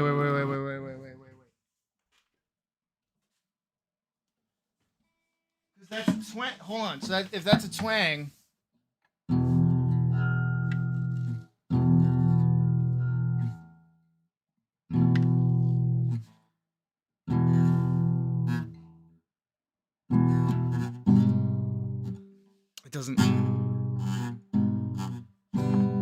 It doesn't work the same. No.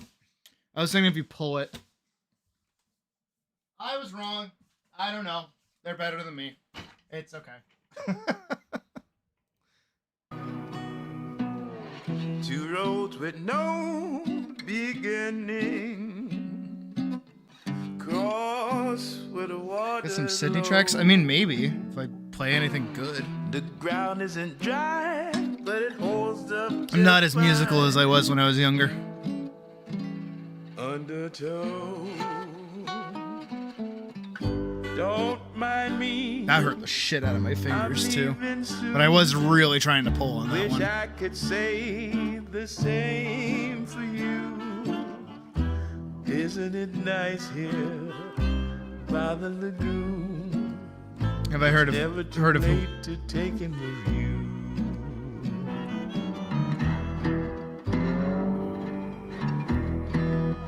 Murder? No idea what that is. Ah, it's so fucking good. Now what's that gliding in the water? Blank eyes drifting above. If you see any of that little alligator smile, good luck. Just one thing. No, because it's nylon. I know there's a place. I think it's a naturally different sound. It could be nice there, a place to unwind, far from living so close to die.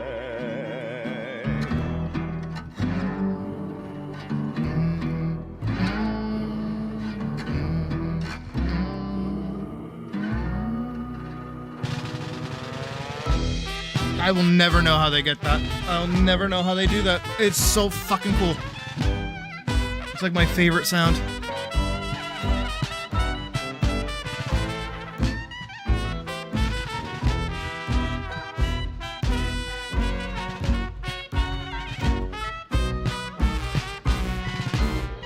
What kind of happiness would be your happiest? No prob, it's what we do. That one regret that you must get off your chest. What are you so afraid of losing that you lose everything? And there she is rolling by, steam blowing in gloomy light. Just follow my lead and I will get you on board alive. But isn't it nice here by the lagoon? If you'd rather stay and take in the view.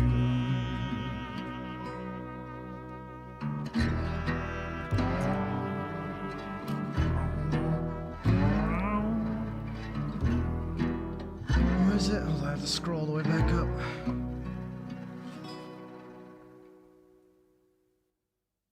Cascadia.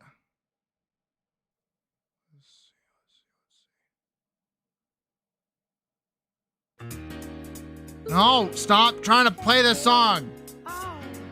No, not allowed.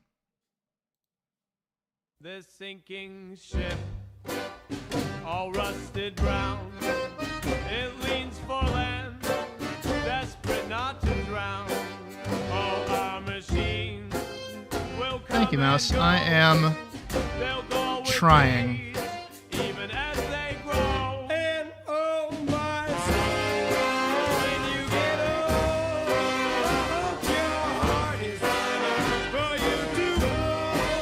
Oh my son, when you get old, I hope your heart is lining for you to uncork the wine. We'll draw it in. You cut the line. We'll spread them thin. Oh, how our dreams will come and go. Most much too fast. Huh? Wait, why do I have Cascadia? And oh my son, when you get old, I hope your heart is lining for you to grow.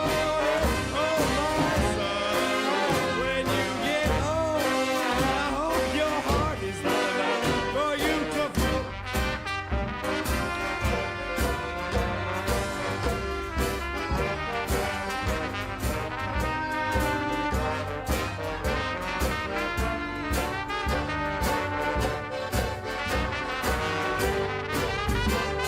That is actual, yeah.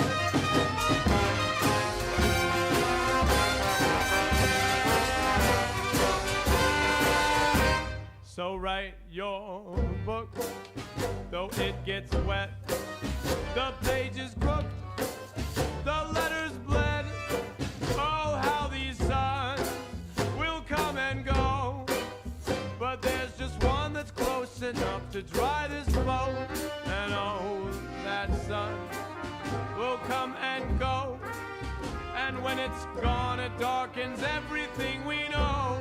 And oh, my son, when you get old, I hope your heart's still light enough for you to float. And oh, my son, when you are old, I hope your heart is light enough for you to float. And oh, my son, when you get old, I hope your heart is light enough for you to float.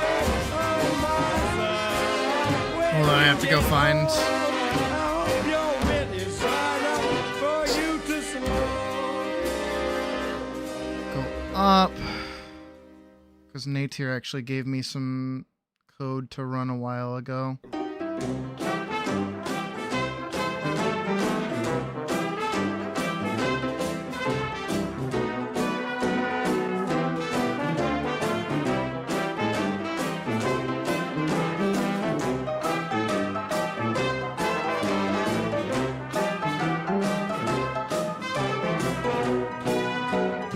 God, why do I talk so much? Simon was a real hard worker, no tougher job than to love his own mother, although she did try, she tried to love him. So finally he said, enough, I'm leaving. The world is full of arms, just dying to receive me from far. From you I'll be closer, closer to them. She cried, don't go away. Son, don't go away. You know, son, I will change. Son, you know I can change. Me and Simon, we were friends so early.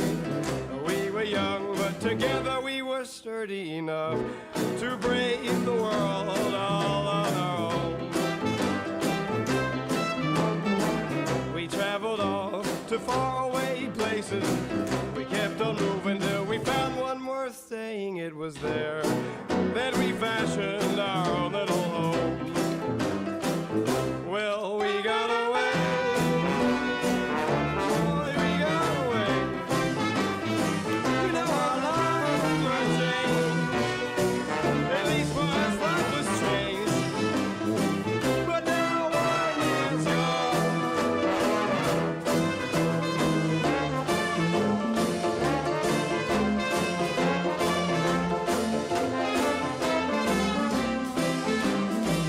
But now 1 year's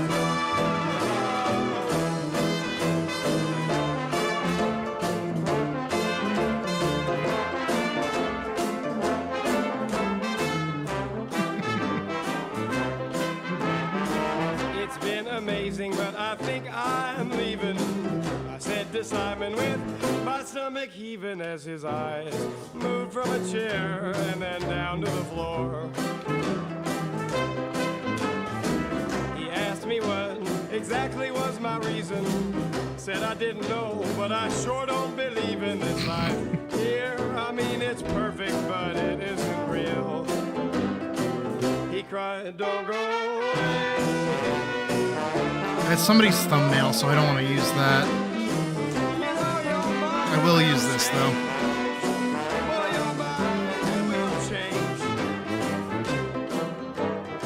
We drank coffee as we sat in silence. My bag beside me and my ticket to the airline in my pocket felt as heavy as a gun. As I stood up, I thought, I wonder if I'll see him. This is exactly what you knew you'd have to deal with, so just keep on walking, or better yet, run. I thought, don't go away. Boy, don't go away. You know your mind will change. Be strong, don't go. Somehow this is even better. But now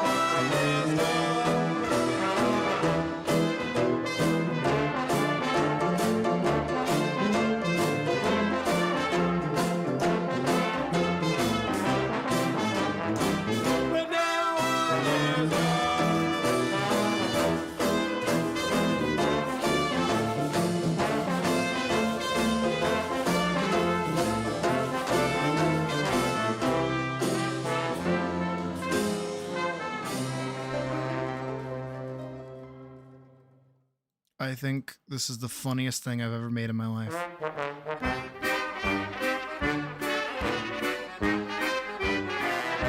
I swear these are the same people that made the music for fucking Flapjack at this rate. I used to know a fisherman who loved to hunt the sea for sharks. He'd gut them with a crooked grin and shake their entrails out into the foaming sea. Then came to pass an angry turn of fate. The shark capsized his trolling boat. The fisherman was tossed out with his bait and felt those daggers. I'm gonna do this just to be safe. Wait a second. The wounds released his blood into the sea, and fury flowed along with it. The fisherman drew his knife out of his sleeve and cut the lip line separating tooth from gum. He rode the vicious corpse back to the port, a crown of shark teeth on his head. The longshoremen, enduring all they call them devil people call him God, and they call him Okay, yeah. I was safe, but I wanted to doubly make sure I was safe. knife at his fingertips. Princess Annie, he'll cut a smile on your lips. I met him in a bar that night, and he was sawed wrong in the thing. fish. Sorry. He offered me a sip of squid and gin. He said, let's celebrate. The devil wants us all to live. And we went weaving through the empty avenue.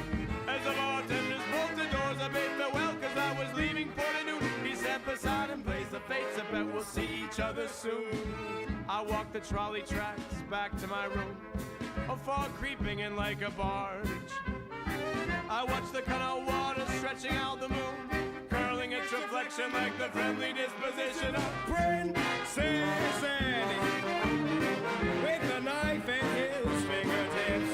Princess Annie, he'll cut a smile on your lips. The cataract sun and ravens on the sails.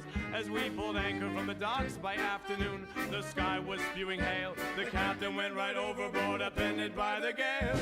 I heard the mainmast groan before it tipped. Sails akimbo as it fell, it drove the deck into the belly of the ship.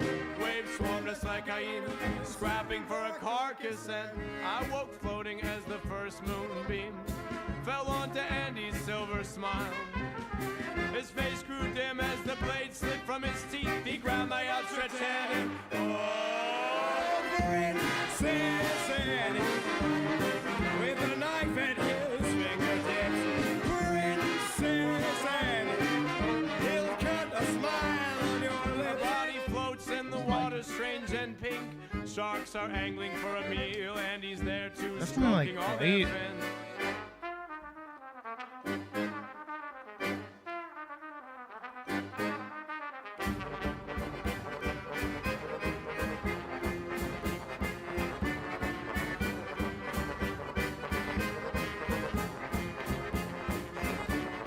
That's a good rough approximation. And there's like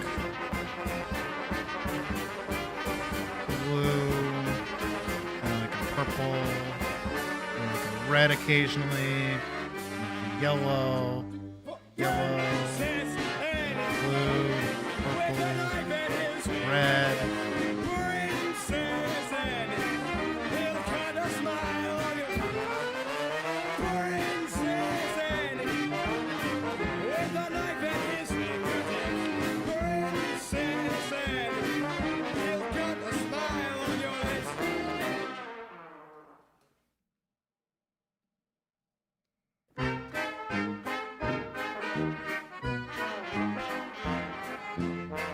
I feel like it's too aggressive in there.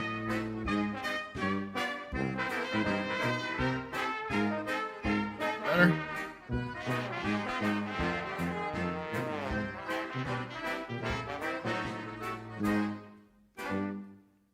I got like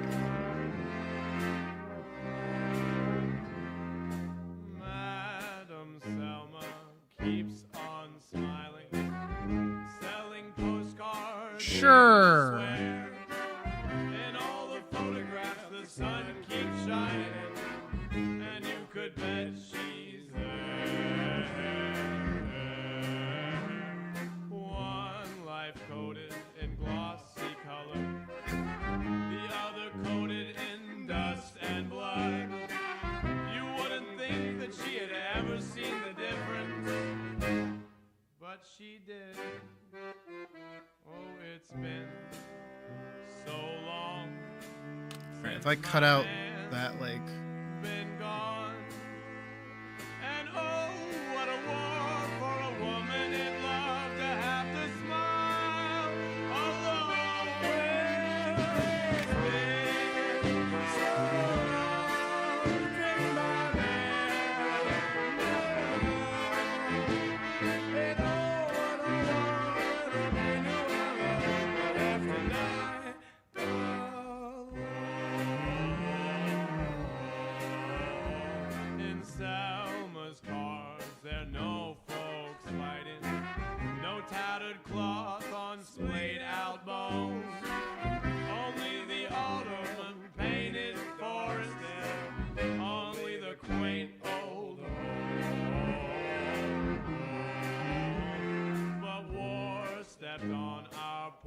Looking mother on the block.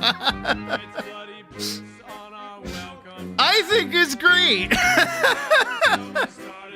I think this is my magnum opus. Honestly, I could quit art tomorrow and I'd be happy. Nah, I'm not quitting anytime soon. No way. But this is pretty great.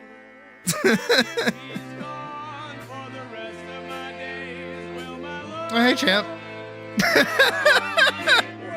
You got Family Guy on the laptop, pizza rolls in the back,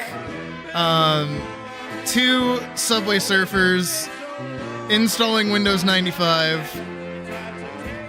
What's a fast food brand for a hacker man for the brand? But that's my question too, actually. I want to know. What's like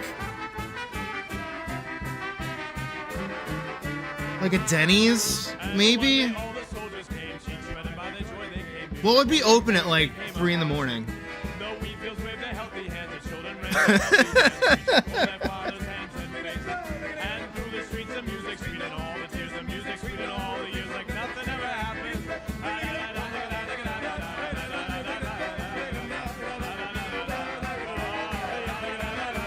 Sonic, Wendy's, 5 hackers. Ooh. No, I used to be good at this. I used to be really good at coming up with fake businesses. Waffle House? Does Waffle House even have a logo?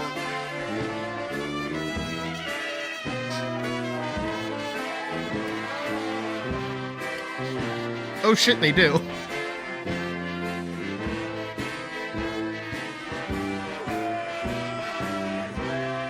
I could.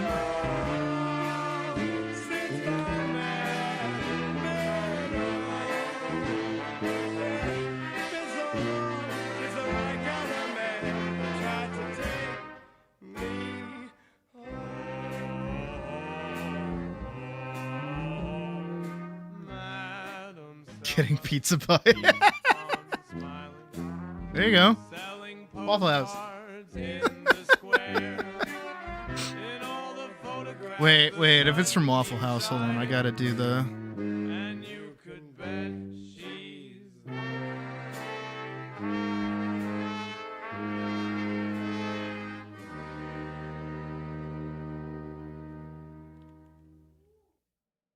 Where are those? There they are. There you go.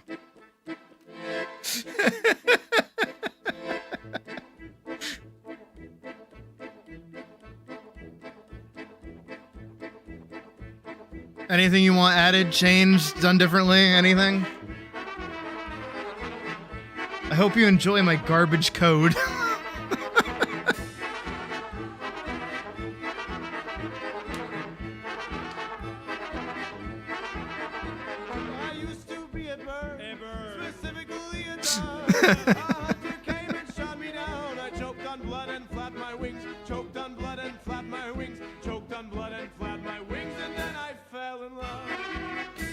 And that kind of turns into the fucking,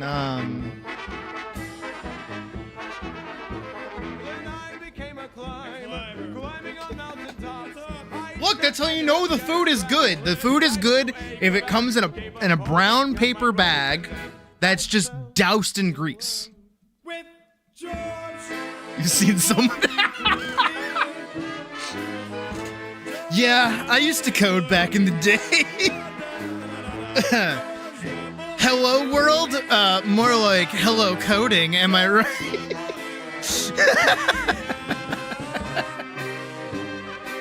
Oh my god. Don't we just have a time?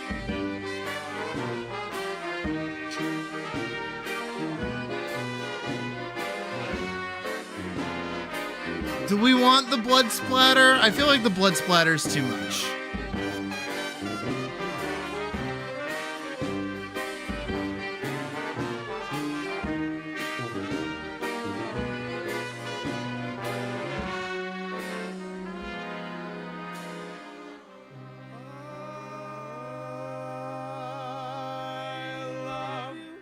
Like a hacker from the Postal series.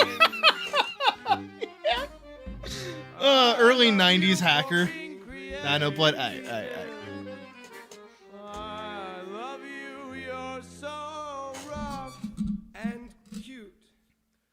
What is this song? I love you when you get Keel over from a water balloon. Ugh.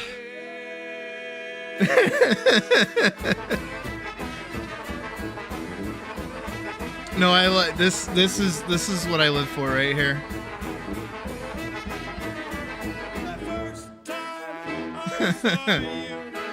Has signed up for not 1, not 2, not 3, 52 free iPad giveaways on sketchy websites. Still holding out hope that he'll get the free one at some point. He will win. He doesn't care how many times his identity gets stolen. He's gonna get that damn iPad.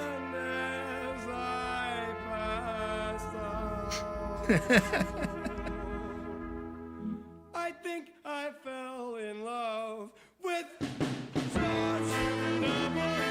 Whap, whap, whap.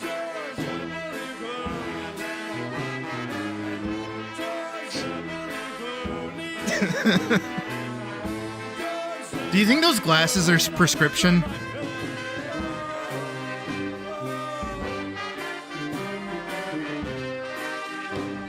Alright, if we're good with this, I'm gonna run the save.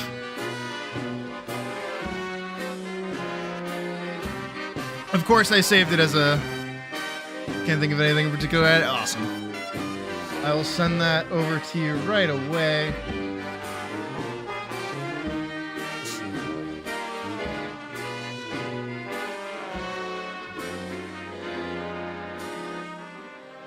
Where are you? There it is. There you go.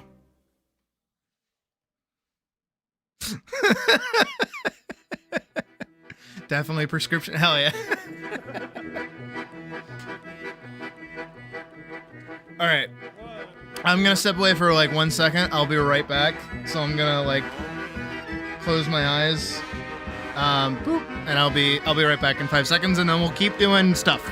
We still have more stuff to do.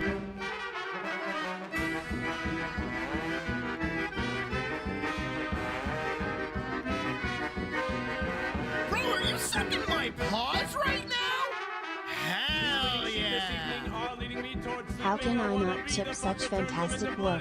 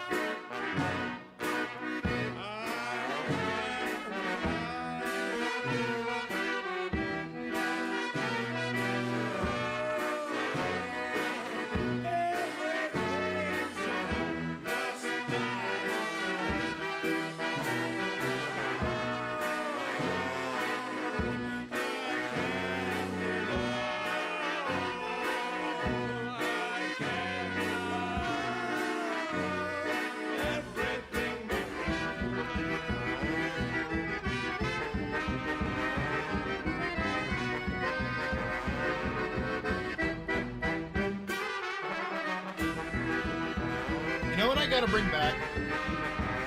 You know what I actually need to bring back? I gotta bring back the empty chair. That's what I gotta do. I can get you what you want if you drink. Oh shit! And as I walk away, you tip. Brilliant. All right, cool. Thank you for the 30. Oh my god! And then you have the chance to run it back next time.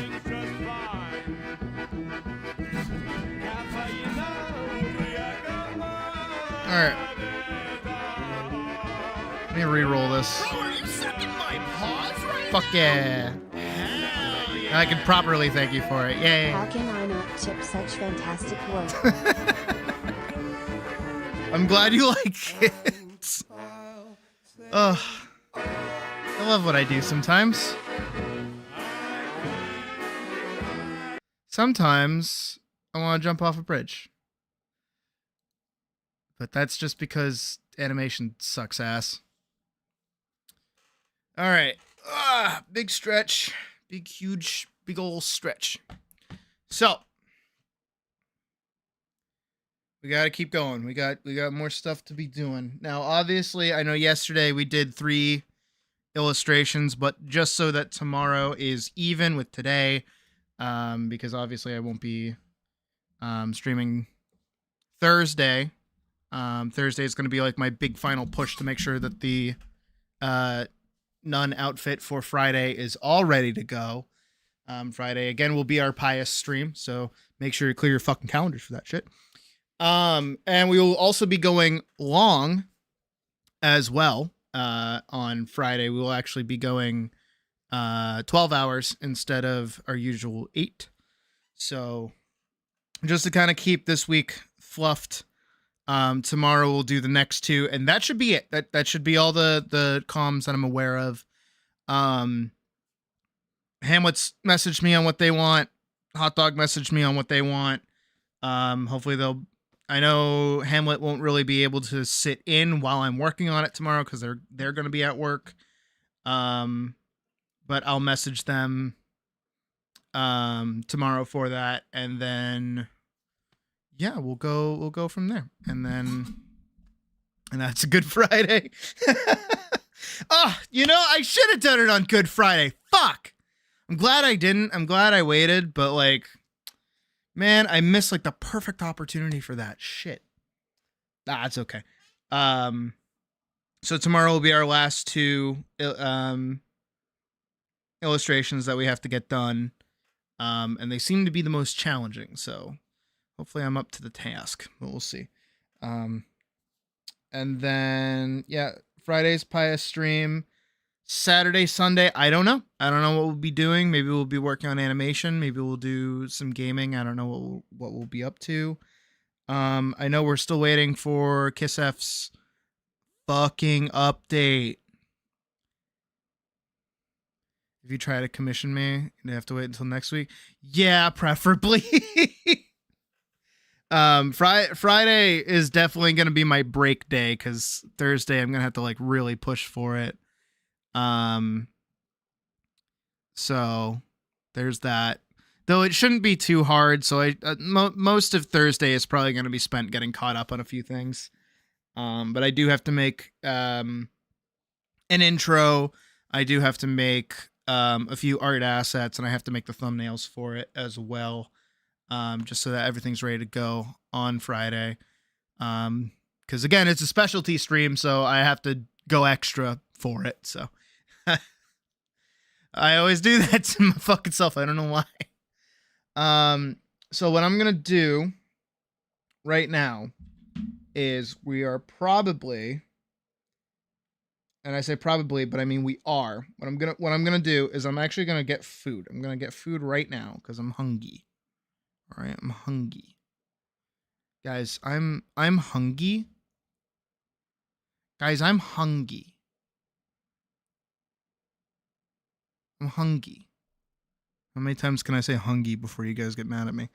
But while the food is in transit, I'm going to pull up Adobe Animate, and we're going to keep working on our run animation, which we already finished yesterday, which was awesome, actually. That we managed to finish that yesterday. Fucking mwah.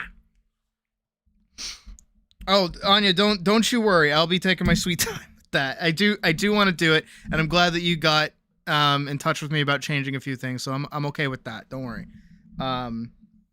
You will probably see it Thursday, though. I will say that much. I'm going to try not only finishing the nun outfit, because obviously tomorrow I'll also have some time in the morning as well. Yeah, my VR headset's a Quest 3. I like half and half recommend it if you're looking to buy one. They're like cheap. They're actually pretty good, and then you can hook them up to your PC and run games off that, which is what I do. What was I saying? I'm going to try and get Anya's and Hullode's requests done on Thursday as well. This Thursday. Yes, this Thursday. Because tomorrow, obviously, before stream, I'll have time to work on the nun outfit. And as long as Hullode doesn't send me another $1,500 out of his fucking cheese cutting ass, I shouldn't have to make another fucking outfit for another stream. So then that gives me some fucking time to breathe. Why am I complaining about money? I don't fucking know. My brain's broken or some shit. Let a fucking dog lie. God damn. But I should be able to have both of those done Thursday. You have a Quest 2? I like the Quest 2, actually. I like the Quest 2 a lot more. The only thing I like about the Quest 3 is that it has like the ability to see out of it while still wearing it, which is cool. I like that. And I did actually talk to Natir about tracking software, like stuff that I can wear for tracking. If I don't want to, it doesn't matter what I want. It matters what I have to do. And I'll already be in like a working mode on Thursday to begin with, so it's not that big of a deal. Oh no, don't do it. Ah!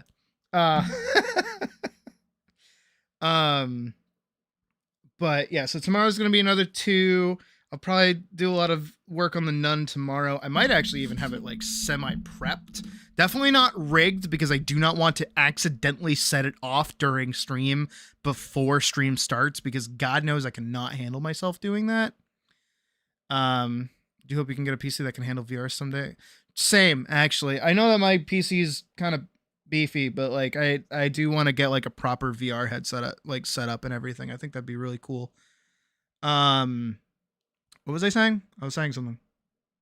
I do this all the time. Do it all the time. But yeah, Thursday will be working mode mostly for me. Tomorrow I'm going to work on the nun before stream even starts. Definitely not set it up beforehand. That'll all be Thursday. And what else is there? Is there more? Is there more I have to talk about? You'd like to see a new Guilty Gear? That's, you know what? I will probably have time. I will make time. I will absolutely make time. Let's look at what's open for food. Let's put, am I on the bunny suit? I am. Okay. Let's put that down. What do I even want? Like my brain is telling me eat dinner right now. But like, I don't want anything. I just feel like it's a good idea to take a break. Because we have been at it for 5 hours. And we're about to be at it for even longer because I have to do Dolby Animate. Heard a rumor that Waffle House is open. We don't have a Waffle House near us, actually. There used to be one in the town that I grew up in, but it closed like years ago. And now it's like a car wash.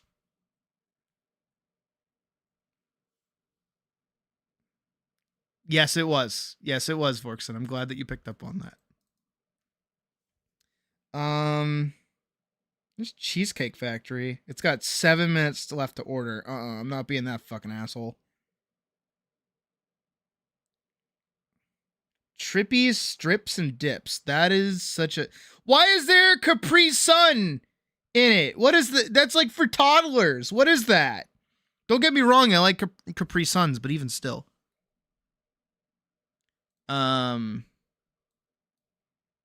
This is how far we've gotten.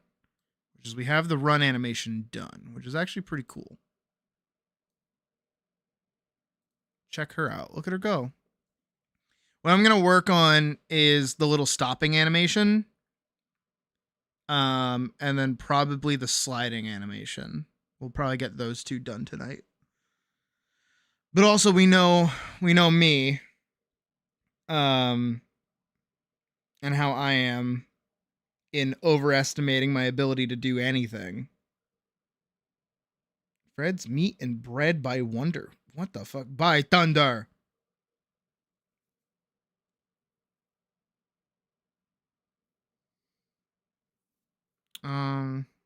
It's fitting for my attire. I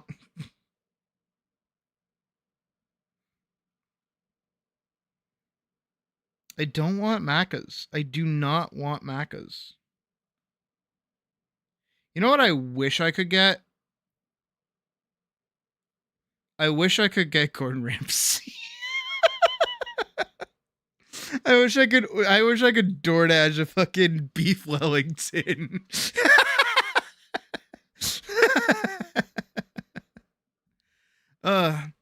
No, I agree actually. I like how frantic it is as well.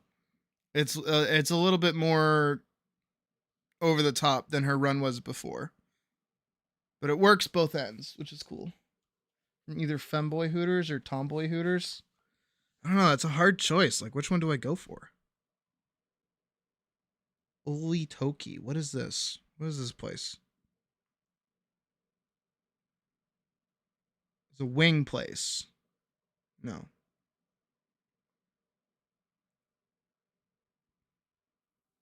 Beef Wellington will be your favorite thing to say. What? Why? I don't want a steak from Outback. That was like the most impossible thing to eat last time I got it. I would go for Five Guys, but like I don't know. It's like not enough guys. I should make a beef Wellington. Wait, no, Mouse, you're right. I should make a beef Wellington. I know that's not what you said, but I agree with that. I should look into figuring out how to do that myself. I could do that. Probably be really expensive just because of the fucking mushrooms, but still.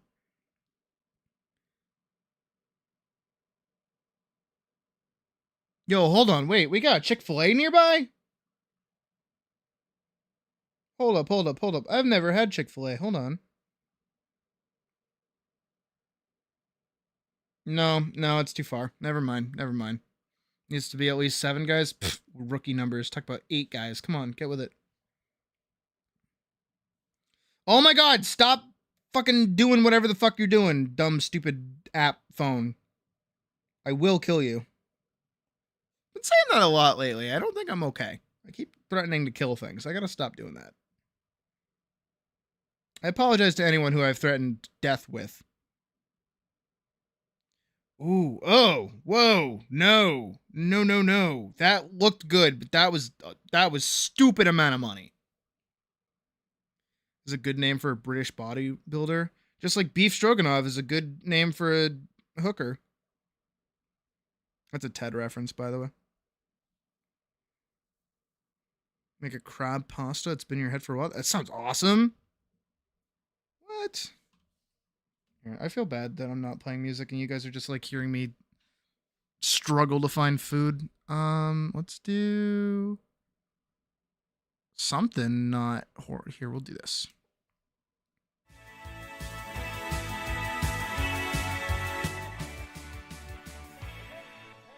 And that's the song. No. What do I want? Just gotta play with the threat. I'll cement your shoes and force feed you bananas. That's an oddly specific thing to say. What is that? Why is that? That's gonna happen. My favorite thing to say back in the day, not necessarily as a threat, but more as like a kind of like fuck off, was why don't you go sit on a cactus and spin? I bit my tongue when I said that. Sit on a cactus and spin. There you go.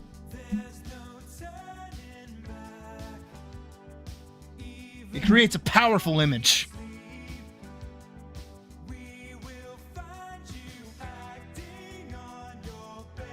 What the fuck do I want? I do not want KFC.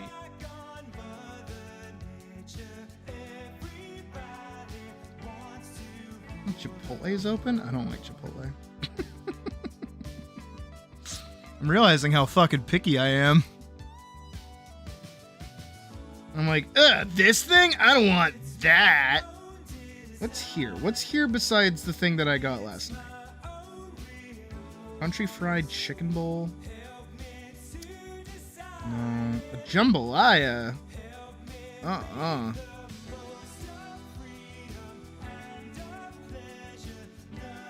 those look cute. Oh, those are like little bows. Oh, that's good. I would totally go for a skillet cornbread, but I'm not vibing with that. There's a TGI fry. Oh no, it's further away again. Everything's so far away. Like, get closer.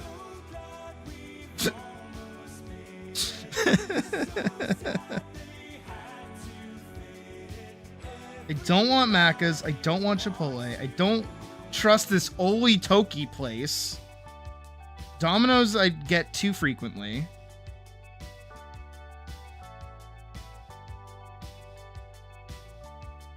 Underdog Hot Chicken. What is this place? Ooh. What is this?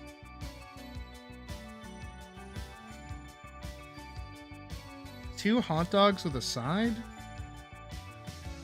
What are on the hot dogs? Yo, what? They got macaroni and cheese hot dogs. I got a jambalaya from Red Lobster, but got a spicy one. And as a white boy, underestimated by the lobster. Lobster should not be spicy. There's like a Mac. You can get like a Mac dog. I want a mild. I want too hot. I want French fries. I can get mashed potatoes. That might be better. They got a Mac dog, they got a corn salad dog, and a kale dog. What the fuck is a corn salad dog?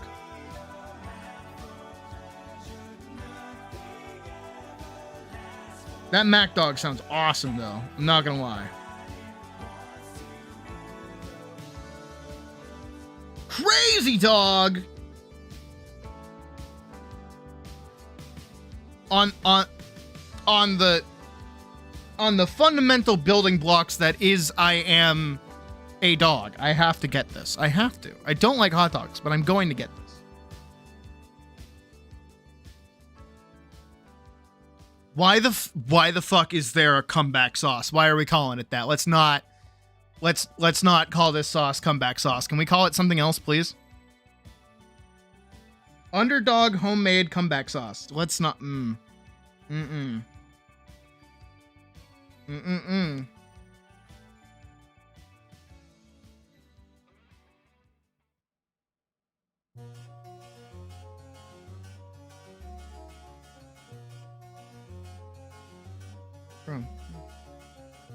I selected. I said what I wanted. I said what I wanted!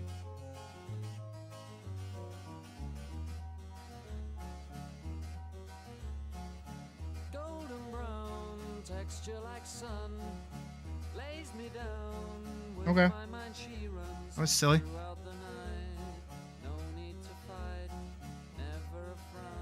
Mashed chicken. It's got corn in it. Hold on, what's the Mac dog? Hot dog with mac and cheese, breadcrumbs, and mild seasoning on top.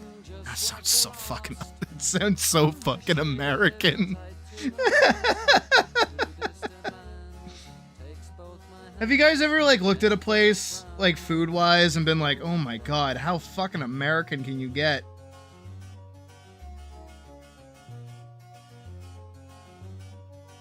Where'd it go? Where'd it go? I just had it. Dog. Underdog, yeah. With 2 comeback sauce. I don't like the color of it. This looks scary. What else do they have? They got chicken salad. They got fried Oreos. Sound kind of good. Drumstick. Party combo. Oh my god. They got mac and cheese. They got fried pickles. Not really, since you're pretty American stuff. I understand what you mean, Mr. I based my eggs in bacon grease, which, by the way, ever since you've told me that, I've been cooking it in the same pan, and it's been the best thing of my fucking entire life. Oh my god. Fried pickles? Have you never had fried pickles? What? You can't just say you're pretty American and then get confused about fried pickles. What? Or fried Oreos. I said two things that were fried. What is that? Ooh, they got funnel cake fries? Dude, that sounds fucking phenomenal. But I shan't.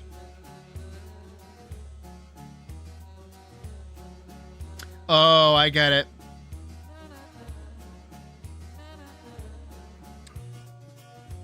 It's a Spanish place. You're talking about the fried Oreos? How have you never heard of fried Oreos? What is that? Nah, this place is gonna have really good food. What's on the... Oh, thank God I did not get the fucking corn salad dog. That is my worst nightmare. Cabbage, tomatoes, and corn. Fucking ew. Oh yeah, guys, I'm from New Hampshire. Like the Deerfield and Topsfield fairs are like right there. I love corn dogs too, by the way. Corn dogs are like my favorite thing ever. I kind of want chicken from this place. I feel like just like a tender would be good. Yeah, like a tender. Oh, they're pretty cheap. All right, and I've already got the sauce coming with it too, so that's good. All right, a tender and 2 hot dogs. That's not bad. That's actually not bad. That's not bad. I fucking love corn dogs. I've told the story before where I was at the beach with Puck, right? And I went to the like corn dog stand and I bought like 2. And I was so happy. I did like a little corn dog dance.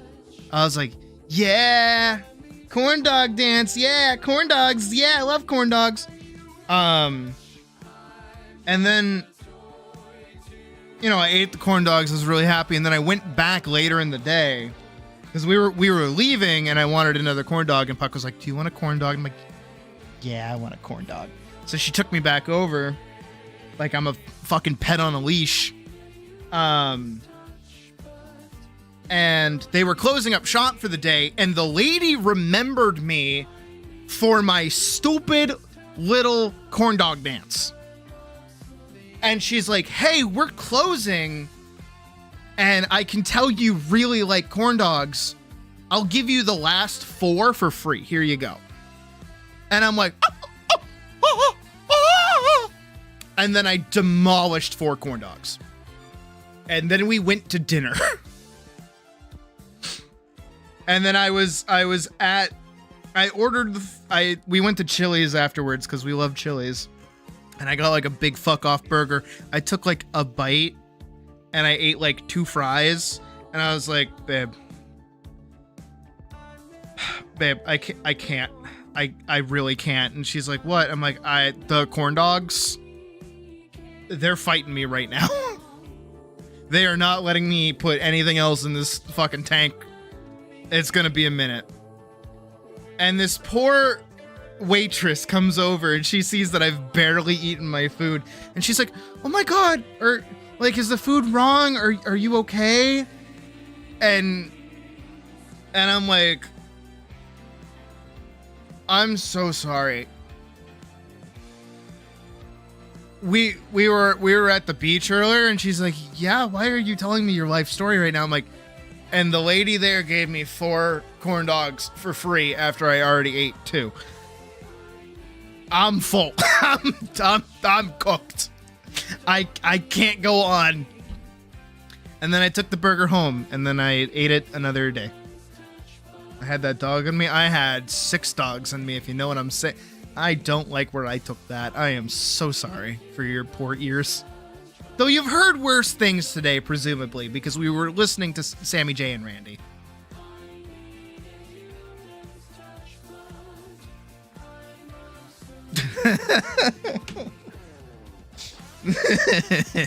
I miss...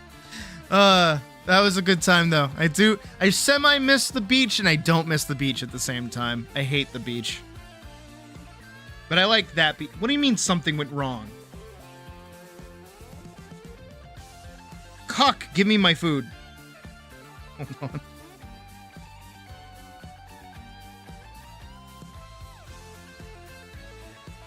Is preparing my order. Good. Fuck you. Make my goddamn food. Is it Ghost Kitchen? What is it called?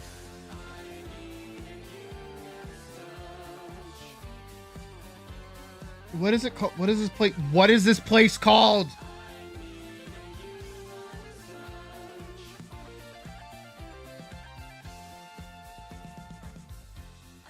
Okay.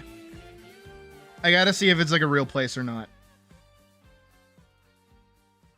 Underdog Hot Chicken. Oh, that's a real place. Oh, shit. That's a real place. Oh, shit. That's a real place. Oh, fuck yeah. Whoa.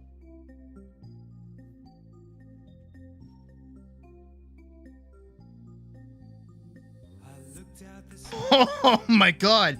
The pictures on fucking Uber Eats does not do that place justice.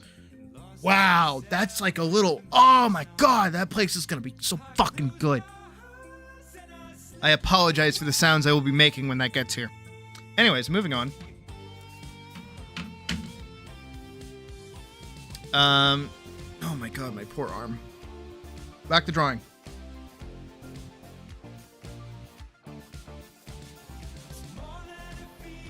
Because we gotta do...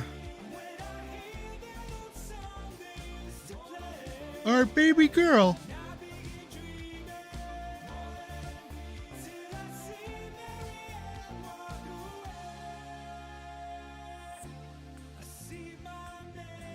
Okay, and then I can cut that off. Okay. So it's only 4 frames.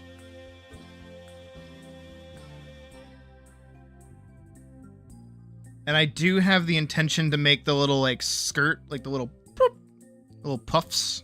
I'll put those on 1s. So that they end about here. Because she doesn't really make it out of these 4 frames when she's actually stopping and like shifting weight.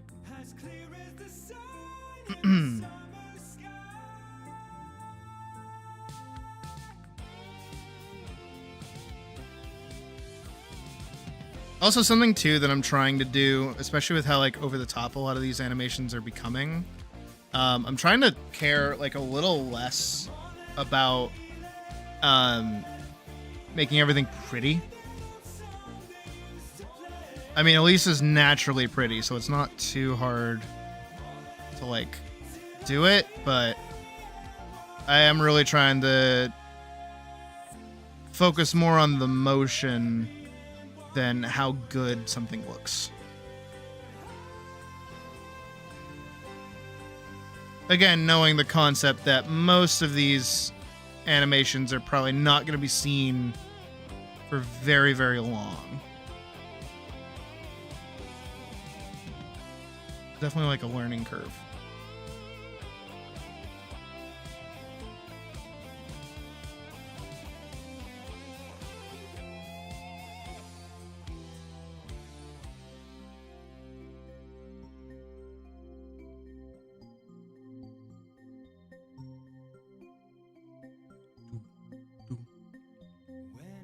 Tired and thinking cold, I hide in my music, forget the day, and dream of a girl I used to know. I think another thing that helps out is like, as Mouse just said, like the pose itself. Like these very actiony poses kind of have a lot more, I guess, like gusto to them than like something that's trying so hard to be like realistic. which is usually what I end up doing.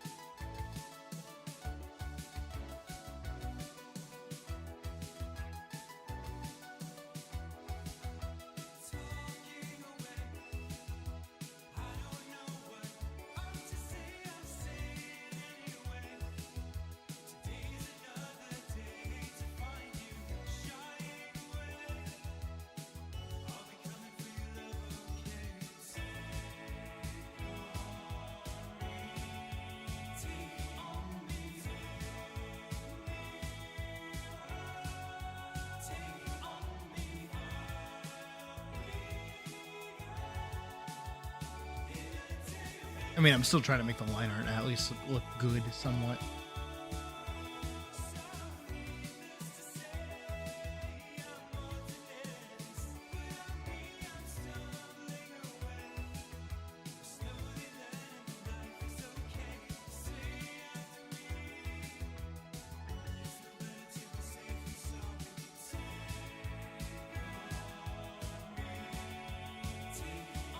You gotta love Danny's voice.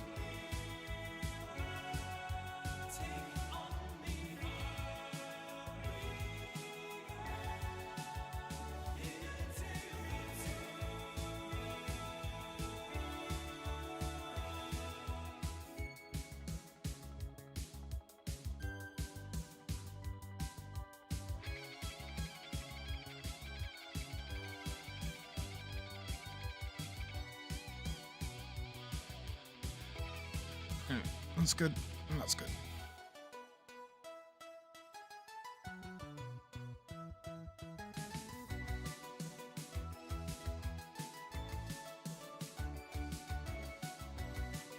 A little bit of referencing, so nothing like jostles around too much.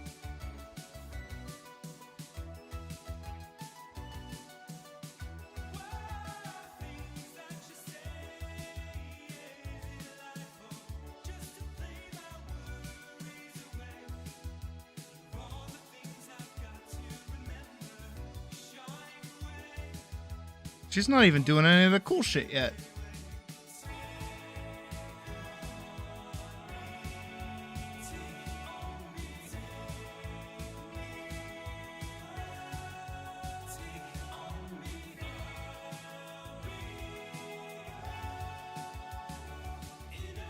God, you can really see how shaky my hand is, though.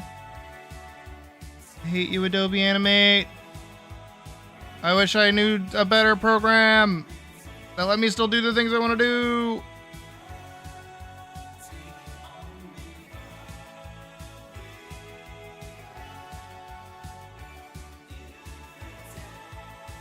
I should actually like look into better animation software.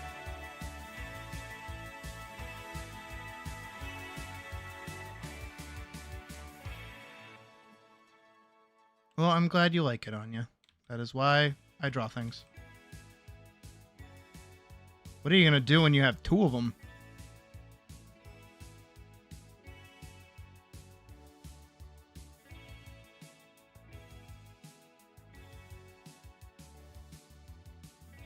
Kind of, sort of.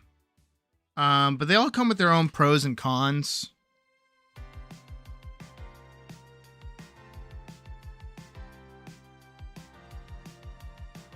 Like, some are better for drawing in, some have better timelines, things like that.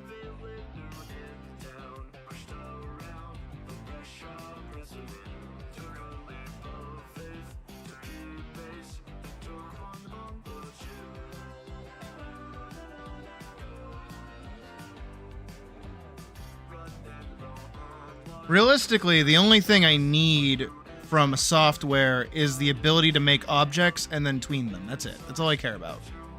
But I don't know what other software lets me do that. And if I would even like that software.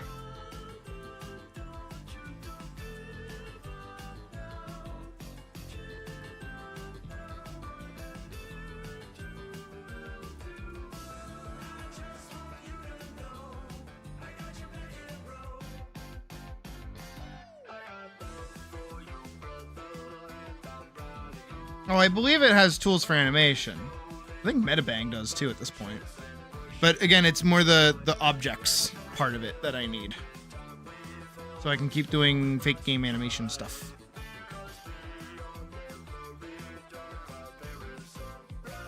Because I do actually like animating like this. This is kind of what I've defaulted to at this point.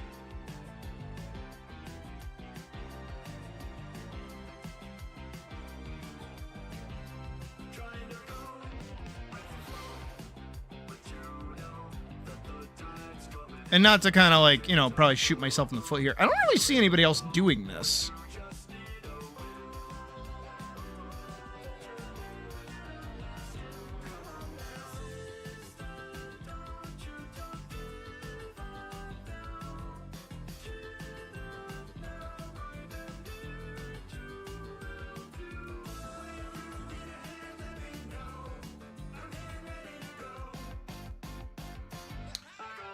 So that's what, like, animation meme things talk about. But when I talk about tweening, here, I can show you. So you see here, this line here, this is the tween, and this is what's happening here in this section, right?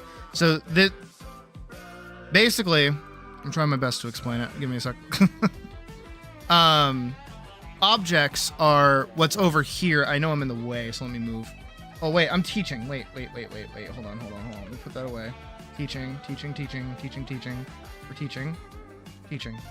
Okay, we're teaching. So, if I move out of the way, or I'm going to move kind of more in the way. So over, let me unlock my eyes. Over here are all of my objects, right?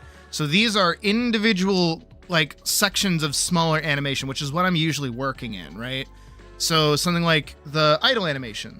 This is, as you can see on this timeline down here, this, right? But obviously this is separated from here, right? This isn't over here. Even if I move this back and forth, that animation is not going to show up unless on this timeline I say I want right here. I'm going to drag this. I'm going to place it here. Now that animation that is right here is now right there. And I can freely move this around. No matter where I put it, that animation is always going to play. Let me adjust the thingy. Right? So no matter where I put this, you know, she's over there. I'm now going to say, actually, I want her to go here. Well, now that animation plays over here, right? And tweening is a system that you can do in Adobe where I can say, all right, I want this animation to play, but I want to move over here and I want it to spin. So this is its anchor point, and then while it plays, it goes whee. But it still plays that animation that is like held in the object itself. So this, even with me, you know, moving it and spinning it, this animation remains the same. And on top of that as well is, again, as this one is moving and spinning, I can then say, well, I want that one to move and spin, but I want the same one over here just standing still. And then both can be affected individually from one another, right? That's where you get motion tweening like you do in like animation memes, which is where you're hearing it from, like the squishing thing, is that all they're doing is basically what I did for the Easter thing. We back up here. Is that I took Elise, if we ignore the message, right? I took Elise's base symbol, which is just this, right? If I show all. So this is her base symbol. This does not have a squish on it. See how it's kind of like flat? Doesn't move or do anything crazy as I move the timeline back and forth. Besides her blinking and talking. Is this going to be on the test? Yes. But here, I took that base symbol and I applied a tween to it that makes it squish and stretch, which now when I play it, you'll see it. I'm going to mute the music. See? You can see that like gentle little squish and she's going to talk. Yeah. So that's where it comes from, because that's like the easiest way to technically make something animated. Because as you saw here, this is a flat image. This is just a decently drawn flat image. But it gets like a little bit of animation to it because all I did was give it a little bit of squash and stretch, right? Which is where tweening is mostly used and most notable. But in my case, if we go back over here, that's how I get Elise to run back and forth. Is by saying, hey, take this running animation, which is right here, which if I play this all the way through, you'll notice she's not going anywhere, right? But if I go back here, now she is. Because I tweened it along this line. And each little dot here is when a frame is going to play, like when the next frame is going to hit. So it's like... boop, boop, boop. And that's how I animate, is that I do a bunch of these where I call it sprite animation, right? So like she's in her idle pose, and then I say, all right, I want her to go from her idle for like ever so long, and then I want her to start running. And then I can just swap her out with the running animation. And then I want to take her from running to sprinting, and then I do the sprint animation. And then I want to take her from sprinting to attacking. So then I take the attacking animation. And I go from there, right? So that's how I animate, because I can just do like a bunch of very... what's the way to put it? Like... I can do a bunch of like little nugget animations that cross the entire amount of what I need to be doing. And then I can drag and drop them into new projects whenever I want. Also, hi Spiral. You've missed a lot. You've hold on. You've missed a lot. Like a lot, actually. Anyways, teaching moment over. Back to proper animating. But I hope that made sense. And that's why I need a very specific animation software that I haven't been able to find, because I don't know what else does objects. Sorry.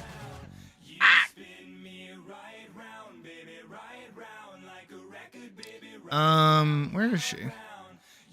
Print stop. Here we go.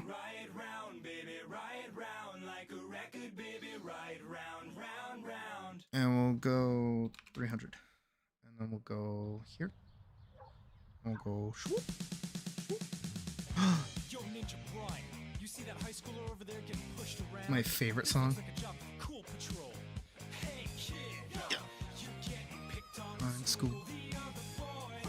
They say you just ain't cool. Well, that's bullshit. We're gonna teach you the rules. Those motherfuckers ain't gonna bother you no more. We all the bad boys.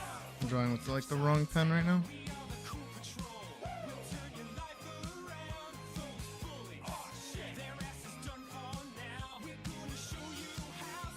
It's all good, Spiral. Good to have you back.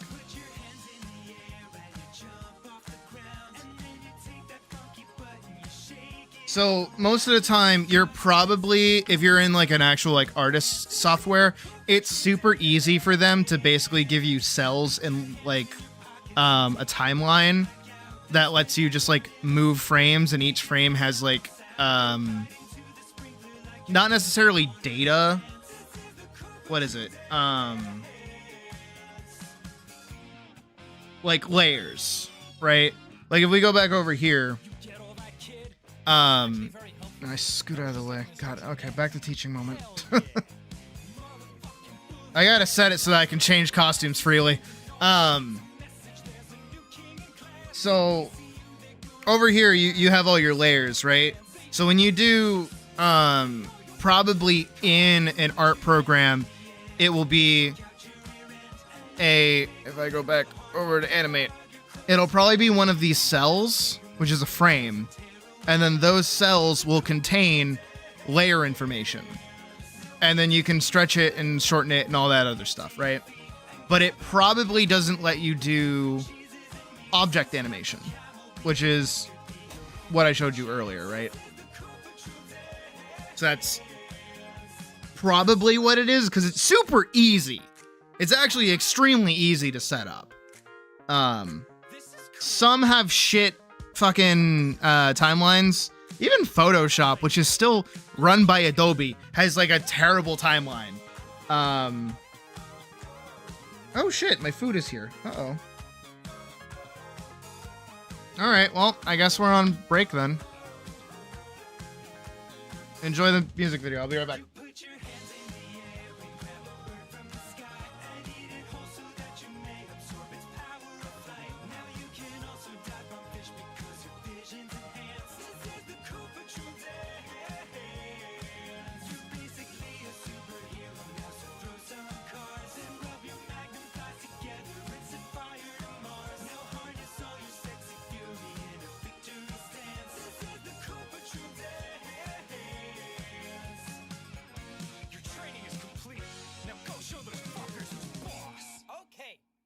Guys, listen up. You put your hands in. Oh God, he might actually be dead.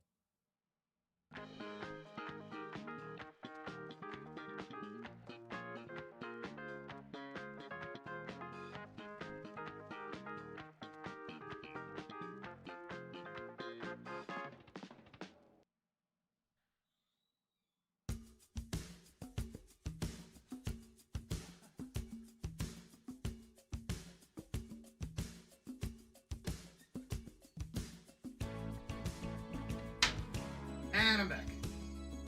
Now the real question. The fuck do we watch? I'm excited to try this place though.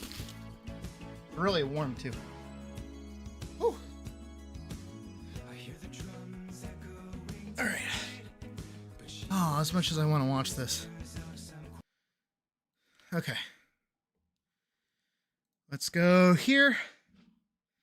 Let me get out of uniform and grab my food.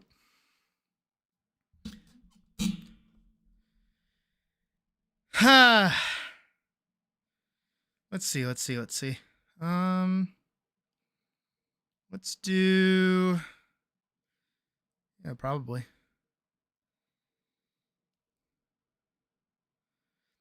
Of course. That's what I do. I gotta teach you guys stuff, you know? I don't really care too much about Courtney. Let's keep watching the Elijah Wood video, honestly. I was enjoying that. Now, we were on The Greasy I'm Strangler. most excited about because this is based on a movie that looks like Toro. That I had never seen before, and then I watched it, and it was the single best movie watching experience in my life. I was in a bit of a weird emotional place. Two of my best friends in the world, known them both for 20 years, were visiting. They're staying over. Oh, at my apartment. fries! Oh, whoa, these look 2 incredible. beers in on the couch. We were watching I do a movie not called The Greasy want to Strangler. oversell these. Yes. And so here we have. Oh, that makes me so happy. Elijah, the greasiest of fish. We have Otoro. Yeah. Actually brushed with white soy butter, so the grease is dripping off. That's butter, yeah. Being Ooh. strangled by a Ooh, child. that's spice. I'm calling this the Ooh, that P2D spice smells Disco awesome. Yes. Oh my god. Oh man. Jim Hosking will be stoked. Oh my Cheers. god. Oh, and they remembered my sauce. That's a greasy bite right Legendary. there. There's something that's reminding me. The of hot dogs feel really just the light butter and though, the which is salt that's just concerning. kind of eating popcorn to me. It does have a popcorn vibe. Me and my friends have just been texting each other, calling each other bullshit artists back and forth because that phrase is probably used, got to be between 200 and 300 times in that movie. Many, many times. But literally, I have These are not cute. laughed as hard. I have not shared They have, that much of a genuine moment with like people that I toothpicks care in them. about around cinema. So I keep ever. them in. Truly, like I'm being dead serious. like I'm not just Falcon? glazing your Some Toro here. ghosts. But do you remember your first experience with a genre film like that, where you're like, there's something really special that only this can create? A formative memory of mine. This is a movie I've talked about before and recommended to so many people. This movie called Truth or Dare: A Critical Madness. I saw this when I was probably 7 years of age, so way too early. And it's a direct-to-VHS film in the great era of direct-to-VHS. Just movies regular in the fries, but I've 1980s. never had this place before. And it is a movie about a guy who. I don't know why I'm covering my mouth like you guys can his see me wife eating. in What bed is with this? His colleague, like his best friend, and colleague from work. He has a psychotic break and like decides to leave, goes on a road trip, and ends up playing. The mac and Truth or cheese is actually Dare, pretty good. on the side of the highway with this hitchhiker that he picks I'm gonna try up. the. I'm And gonna try the Truth or Dare comeback game sauce. goes from like kind of fun and silly, throw your wallet in the fire, to cut your tongue off. It always gets there. You realize that this is someone he's imagined, and that this is a game that he played when he was a kid, and it's a guy having a psychotic break, it's so sincerely made, but also This is so good. unintentionally funny, as oftentimes those kinds of genres. I'm a movies fan can of the be, comeback sauce. Again, with limited resources being what they are.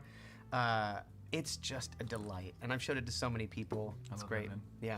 All right, we got the final course of the omakase. So, if you watch what Chef Colby is doing Yes. right here, It's a satanic ritual of sorts. you know, ready or not to, here I come. This was maybe the hardest movie to create an omakase out of. I would never thought- imagine, yeah.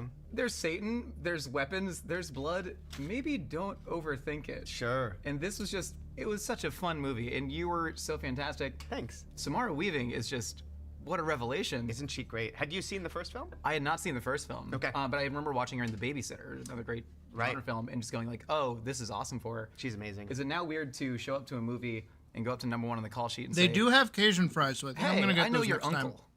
time. It was the first thing that we said to each other. Is it actually? Yeah, it was.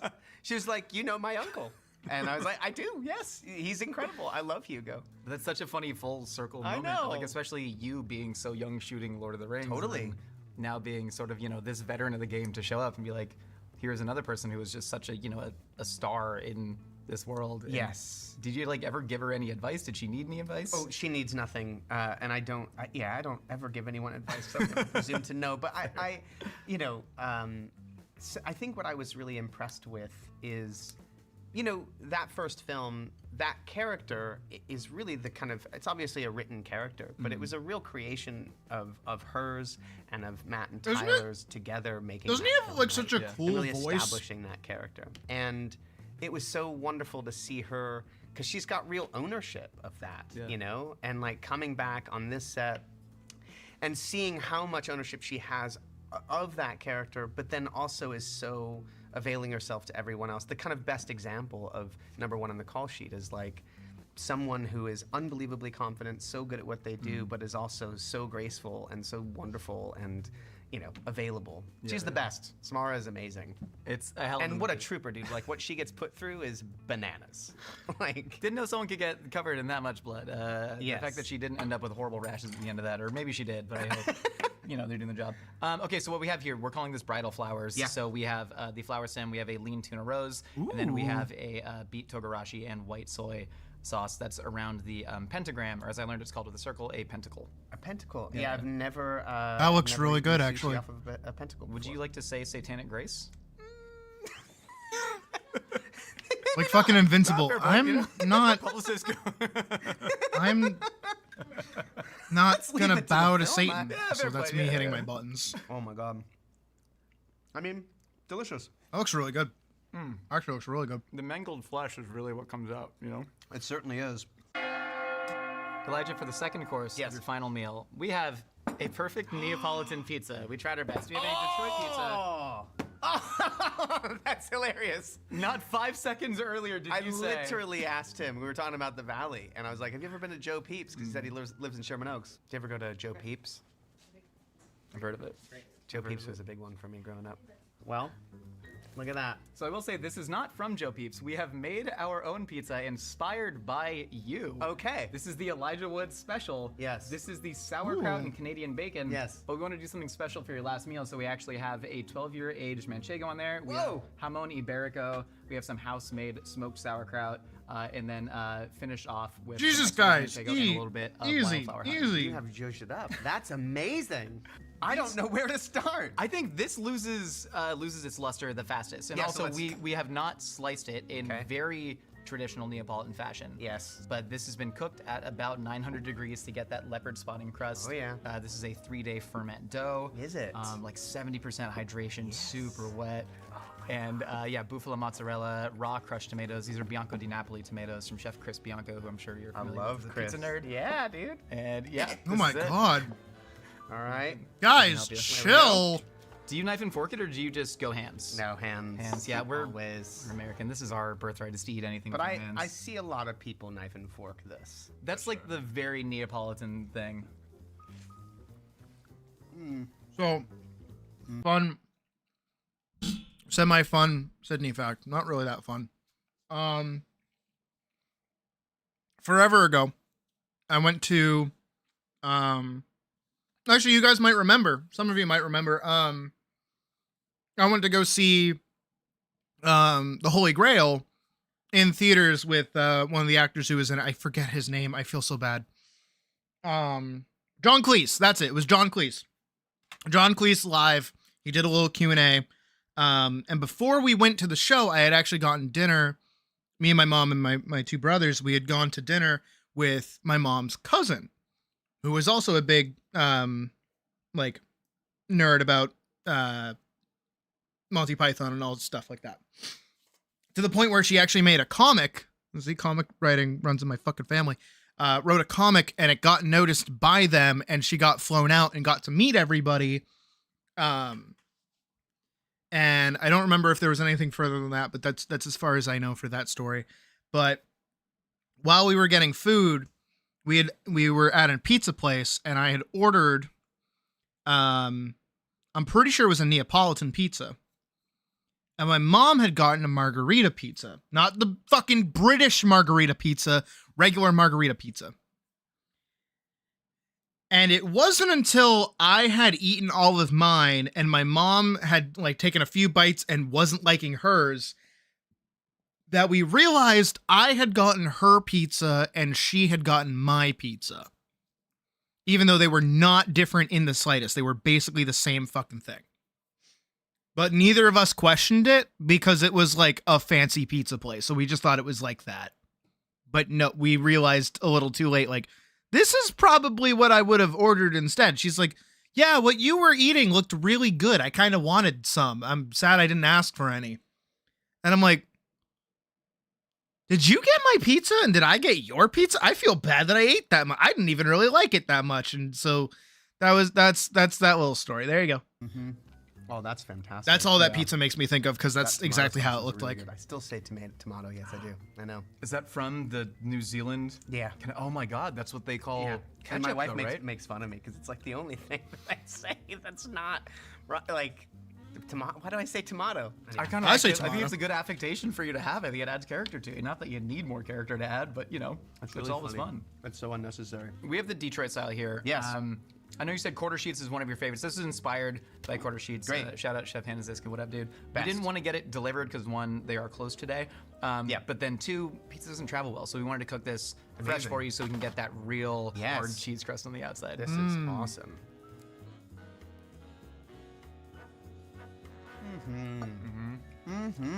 Also, there's a Manhattan here. By the Oh, way. right, We have yeah. Another cocktail. Wow, this is the greatest day of my life. Thank you, man. Can you just say that right to camera right there? This is the greatest day of my life. We have a third regional Okay. style of pizza here. This is something that comes from, I believe, a pizzeria called Happy Joe's. I think you're in right. Cedar Rapids, Iowa. It's either Happy Joe's or Sam's. I think it might be Happy Joe's. Yeah, it's Canadian bacon and sauerkraut. And so What? this was something that we grew up with. And I when don't- we moved to the valley, because we moved to the valley from Iowa when I was I don't hate 7, the sound of that. We came upon this place, Joe Peeps, that had, like, you know, most pizzerias, they'll have a list of their ingredients that you could kind of add and make your own pie.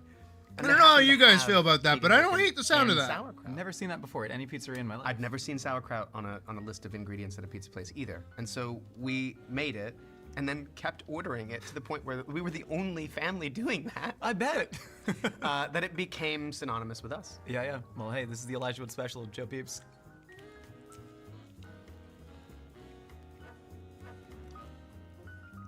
The cheese really stands out. Mm-hmm. We figured because there were so many heavy flavors with the sauerkraut and the ham, which Canadian bacon at the end of the day is ham. I've argued this to death with people, but I could go on for hours about the etymology of it. Sauerkraut really works on pizza. It does? I think because it's got so much acid that it cuts through the fat of the cheese. Big time. And really stands out. I just also love sauerkraut. Do you see a lot of corollaries between the filmmaking process and cooking? Because specifically looking at something like sushi and pizza, these are things that, at the base level, very simple. This is bread, this is tomatoes, an oven, it's fish, it's rice. Being like in the production world right now with SpectreVision, do you think there's any corollary between like the seriousness with which we took genre films, horror films, etc., and kind of, I don't know, almost the seriousness that we took pizza, right? Because I think I would watch something that's interesting. maybe like Truth or Dare and just think, wacky VHS horror movie that I can laugh at with my friends. Sure. I'm not able to, see the miracle in it. But are you somebody that's always looked at that and gone like, oh, I see this level of craft that creates something larger than the sum of its parts? When I first saw those films, probably not. Yeah. Now, yes, definitely. I mean, I think the way that we're looking at films, certainly genre, if you just look at genre in general, it tends to get relegated to this sort of B level. Most people associate horror with slashers or B movies. And when we started SpectreVision, our that was a real inspiration for us, was to start a company that took genre films seriously, that took the subject matter seriously, where the What's really interesting, I've only heard Reubens are like my favorite sandwich, bar none. It's really interesting that they're talking about horror here, and kind of how like it does kind of get relegated a little bit, which is interesting because I entirely agree, to the point where a lot of horror films are written not to be B-movie slasher films, but to be commentary on like modern day shit. Like Jason murdering a bunch of campgoers as they're trying to bang isn't like just fun for the sake of, ooh, we're gonna have sexy time teenagers and also murder people, like watching people get stabbed. It's a cautionary tale about the dangers of like premarital sex of the time that it was written in. But it's kind of become like so popular and so tropey that nowadays you just kind of expect it, and that meaning is kind of lost on the full of the film. And that happens across the board with a bunch of different things.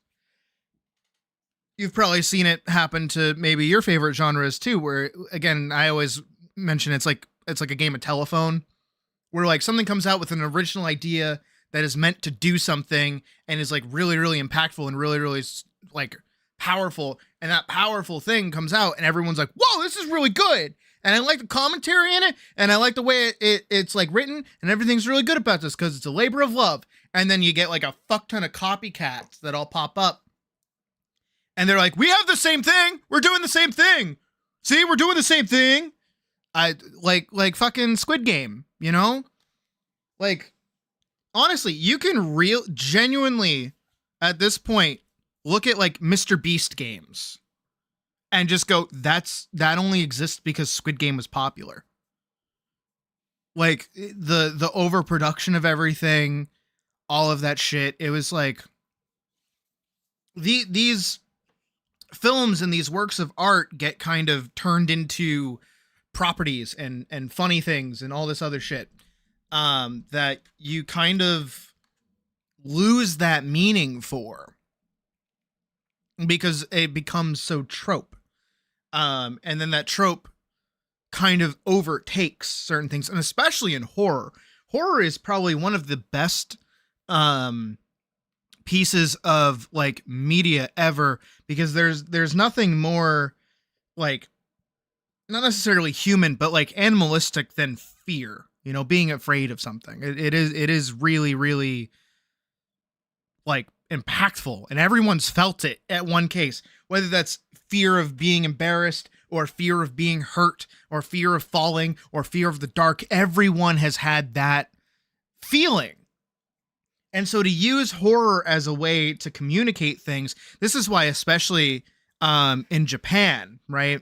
I like things like Akira, Garo even, and a few other works that I can't really think the name of, Godzilla as well, even though it's not necessarily horror, it's technically up there with kind of horror. It's like a lot of Japanese media around the time that, like, you know, anime was having its boom and all that sort of things, were cautionary pieces about how Japan was rapidly industrializing.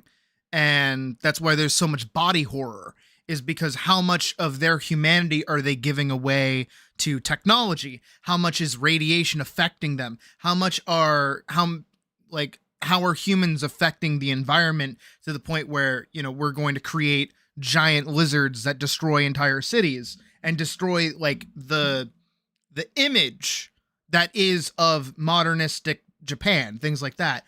But over time, those things have turned themselves into tropes. Like, Godzilla is no longer necessarily like entirely this force of nature. Sometimes it depends on which one you're looking at. But when people reference Godzilla, it's never just that. It's always something else. Same thing with like big robots. You know, big robots were always like the next step in like human warfare, which is where Gundam mostly comes from, right? Everybody at this point has heard of Gundam. Whether you've seen it or not, you know what Gundam is, right? And Gundam got its start because it's anti-war. You're not supposed to like the giant robots beating the shit out of each other. But then it became popular because of giant robots beating the shit out of each other is fucking cool. And then it's like you keep ramping it up and ramping it up and ramping it up to the point where you just get an anime where robots are fighting each other. How do I feel about the lab-born protagonist trope? I think it's okay. I think tropes have their places. Like, I don't want it to seem like I'm coming off as like, you can't write with tropes ever. You're not allowed. Like, tropes are a trope because they're good. You know, the hero bumping into a character and that character stealing from them and that leading off to like some kind of thing like that. We've seen that a bajillion times, but we've seen it a bajillion times because it works. You know, a lab-born character absolutely works. You know, giant monsters absolutely work. Evil empires absolutely work. Dragons hoarding gold. Everybody loves a dragon hoarding gold. But it's how you deal with it that's the interesting thing. And that's the thing that I think a lot of people kind of lose track on a little bit, especially in modern age, because people are always trying to make something new. And they're trying to push the envelope and try new things and do different things and do something different. And you can't really do that anymore because everything's kind of been done. The only thing that you can really do that's like new is just care about it. Actually, hold on. I really like that take on that. Yeah, tropes are ingredients to a story. Yeah. Just like cooking. Like, are you any less of a writer because you put paprika in a dish that required paprika? Like, are you worse than that? Like, no. Like, clearly using paprika in that moment is probably the best idea. Now, if you're gonna throw, you know, a little bit of fucking kumquat in there, that might be a little weird. But hey, you know what? Maybe some sauerkraut on pizza might be the new flair thing that everyone's gonna really like. Hero's journey? No, exactly. The hero's journey is everywhere. Hero's journey is flat out everywhere. And, you know, like, that's been around for eons. That's not a recent development. That's been around for fucking ever. And that goes all the way back to, like, Gilgamesh, which were tablets that they found in fucking Egypt in, like, the before 4 times. Which is actually cool, because in Gilgamesh, which apparently was written before the Bible, Gilgamesh meets Moses, which is really fucking cool. I think that's sick. I think that's cool. I think that's really, really neat. But, you know, tropes are important. You need tropes in a story. Of course you do. And I think the most important thing when it comes to writing anything in general ever is to care about it. Like, you have to genuinely care about what you're doing. And to have some kind of moral. And that moral and that theme can be anything. Genuinely. As long as you're trying to say something. You know?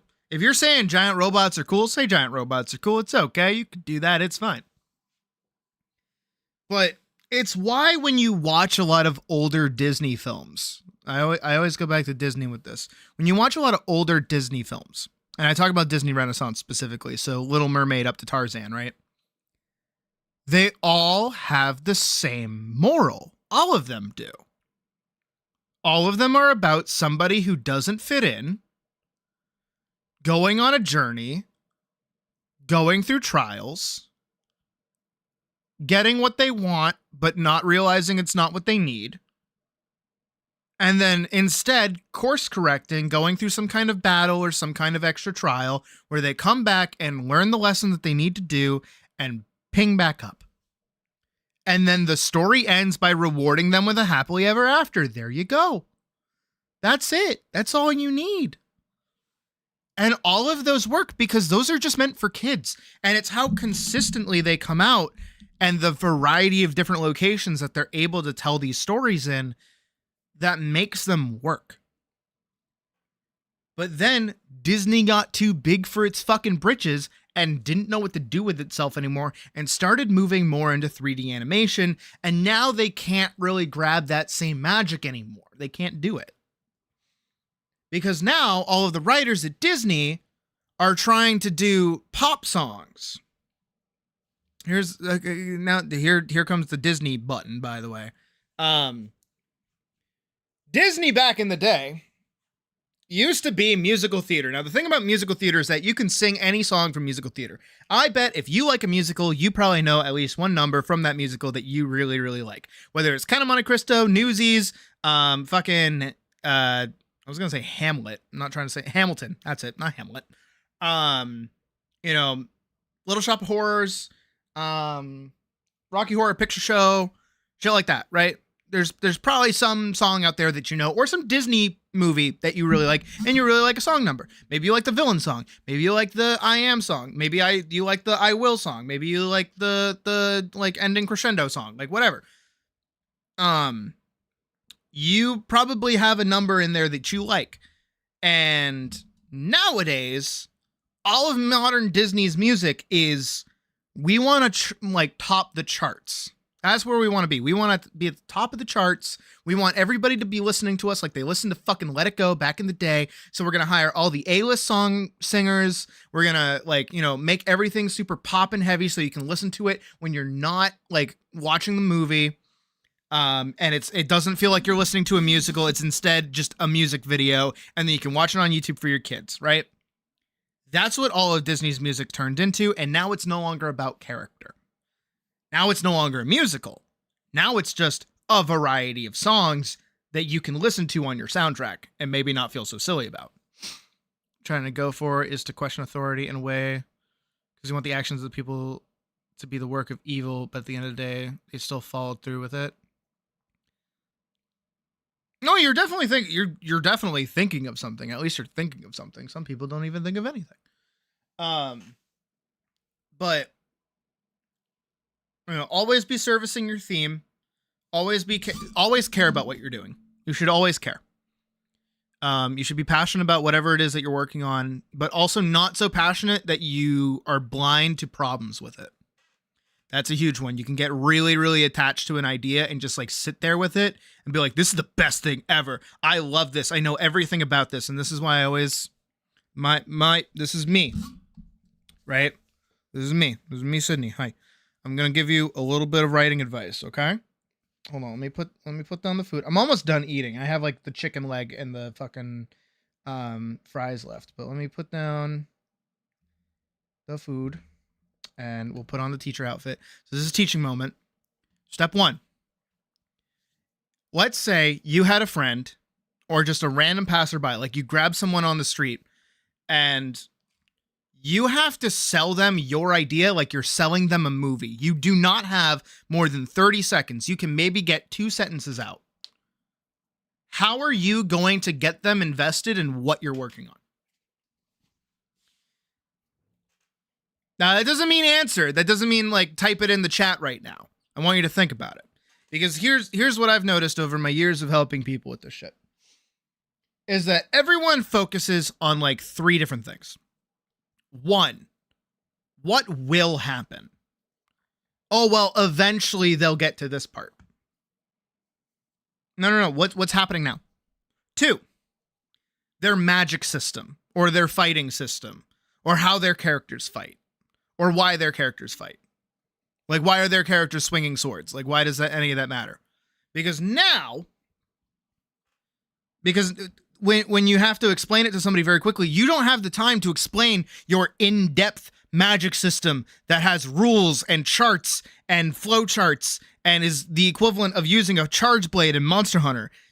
Like, you don't have time to explain any of that and say why that's cool. And 3, you're probably overthinking things because you're looking at the whole when you can't sell the whole. You work up to the whole. Like if I had to, and I'll probably have like a little bit of time because, I'm the one with the microphone. If I had to sell Paladin to somebody, right? I'd be like,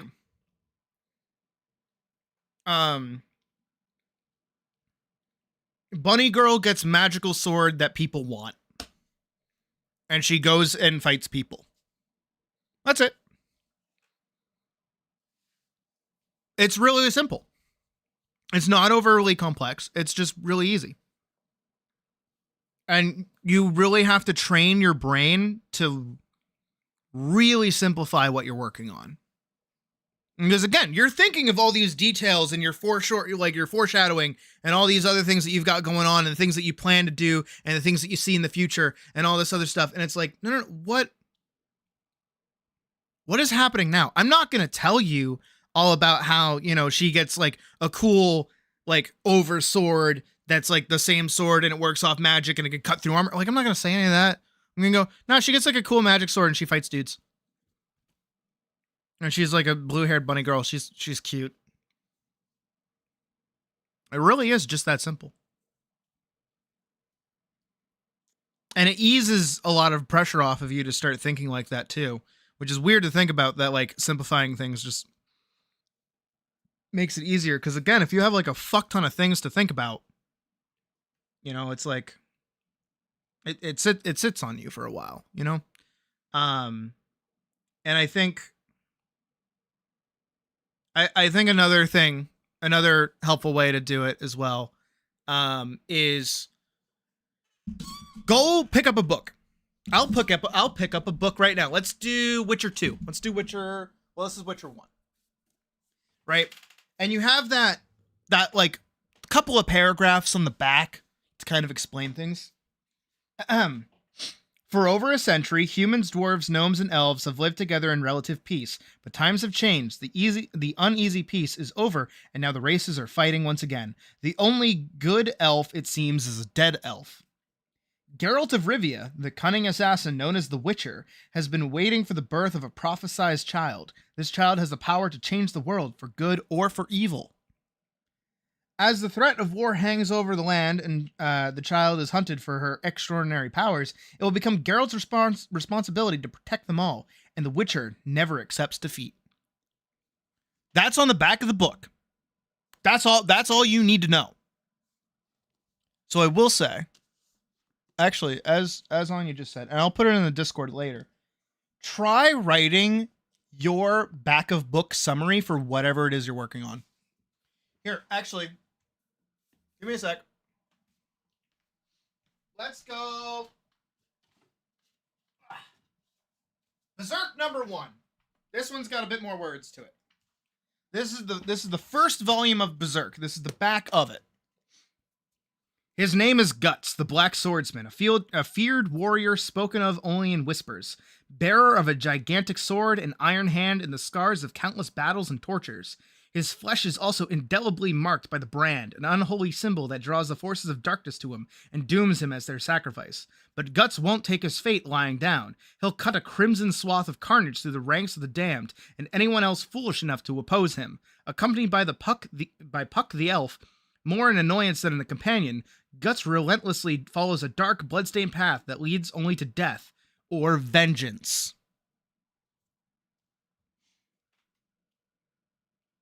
So, like, that's like a paragraph. A paragraph on average is 9 sentences, by the way.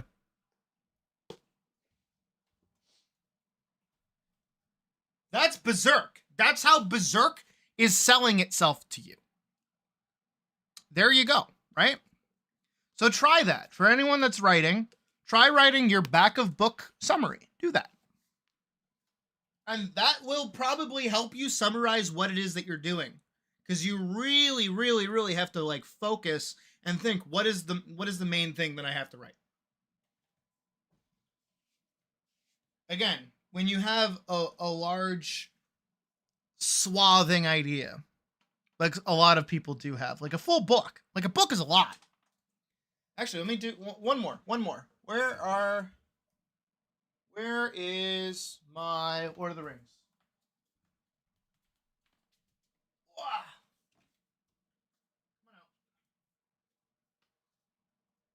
One more. All right, this is the back of the book. Oh, this one's even shorter. This one is back of the book for Lord of the Rings, The Fellowship of the Ring. The ring wraiths, terrible thralls to the enemy, are searching for a hobbit. Frodo Baggins knows that they are seeking him and the ring he bears, the ring of power that will enable the Dark Lord Sauron to destroy all that is good in Middle-earth. Now it is up to Frodo and his faithful servant Sam, with a small band of companions, to carry the ring to the one place it can be destroyed, Mount Doom, in the very heart of Sauron's realm. Holy fucking shit. That's all you fucking need.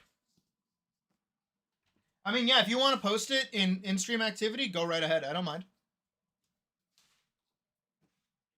I'll probably do one tonight. For Paladin. I don't mind. I think that's cool. But again, try to keep it down to one paragraph. Don't make it a page. Paragraph. Like, it should take up 1/4 of a page of, like, a document page. If you're typing in, like, 12 face, whatever. Anyways. Simplify your work. I was teaching moment elements were incidental to the storytelling. Mm-hmm. The storytelling was actually the most important thing, and the characters the most. I really want to eat this. And I want to eat this chicken tender like so bad. Kind of renaissance still, where it's being respected as an art form, and not only that, but there's room for everybody. You know, there's a room for a movie like Ready or Not 2, which is kind of a horror movie, but it's an action movie, and it's also got comedic elements, and it's also just a ride. But then there's also things like, you know, Hereditary, and it's sort of a wide open field. And what I find, what I've also found as someone who loves genre, that's bad. Ooh, that's who's bad. kind of been in the community for a long time. Oh, it's very hot. Some of the best film This is fans mild? are Oh my genre god. fans. They're sort of the most discerning and the most educated, and the most ready for anything. And I love that. I love that about the sort of genre as a whole. It's interesting looking at different people's motivations for getting into, entertainment, right? Some people motivated by money and fame, and you were certainly at this crossroads after Lord of the Rings where, you've even said you maybe weren't as strategic if you were thinking about how to become the most famous actor on the planet. Sure, no. Which doesn't sound like that was necessarily what you wanted to do, but was there ever like a crossroads where there was a role you either didn't take or a role that you did take that shifted the winds one way or the other? I mean, there were certainly moments. Absolutely, where try it. It's very, there were very helpful. Things I auditioned for that I didn't get that would have probably shifted my reality. No, I mean, I think. If you guys remember, a oh my big God, this spice shift is so for bad. me from having started when I was. If you guys remember, oh my God, I'm so sorry. When I was doing the writing streams, I would always start really simple. Elise is an X who does Y, but then Z happens and has to A, that kind of thing. Oh my God, I'm dying. I was 8, working in not all family movies, but as a child in movies that children can generally see. Flipper was a genre film in my book. Yeah, okay. For anyone. There's a lot Holy of shit! Carnivores, Elijah. It's true. Oh, I'm so white. There's a movie that I made when I was 15 called The Ice Storm, and that Ang Lee directed it about a family in the 1970s, a couple families in the 1970s, over the course of an evening during an ice storm in Connecticut, and the sort of sexual dynamics of adults at that time playing around with like partner swapping and key parties, this sort of what was happening in the kind of cultural zeitgeist as their sort of kids were sidelined a little bit and kind of like swaying in the wind, trying to figure out what their parents were doing because their parents were acting kind of like kids. And for me, I was tasked with looking at character in a way that I'd never looked at it before. No, water is worse. Do not drink water. If gave you're having everybody spice, don't drink water. sort of Drink packet of milk. information on the 1970s. Water to only sort of makes it go educate around more. themselves with like book passages and advertisements and music that was curated for each individual character. Sugar and starch. And then if we you're, also if had you're having a bad questionnaires to spice fill out time, from our characters' sugar and starch. perspective about our lives, about our relationships to our families, siblings. And it really asked all of us to sort of participate in a way that I'd never participated before in the process. Sugar, cream, and milk. That felt like a turning it's the point. same That thing. felt like a change of the tide. Sugar, starch, and cream. That's it. To engage with film in that way and to engage in a process in that way. God. And to be asked to come to the table with such extraordinary actors and be among them felt like a real gift and felt like a new chapter in my life creatively. Yeah. Have you thought about how your actual happiness levels would differ as a person had you, say, taken the next big franchise that would have rocketed you into A+ tier list? Like if you were that It's really ultra-famous good, but person it's who, really spicy. couldn't, walk into a pizzeria without getting bombarded. Well, see, I wouldn't want that. Yeah. I wouldn't want that. I really love the balance that I've been able to achieve in my life, where I feel like I successfully have a private life and a sense of normalcy, whatever that means, outside of the context of what I do. I am and too then English also to be eating this right now. Oh my career that I God. can continue to enjoy and play in. It's not like everything just comes to me, but I do have a level of freedom of choice, which is really lovely, and the ability to kind of try weirder movies. There was probably a time in which, after Lord of the Rings, I could have been more strategic, but I've never been that person. Yeah. I think maybe you were more intuitively strategic in the way that I think we all are in certain regards of making choices that shade towards our own happiness. I've always led with a gut feeling. Yeah. Like anything that I've ever engaged with, I've had to have that feeling of I can't not do this. You used a phrase earlier when you were talking about filming the self-tape in Frodo. You said, I need to do this. As your agent was saying, like, no, you said, I need to do this. There's like a compulsory aspect to it of not this is a choice to go, also at the time, I imagine nobody thought that Lord of the Rings would be as big as it was. Who could have predicted? Sure. But, there seemed like this idea of, I need to do this. There's a calling out to me to do this. Yeah. I remember I was given a script for a TV show, and part of my brain before I read it was, I don't know if I want to go commit to a television show right now. And then I read the script and I was like, God damn it, this is amazing. I have to engage. I have to. Yeah. And that's the feeling I'm looking for. I'm just looking for being kind of totally moved and bowled over by something, and then that is sort of what causes me to engage, you know? Did that TV script involve an Australian comic in a fursuit? That was one of them. Pretending to lick his own asshole? That was one of them. Yeah. And that's art. Wilfred. I mean, Wilfred was instant. Like, as soon as I read the script and then saw the short film and then episodes of the seasons that they had done in Australia, I was so in. Just, what a gift to work on something so absurd and bizarre and dark and weird. On television what a fantastic opportunity. And I think what I was wanting to say earlier too is what I always wanted was longevity. I've always just wanted to work for a long time and to be lithe within the context of work, to try many things so that I'm not sort of just like on a single path, but that those paths can shift and change and I can adapt. But that I can. I like what he's saying. I agree with everything he's saying. It's something I still love, and it's always challenging. It's always different. That's the beautiful thing about making movies or TV is that it's not a rinse and repeat because it's new people, new places, Same new thing with art. characters, Same new thing with challenges art. every single time. And what a wonderful thing, you know. Elijah, for the third course of your final meal, this is the sandwich portion of today's episode. So amazing, okay. We have the simplest of sandwiches. This is simply a house-made sourdough. Now, this is made by a very special baker. His name is Zach Rezawali. He's actually, what's Zach? He's like our VP of graphics or something? But anyway, what is he? Design Zach, director. You're here? Hi, Zach. Zach, come tell us about your bread. Are you a baker, Zach? In my free time. If I Nice. Can. Yeah. Hi, nice to meet you. Elijah, nice to meet you. Oh my God. This is just. I would love to homemade shake hands sourdough with Elijah bread. Wood. I I've love started him. For maybe half a year now. Yeah. And so it's mostly just bread flour and then a little bit of spelt and a little bit of rye. Dope. So, yeah. Did you need the bread with your ring on? No, I took my ring off. Can you take the ring off really quick? Yeah, Can we see the sure. inside of that It's a little bit. ring in there?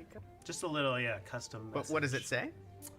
It says "I love you most" to my wife. Yeah, That's amazing. thank you. I love that. Appreciate it. Well, In Elvish, just so in everyone Elvish. knows. In Elvish. Yeah. Enjoy can't this. fucking Good to meet you. Thank you. I appreciate you. Oh man, this is love. And then we have a little bit of house cultured butter. Great. And then this is house cultured butter actually mixed with nori.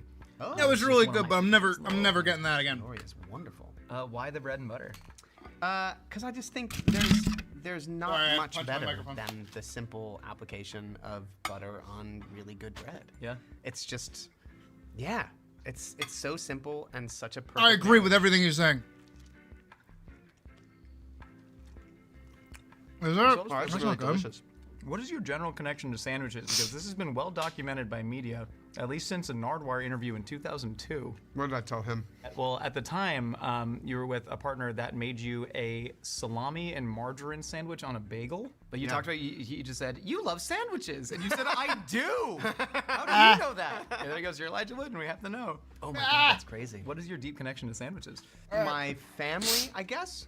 There's my probably God. a deeper connection. My I have a soda. parents, when I was young, had better. a deli. Yeah. Dude, They had, something stupid. Sandwich. Probably not. deli, It's gonna make it a worse. Bigger restaurant called Alfalfa's for a while, and then they had a place called the Super, which was soups, salads, and sandwiches. Yeah. And so I was around sandwiches a lot Oh, as that's- a kid, I guess. It's funny. I'm just Actually thinking, helping. making Oh, that that's connection nice. now. Did the sandwiches look anything like this? Dude. Is that dill dip? Did you guys make the dill dip? We not only did we Or dill make spread, as it were? Not only did we make the dill spread, but we also got some dill spread flown in from the current restaurant that now occupies the old Alfalfa You are deli space in kidding me. Cedar Rapids. This is the work that they do. I believe here. it's called Salsa Guy Cafe, and I'm so sorry if I messed that up. There's a lot to remember, but this is the secret. I mean, that's it. That's it. So this. Wow. Elijah, the secret is the Beaumont seasoning. Correct. This is a seasoning that I had never heard of until I Beaumont. read your mother's recipe. Right. So Spice Island is, I believe, the only company to make Beaumont. And it seems It to doesn't have. exist anywhere else. There's no other etymological root of that. No, it's simply that company. Celery salt, onion powder, garlic powder, sugar, and regular salt. I think is the rest. I've had to make it. I bet. Because there's various recipes online. Oh my because God. it's not an easy thing to get. The dill spread, it tastes like something that is lost in time. It is nostalgic for something that I've never had before, and I don't know how else to explain it. Dude, that combination of that dip. This is so nostalgic. My mom used to put sprouts on everything. Now we have Danish. Yes. Right, so this is a major connection for me. My wife is Danish. In Denmark, traditional food is to use Danish rye bread for open-faced sandwiches. Yummy. It is called smørrebrød.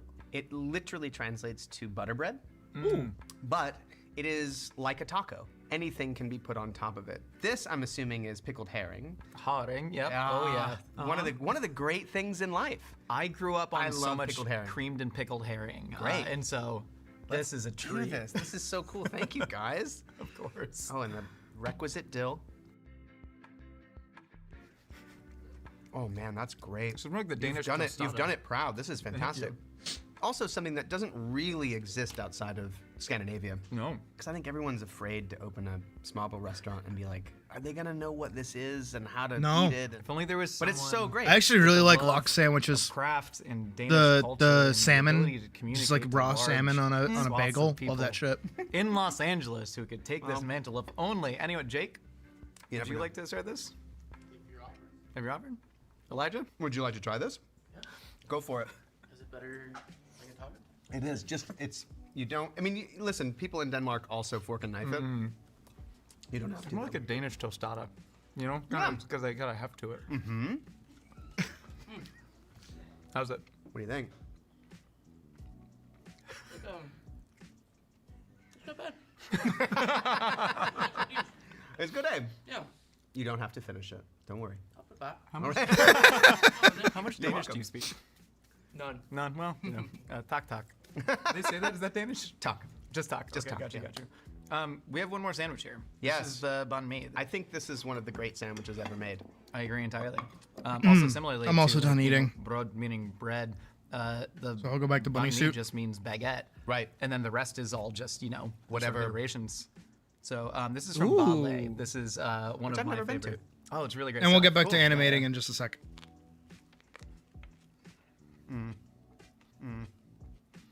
It's great. The freshness too. I love cilantro. Big whole. I can't have cilantro. I got the All soap and gene. all the freshness of that crunchy of the vegetables. I got the dumbass soap gene. spice I of can't do it. Peppers. Oh man. And then like that juxtaposed against the fat. I also like a hot sauce.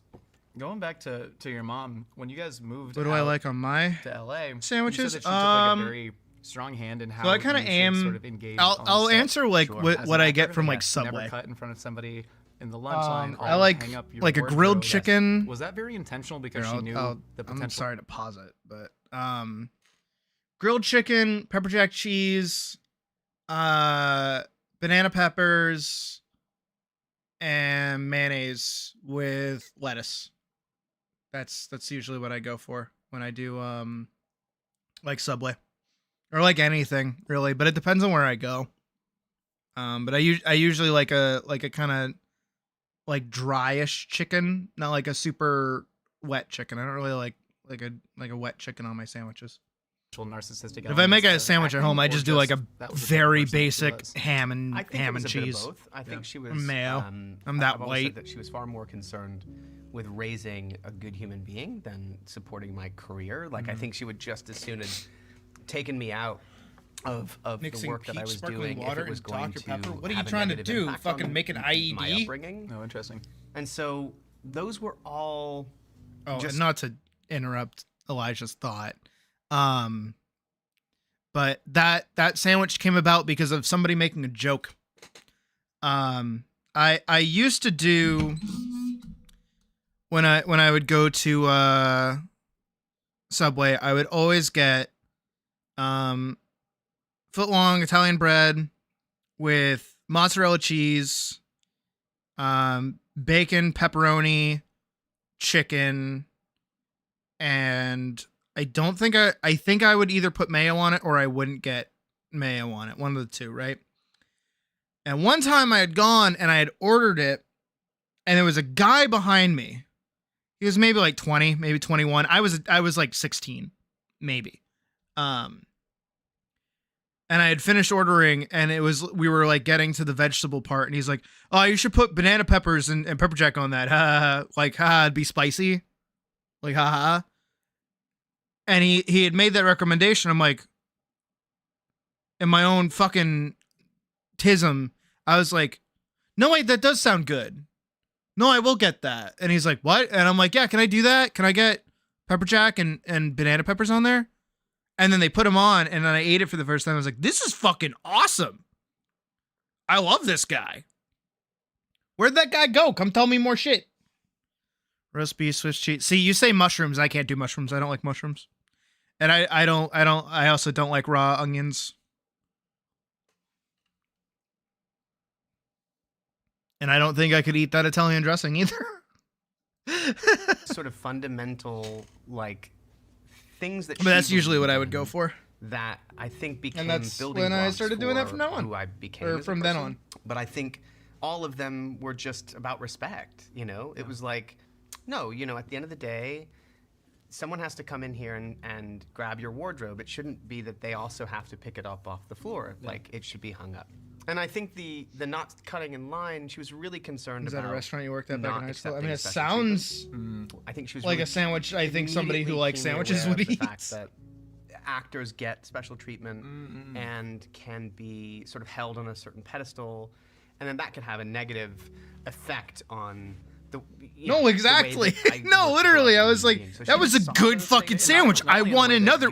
Come back. In the way that other people treat you. If you're Yes. set apart as the other, then people are going to treat you worse, leading to you being less happy. Totally.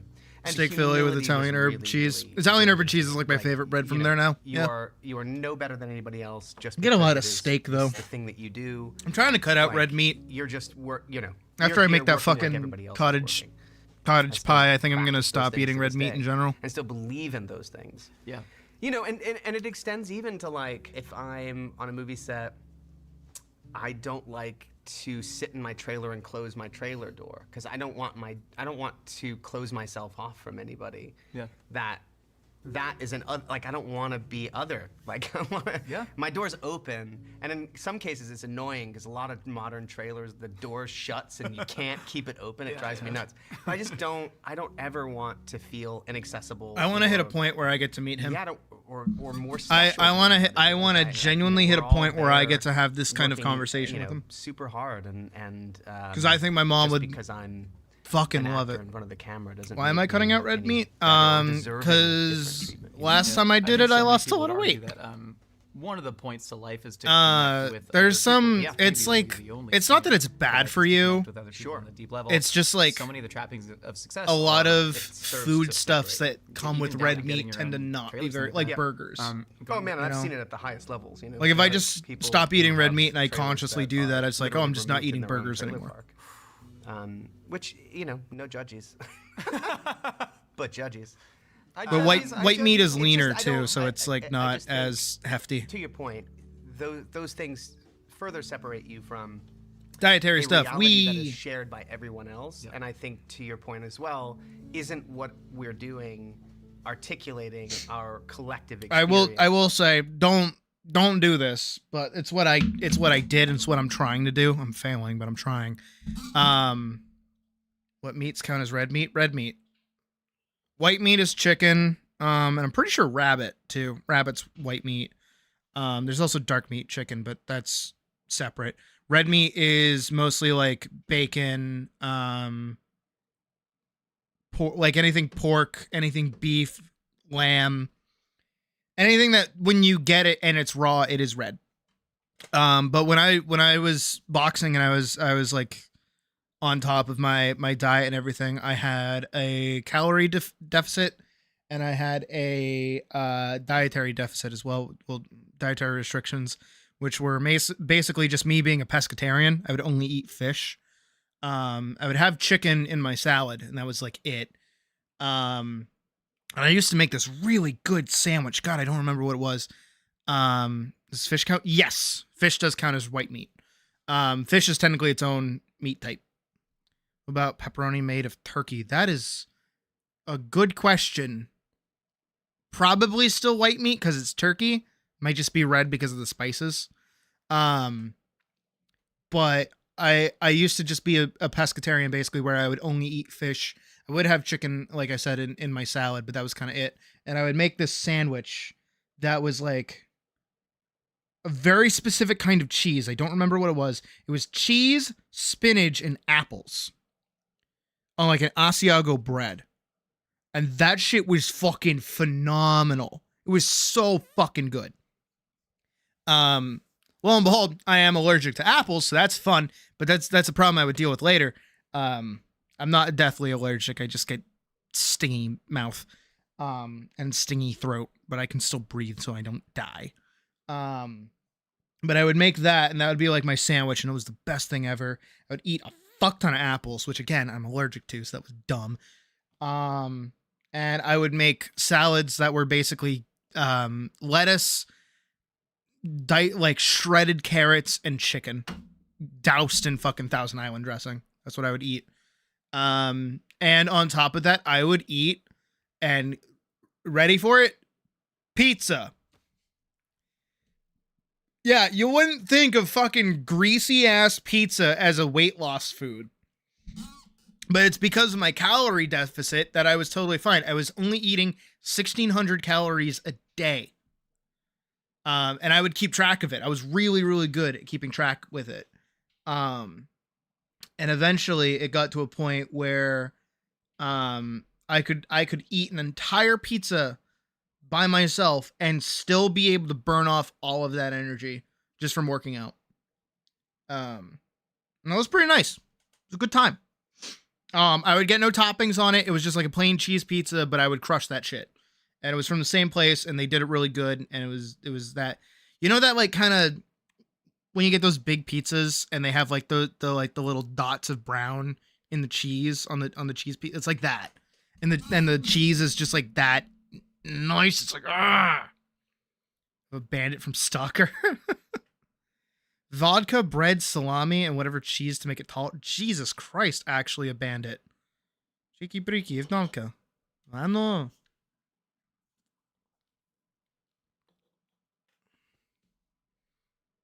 For why you weigh as much.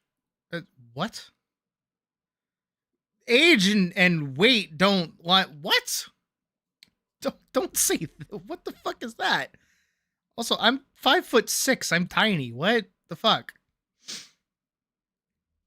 You report fair. You're so tired. It's 5:30 in the morning, but Busty Wolf always wakes you up. Hey, I mean, all right, Wolf. Morning. Go to bed. Go to bed.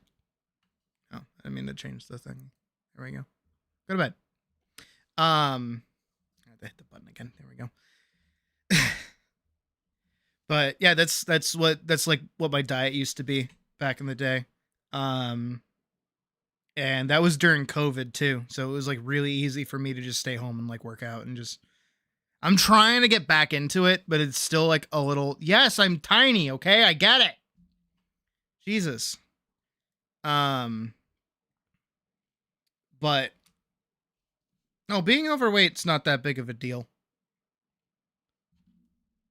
I know that's rich coming from me, but like, I'm not that bad overweight, actually. I'm probably like 10 pounds overweight, maybe. Which I'm in the process of losing at this rate, because again, I'm like working out every day. Not every day. I know it's important to take rest days, don't you worry.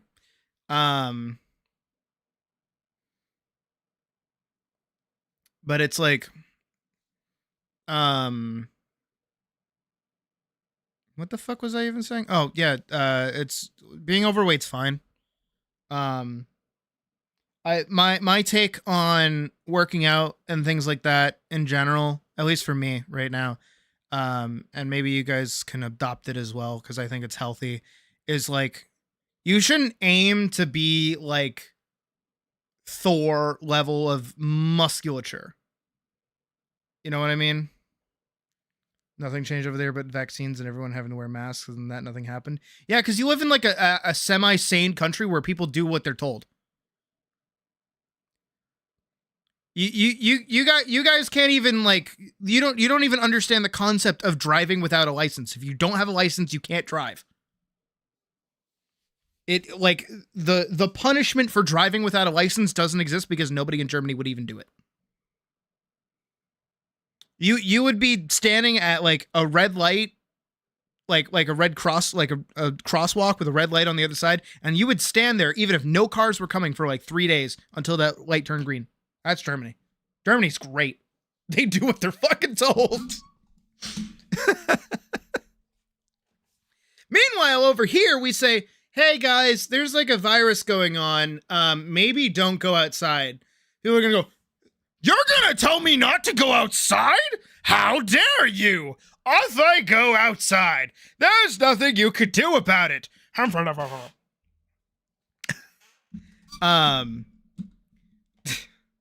no, here's my take on working out and such is like, you don't need to be fucking shredded unless you want to be. If you want to be, go ahead. Absolutely. Go right ahead. Oh no, that was absolutely a compliment. Do not think that I'm making fun of you. I love Germany.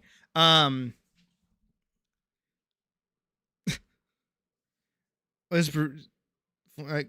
yeah, no, one thing that I learned, and this is the thing that I learned with art, and I know that I always preach at you guys about understanding and things, is that people have different body types to begin with, right? There's like 3 different body types. There's endomorphic, exomorphic, and something else. What's the other one? Hold on, give me a sec. Let's pull it up. Let's find out. 3 body types. Ectomorph, mesomorph, and endomorph. That's it. Which is characterized by this. This is the little chart for it, right?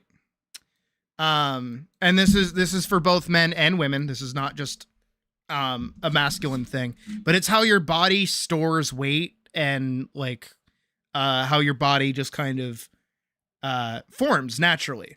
Some people are just larger than others. Some people are smaller than others, and some people are taller than others. It's just how our bodies work, and we're all built for different things. It's all part of our genetics in general. But you can't necessarily change how your body forms itself. You can't do that. You can't someday decide, well, I'm going to go from an endomorph over to an ectomorph. You just can't do that. Which is why you got to kind of like eat what you have and not try to be jealous of what other people have, which I know is hard. And also there are like things that happen like with your hormones and different kind of genetics where it's like you might just have a shitty metabolism or you have an awesome metabolism. I have a friend of mine who could like down so much fucking food and the guy is a toothpick. And it does not matter how much he works out. It doesn't matter what he does. He will always be a toothpick. He will never be bigger than how tiny he fucking is. And that's just how it is. And you know, you just got to roll with the cards that you have sometimes. And work with what you got.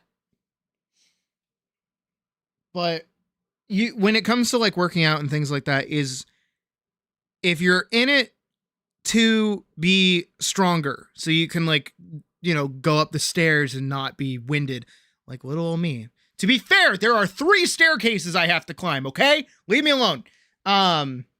Or if you want to get to the point where like, you know, you have like a little bit of definition in your body, like your arms have definition or other things like that. Are a bit pseudoscience-y? Not really. They're a thing. They are a thing. It's just how your body like distributes fat. And again, if you just have like if you're just tall, it's like is reminding yourself the most physically active you are, so it'll become more efficient at your side. Yeah.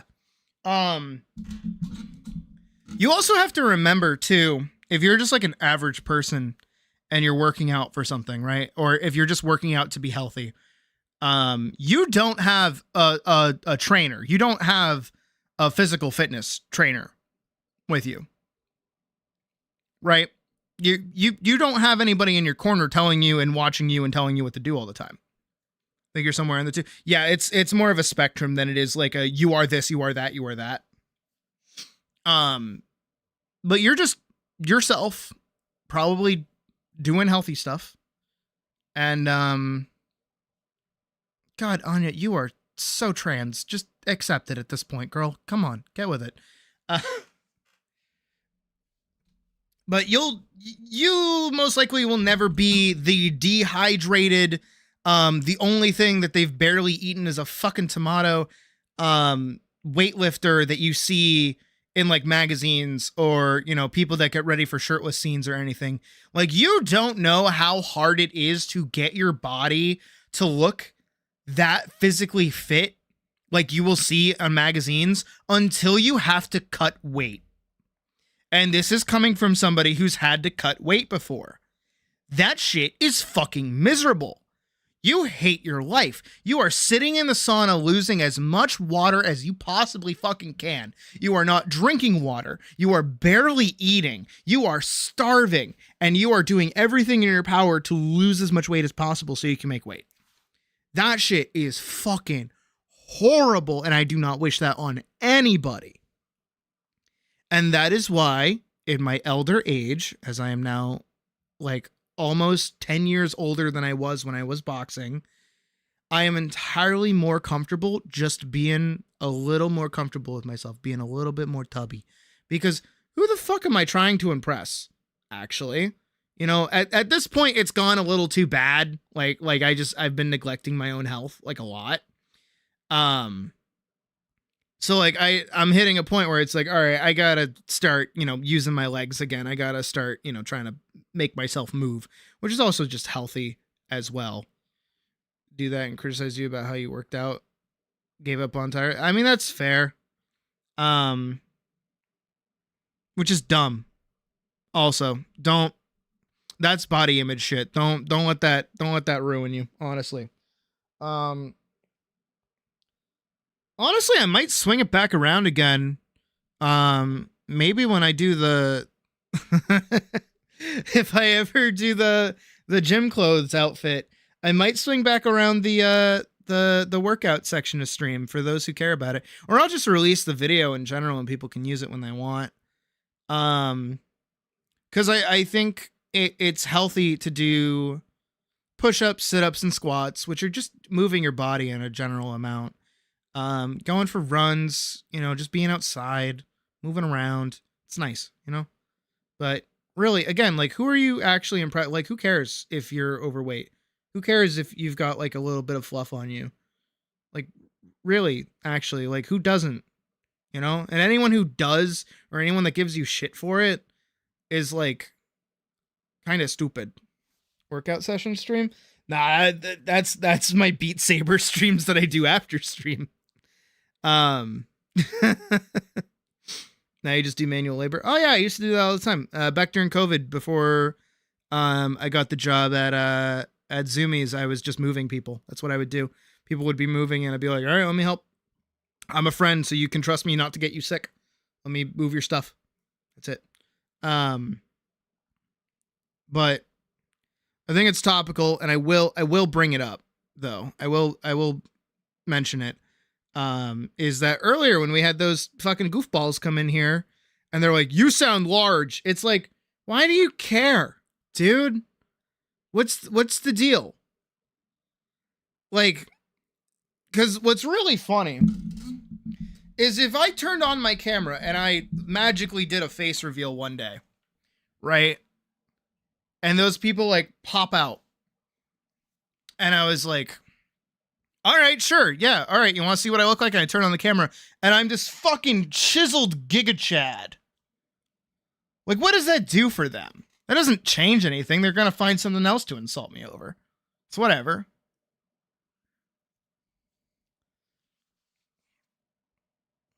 I sit around drilling teeth. Yeah, no, it's not that big a deal. And the midstream workout stuff stopped once my legs decided to give out because I did too many squats.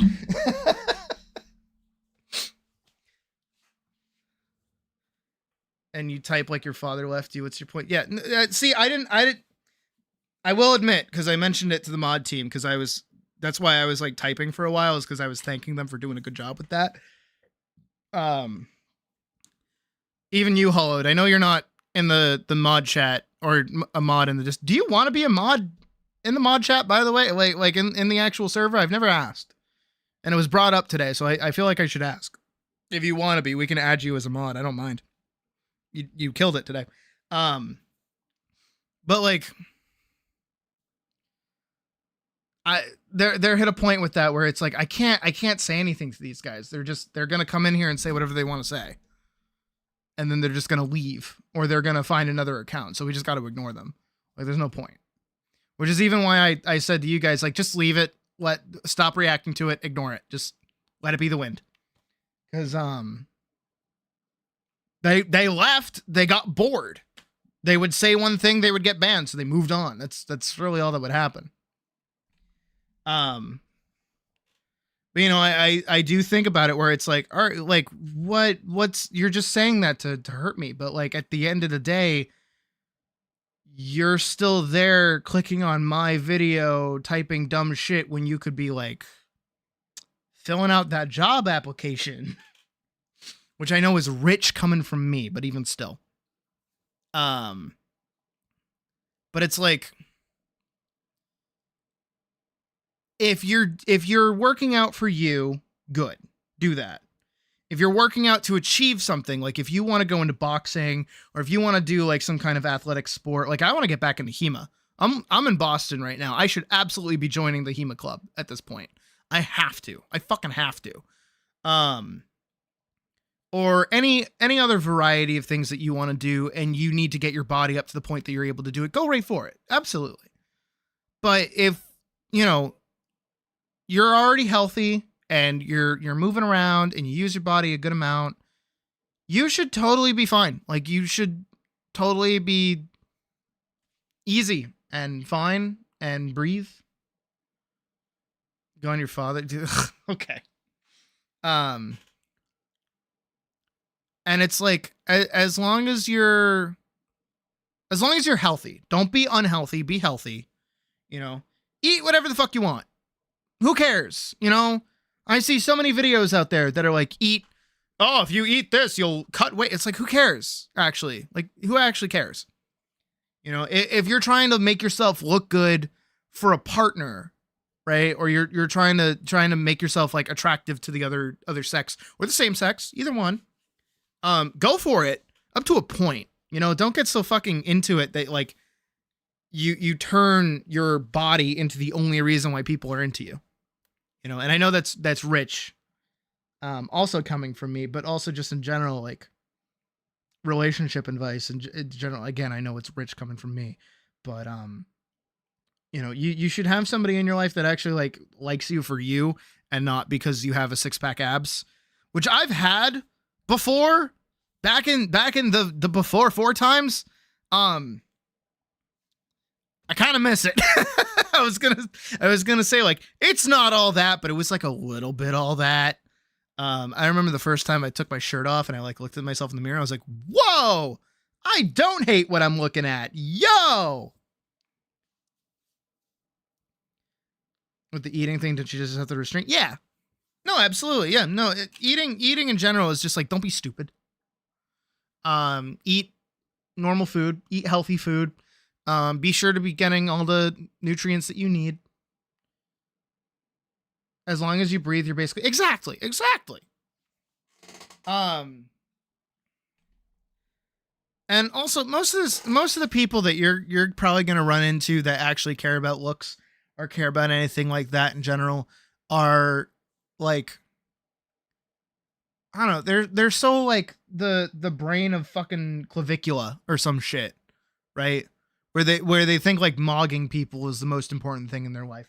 And what's really funny is that it's not, and it's dumb, and people that do that are dumb, but like everybody wants to be like that, so they're gonna make a career out of that.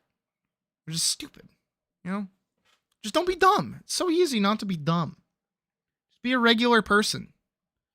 You are a regular guy. You can walk into a space. You are a regular guy. You can go to a house. You are a regular guy. I don't know what's his like fucking mantra. Hold on. Let me find the mantra.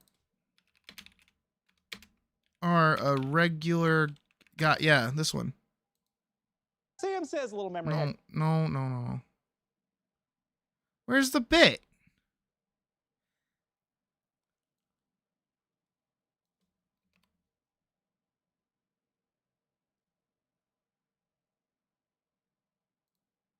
You are a regular guy. You can enter a space. You are a regular guy. You can enter a room. You are Enter a room. guy. You can do that transaction. Did transaction. You know how to enter the phone. You are All right, we don't need the fucking whole ass edit. I don't know where. Is it this one? Are you serious? I go, that's you can put it funny, Sam. The nerd. Everybody, I'm sorry. I feel like we've watched this before. I mean, we definitely have. Whatever. So that you're, yeah, then get it to the point where you're comfortable with it and call it a day. And then just like maintain it. That's it. Work up to the point that you're happy with and then just maintain it after that. You're fine. Like that's it. It's really not that crazy. It's not that like over the top. It's not that deep. Just be happy with yourself, you know? And I think you have people who are unhappy with themselves or they compare themselves to others and they seek to drag you down, or, you know, you feel the weight of what other people have. And this is like the biggest hurdle that everybody can overcome. And even I feel it, you know, of course I'm wolf, not human, but wolf. Is you're always going to look at somebody else and go, man, I wish I was that. It's always going to happen. You could be on top of the fucking world. You could be the most popular person ever. And you will still want to be someone. You'll still want to be somewhere else. They only really care about what other people look like, are incredibly insecure. Exactly. No, exactly. And so many, like, I think what Binary just said is very right. Because really, most of us at this point, I would certainly hope, are sane enough to kind of be in our own bubble. I'm not going to judge any of you for anything. Well, I will, but I'm not. Because why does my opinion matter? I mean, some of you might value my opinion and value my takes for different reasons, but even still, like, at the end of the day, if you're happy with yourself, if you are internally happy, why does anything else matter? And now I'm gonna get like a little religious with you, just like a teeny tiny bit, but that's what fucking Buddhism is, right? And like enlightenment, that's the whole like shedding worldly desires and stuff like that. It's not that you're shedding, you know, food and all these other things. It's that finding, you know, transcendence and happiness and these things. It doesn't come from things outside of you. It comes from within. You need to be happy with yourself. You need to be happy with where you are. The only thing you have control over is you. That is the only thing that you have. And no one else can really take that away from you. No one, no matter what they say, is going to stop me from being a furry. That is not going to happen. No one is going to pop in here and say, hey, stop being a furry. And then I'm going to go, oh shit, my bad. Bunny suit off, ears off, all that shit, right? Not going to happen. And that's because internally, I'm very happy and very secure being a furry. Like I like this. I like being part of the community, even though I'm not very much part of the community. I like presenting myself this way, and no one's really going to stop me from doing this. It doesn't matter how many chuds come in here saying that I should fucking jump off a bridge or like take a long walk off a short pier or whatever, or call me fat. That's going to stop it. Like I'm happy with myself. Even when I go through funks with my art as well, you know, I've been talking about that lately where I'm not super happy with how my art's been coming out. That's not reliant on anybody else. That's not somebody else needs to come in and fix something. That's me just needing to work on something. It would be funny if I transformed into an anime girl. I should do like a cursed human Sid model at some point. I think that'd be really funny. Who's like 100% happy nowadays? No, exactly. Like, nobody can be 100% happier, or happy rather. But if there's something that can make you 1% happier, you should do it. Doesn't matter what it is. You should do it. Because who doesn't want to be 1% happier? Why wouldn't you want that?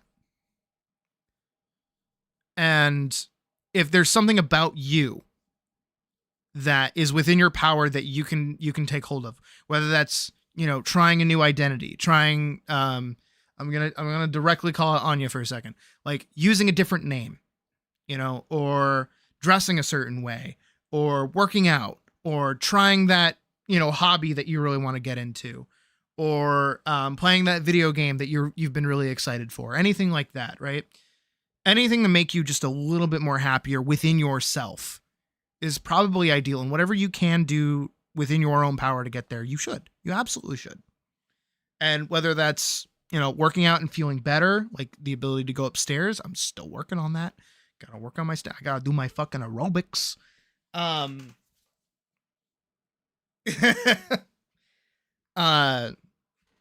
You should. You absolutely should. And no one should stop you.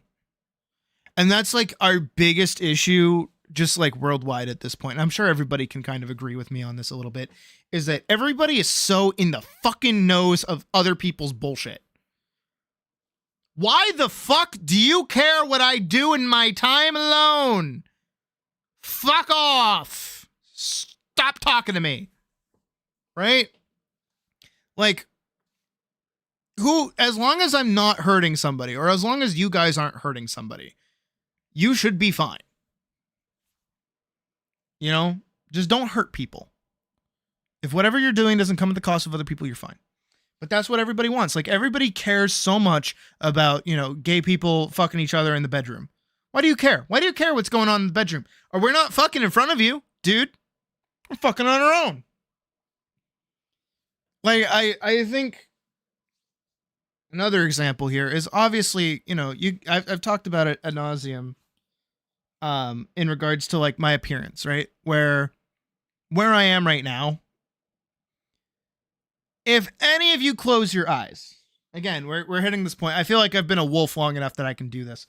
If you close your eyes and you just listen to my voice, you're probably going to see the wolf. You're not going to see a person. You're going to see the wolf. Probably. Like, I know somebody said once that they see like a shadow, but you're probably going to picture the wolf. You're going to hear my voice. You're going to picture the wolf, or you're going to picture the cat if you've been here like a long time. Right. And that's really cool. I think that's really neat. I think that's sick that's how people perceive me. You know, a large swath of people perceive me. Over 2,000, almost 3,000 people perceive me in this way. And I think that's really cool. I think that's really, really awesome. So who the fuck cares what's behind the screen? Why do you care that much? Like, why does it matter? It don't matter. You know, who cares? And it's like, all of this is basically just to say, like, in regards to working out and being healthy and things, is do it if it's going to make you happy, but don't expect happiness from it, if that makes sense. Like, feel good doing it. Don't feel good because you did it. You know, enjoy the journey, not the destination, all that shit, right? And I feel like that's what a lot of people kind of get lost in. And this isn't just, I should be wearing my teacher's outfit. Hold on. Boop. Boop. I should have been wearing this the whole time. Gotta stop worrying about things you can't. Exactly. This is a huge thing that I've noticed in people when they work on art or they work on other things in general, is that they want to be somewhere. Hold on. Let's do teacher shit, shall we? Let's do teacher shit. Hold on. If I go back to one-on-one, I open this up and I'm just gonna do like a. All right, I'm gonna go over here and then we're gonna go down here. I'm gonna hide that. I'm gonna hide that. We are not in my room. Nope, that's Asmongold's room. We're gonna do this and we're gonna do that. There we go. All right, we're in the teacher room.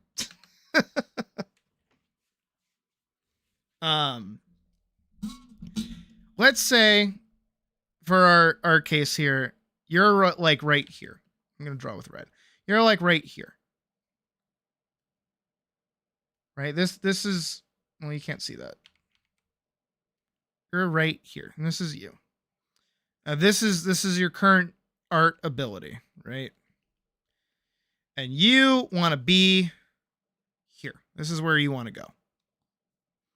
Right? And what you're doing is you're looking up here, looking from down here, being like, man, I want to be up there. And so, you know, you have this big hill to climb. You have this very Sisyphusian hill to climb to get up to that point. And you're going to start climbing just like a little bit. And you might hit here. And then, you know, after hitting here, this is so much work. You then keep looking and this hasn't moved. You've moved. This no move. Right? Is that making sense? This no move has move. Because you've done work. You've put in time. You've put in effort. You've gone somewhere. This hasn't moved at all. But what you're seeing is you're still seeing that distance. You're still seeing that you're not there yet. And what you've done is, because you want to be here so much, you're ignoring this part. Right? Thank you. They're a lot of work. And if you want another one, you can request one for $1,500. Ba-da-bum. And the problem isn't so much, like, Holland makes a good point, like, you got to look back for perspective exactly. But also the thing is this part, if you don't find this part fun, this part is not going to be fun. And at that point, why are you trying to get here? If this isn't fun, if this is not fun, why are you doing it? And it's not that this can't be fun, but it's because you're so focused on getting somewhere, you're ignoring the fun. I watched the video earlier today, and I would recommend you guys watch it on your own time as well. You've probably already seen it. It's the monkey video. And I'll recreate it in a base variant here. You have, I'll say guys. I'll say that they're guys because I don't want to draw monkeys. You have two guys, right? You may have already seen this before, but that's okay. Right? You have two guys, and they've both decided that they want to start making art, right? And so guy number one over here is like, all right, I love art. I want to be one of the best artists. I want everybody to know my name. I want everybody to know who I am. I look up to like so many great artists like fucking Mozart and fucking I was trying to think of like a Nickelback. I was trying to think of more musicians to say artist wise, but like not painter wise. And that's what he wants to do. So now he starts and he's like scribbling on the page. And while he's scribbling on the page, you know, he fucks up. Now he's upset. And he throws the whole painting out. And then he keeps scribbling on the page or whatever. And it's just not coming. It's just not working. And it's like whatever he's drawing, he's just not liking, and it sucks, and it's terrible, and it's stressing him out so much. Meanwhile, guy number two over here is just having a time. And he's drawing like an orange. And what you have over here is somebody who's doing it with greater aspirations and somebody who's doing it because it's just fun.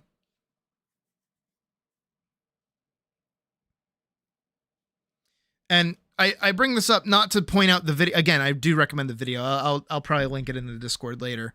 But I point this out not because of the video itself or what this represents, because you might already be seeing what's being said here, but because of a comment I saw underneath the video, which was that, like, why do teachers and other people in the art world, like, make art so not fun? They make it stressful. They make it difficult. All these other things. And it's because this could be its own highlight. I mean, probably. But the monkey video already exists. So I wouldn't want to step on their toes. It's been out for like ever. It's been out for years at this point. But that's what I notice happens with a lot of people, is that they tend to blame art not being fun on someone else, a teacher, a parent, anybody else in their life who put these like expectations on them, or miscommunicate something that stretches something else. And it causes people to put art down, and it causes people to look at art as this sort of, you either have it or you don't. And as you guys probably know at this point, I'm not going to pull it up, but you know the fucking bit I'm going to do with caveman drawings. You know this at this point. I would hope so at this point. Come on. But the thing about art is that it's not meant to be perfect. It's just meant to be fun. Stop worrying about it. You know, start just doing it because you want to do it. Don't let somebody else's trauma fuck you over. Don't let somebody else's decisions and like mullings, because who cares? You know, if we're all adults at this point, mostly, I would assume most of us are kind of like weaning their way out of school. There's a realization that you hit probably like around the end of high school where it's like, oh my God, my teachers are just people. They're just like a regular person that's just like trying to teach me shit. And they can be bad and they can be good. You can have good teachers and bad teachers, middling teachers, teachers that don't really make that much of a difference, but you still pass their class. It doesn't matter, because they're just people. They're just people trying to share with you something. And sometimes they don't know how to describe things. I even noticed this with you guys as well whenever I try to teach you guys stuff. You know, and I'm like, hey, you know, when you're drawing, you do this, or you're doing this, or this is why you're doing this. And people go, oh, this is way easier than it's ever been described to me before. And that's because whoever was explaining it to you probably didn't understand where like you're coming from. Which is why I'm different and I'm awesome, is because I do know where you're coming from, because I'm entirely self-taught. All of the shit that I do, I taught myself how to do. Yes, I went to school for it, but I went to school for it so I could get a degree, but I didn't. But I went to school for it so I could get a degree so I could get jobs. That's why I did that. I didn't learn anything super new when I went to school. Which is why I say you're not going to learn anything if you go to art school. Like it's not there to make you get better at art. It's there so that you can prove that you know what you're doing. That's it.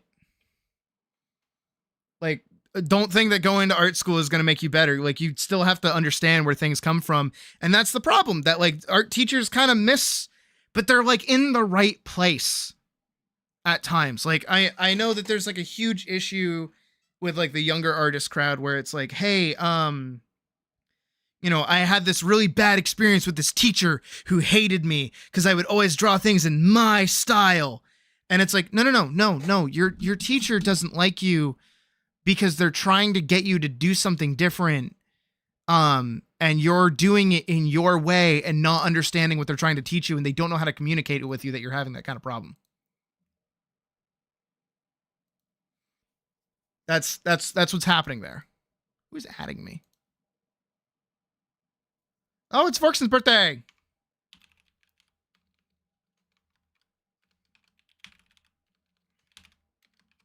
We're making it a big deal.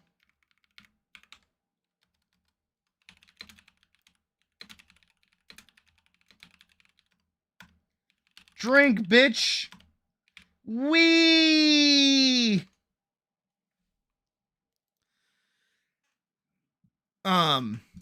Anyways, moving on. What was I talking about? I was on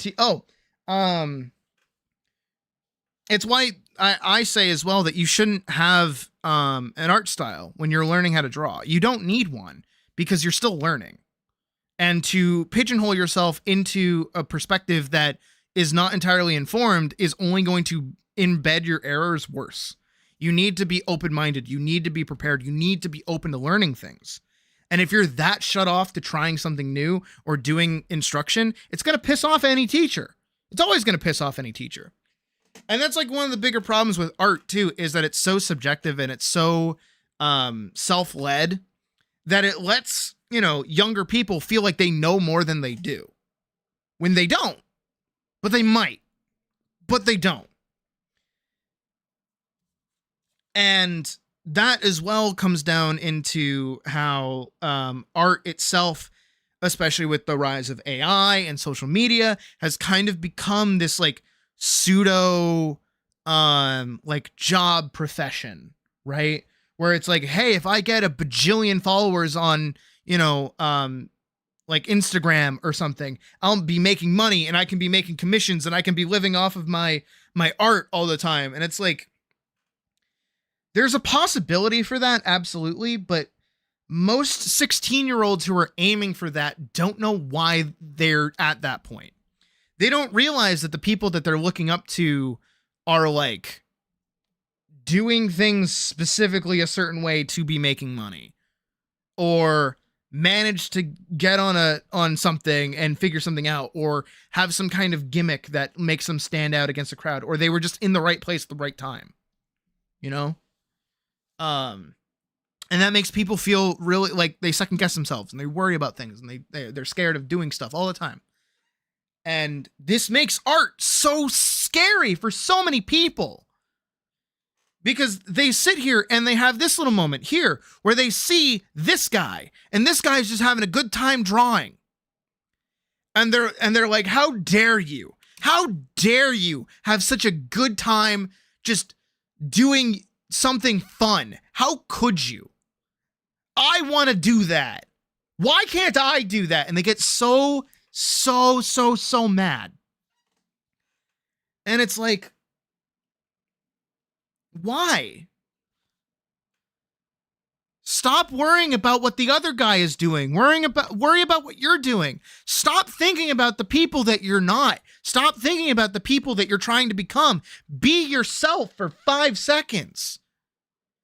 And at that point, if you're hitting this point where you're that angry that you're not successful, that it's not working out, why are you doing it? It doesn't sound like you think it's fun. It sounds like what you thought was it's an easy way to like get popularity, which is again what we see with the rise of AI, is that we just see a bunch of people who think that by making pretty art means that they're going to be popular. When in reality, most of those people who are making pretty AI art are just popular with other people who like making pretty AI art.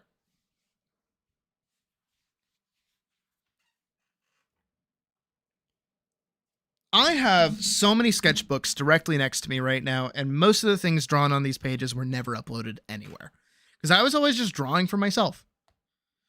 I like drawing and just figuring stuff out. And eventually, yeah, I started working on a comic, but even then the comic was just because I wanted to make one.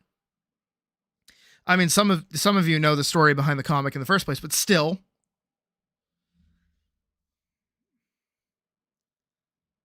And it's all about where you're at. Exactly, Pravis. Exactly. Literally. And I feel like, and again, I come from the perspective that I do critiques for you guys as well, and I tell you where you do things wrong, and I do try to teach you things as well, but I'm not trying to teach you how I draw. I don't want to do that to you guys. Like, I don't want you guys to draw like I do, which is why I struggle with tutorials, is because a lot of the time I realize like, fuck, I'm just drawing how I want to draw. I see that we're partying. Is Pocket here?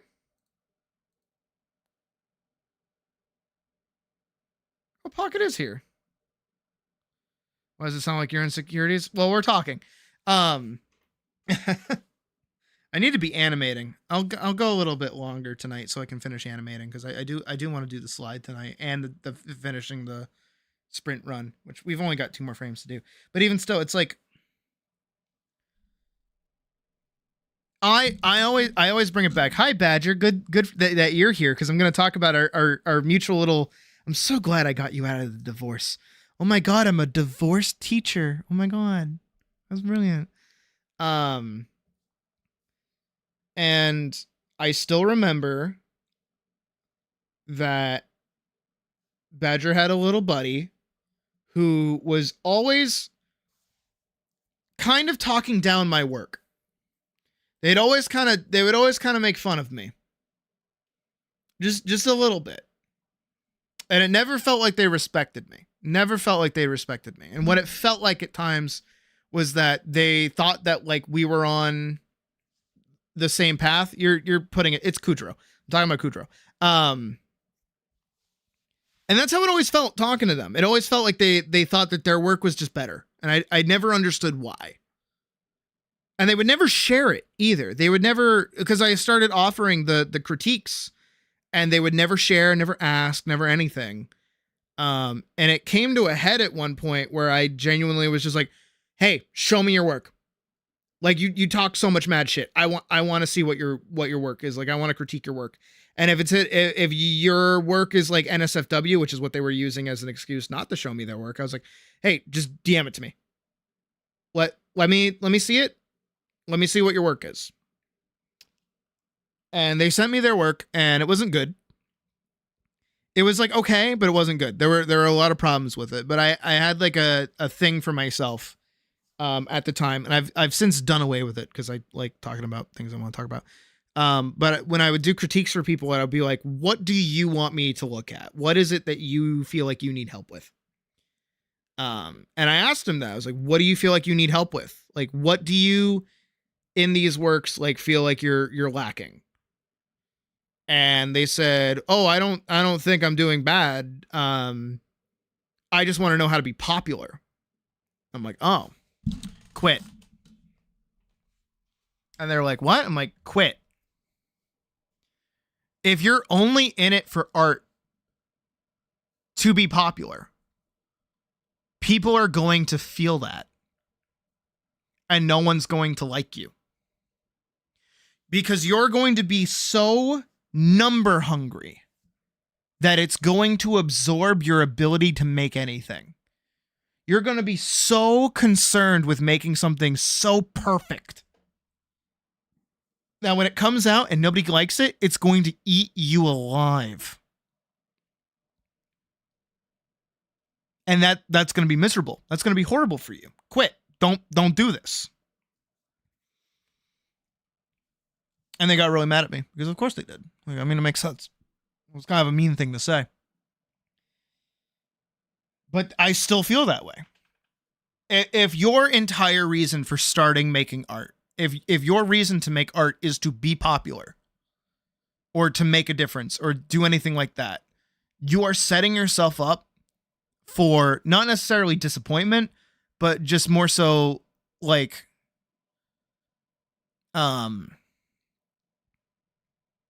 to not do that. Because what that is it's reliant on somebody else. Because really think about it, right? If you want to make some, as Anya just said, if you want to make somebody feel something, that is requiring you to like get somebody else to look at your work. And if somebody else looks at your work and they don't feel something, that's going to make you feel like shit.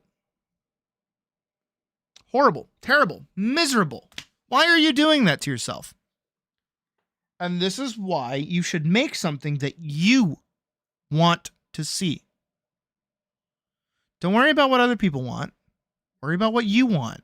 What do you want to make? What is lacking in the world that you want to see? Seriously. For me, like legitimately for me, I'm missing a shit ton of bunny girl with a sword. I see none of them out there, frankly. I want more of them. Thank you. Where is that? So I'm going to go make it. And guess what? Apparently over like 3,000 people decided, yes, please. I would like one rabbit with sword, please. Thank you. I will also watch you draw this as well. Yes, yes. Yes, please draw, but also talk ad nauseum about how I should also draw. Yes. That's where you guys mostly came from, surprisingly. How the fuck did I do this? I don't know.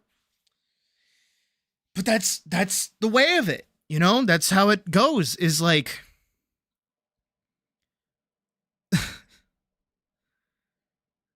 I didn't ever walk in here.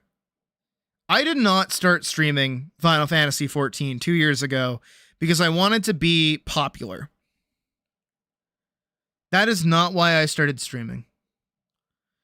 I started streaming Final Fantasy XIV 2 years ago because Dawntrail was coming out and I was good at the game.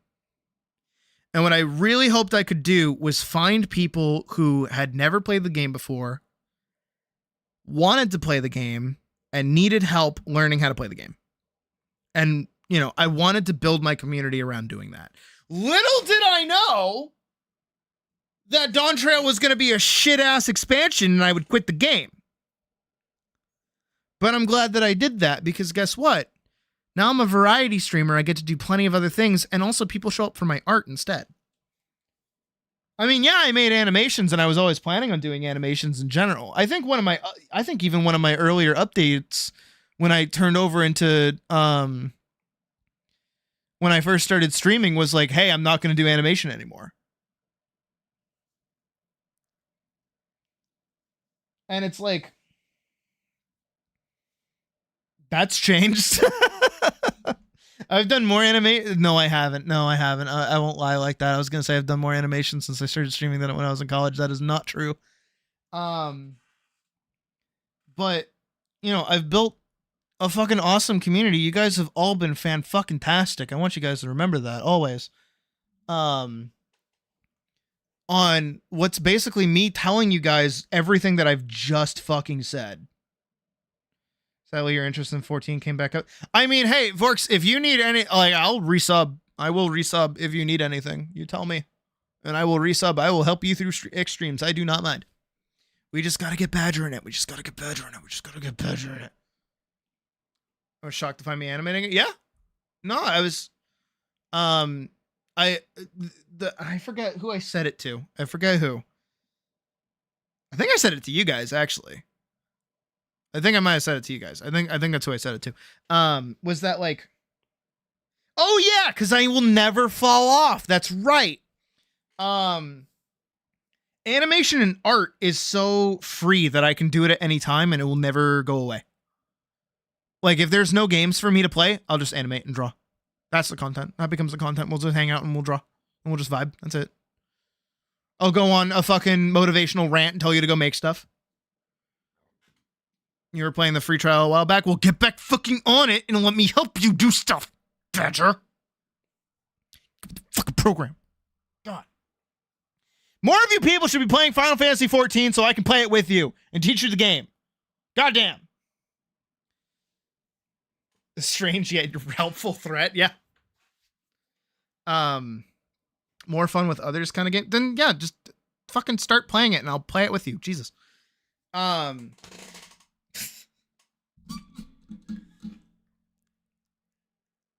How do I put it?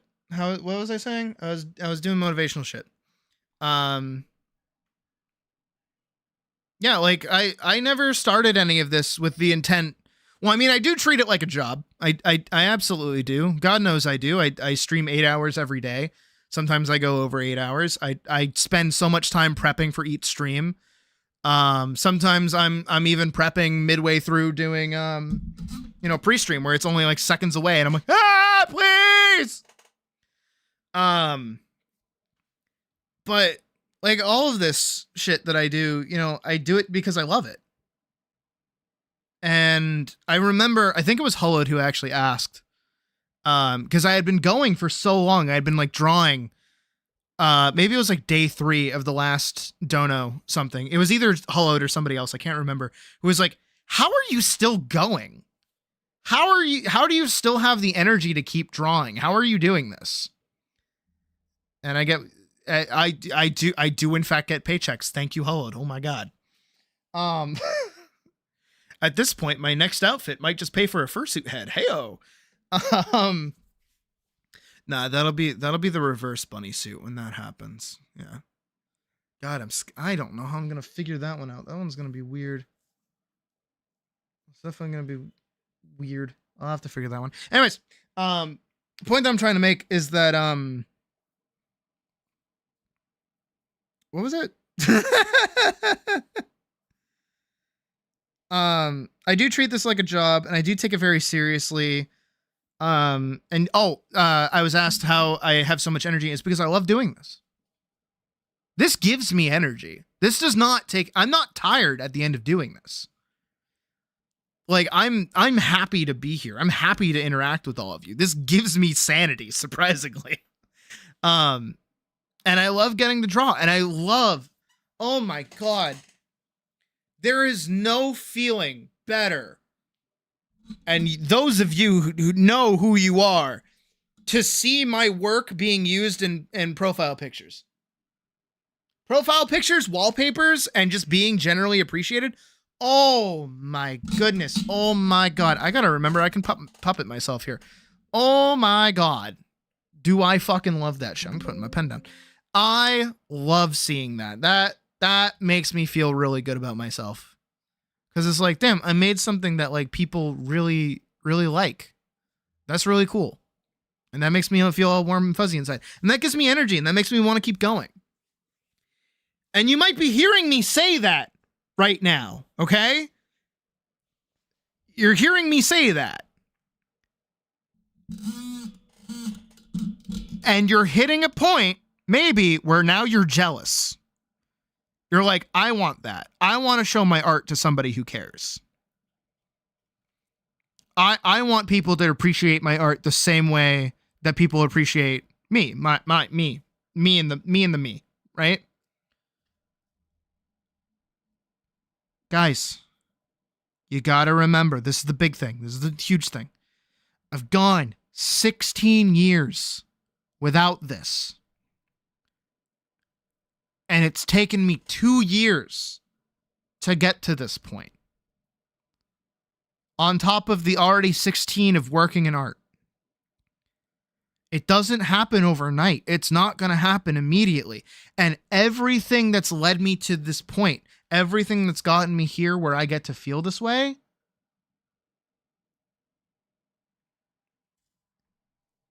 is because I spent time just doing this for me. We're gonna go on a motivational journey together very quickly. I do still want to animate, but this is important. This is really, really important. Come with me. We're going on a journey. We're going 2 years ago. Before the good cat model. Before there were seasonal events. Before I had a good microphone.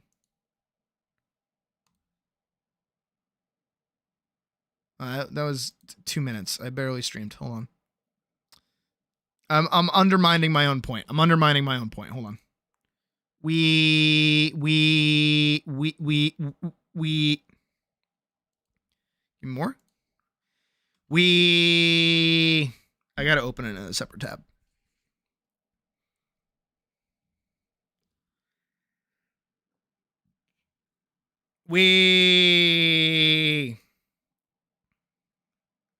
Two. Okay.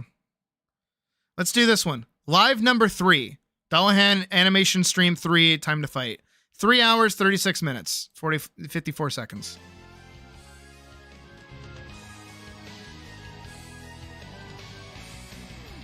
I don't have a fucking PNG I don't have anything. Oh, have a good night, Hullud. Actually, Hullud was one of the few viewers I did have back in this time. And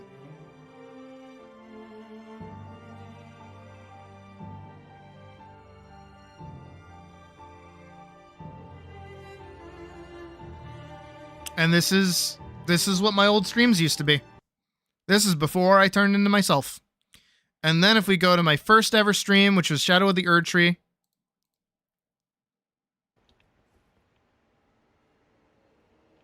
There I am, right there in the corner. Apparently I had my microphone on. 20 views. No likes. Easy. Shit ass microphone. You can also always hear me go occasionally. Painting over a photo bash is considered cheating? No. I mean, yeah, but no. Feels like a run-in. Oh, ah! 20 views.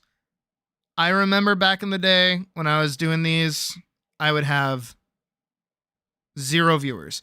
This is a 10 and a half hour stream of Dawn Trail. 21 views. 4 likes. Only Day in chat. This is before Day was a mod, actually. Holy shit. I mean, it did take me a while to mod him to begin with, but like... Also, it should be noted, I did not know that the SDS Fenrir gets maximum mount speed regardless of location. I just bought it because I like Advent Children. Which is true. We'll want to speak with a man by the name of Gobley. Yep. And this is how my old streams used to work. I used to just be a stock PNG that would look at the camera when I would talk to people. I would talk to Day and only Day. I don't think we ever had any other people. It was only Day for pretty much the entire stream. It's only Day. So it's basically me and Day hanging out with each other, 21 views. Right? Now let's think for a second, shall we? Let's close our eyes and think for a sec, shall we? Think with me. You know, think for a sec. Okay, closing our eyes. If I was in it to be famous immediately, and I wanted everything to be perfect immediately, would I have been totally okay with a 20 view only stream, 4 likes only, after 10 hours? And then let's go on a little bit more of a journey. I'm going to do my best. 21 views, 13 views, 14 views, 14 views, 8 views, 26 views, 37 views, 8 views, 13 views, 17 views, 16 views, 10 views, 12 views, 24 views, 16 views, 50 views, 19 views, 18 views, 80 views, 65 views, 41, 32, 28, 149. 31, 19, 38, 30, 48, 61, 2K. Gee, what the fuck happened there? 52, 38, 66, 79, 53, 5, 31, 68, 27, 66, 40, 58, 123, 36, 36, 58, 59, 89, 32, 88, 69, 45, 83, 50, 39, 61, 55, 129, 118, 60, 43, 33, 82, 86, 82, 102, 40, 107, 42, 80, 63, 84, 36, 46, 55, 55, 45, 102, 71, 111, 340, 53, 92, 119, 86, 98, 168, 111, 86, 103, 130, 98, 78, 46, 87, 74, 65, 30, 43, 29, 139, 110, 90, 64, 69, 166, 85, 154, 101. Are you noticing? Maybe you've noticed at this point. I have scrolled Here, let's do this one.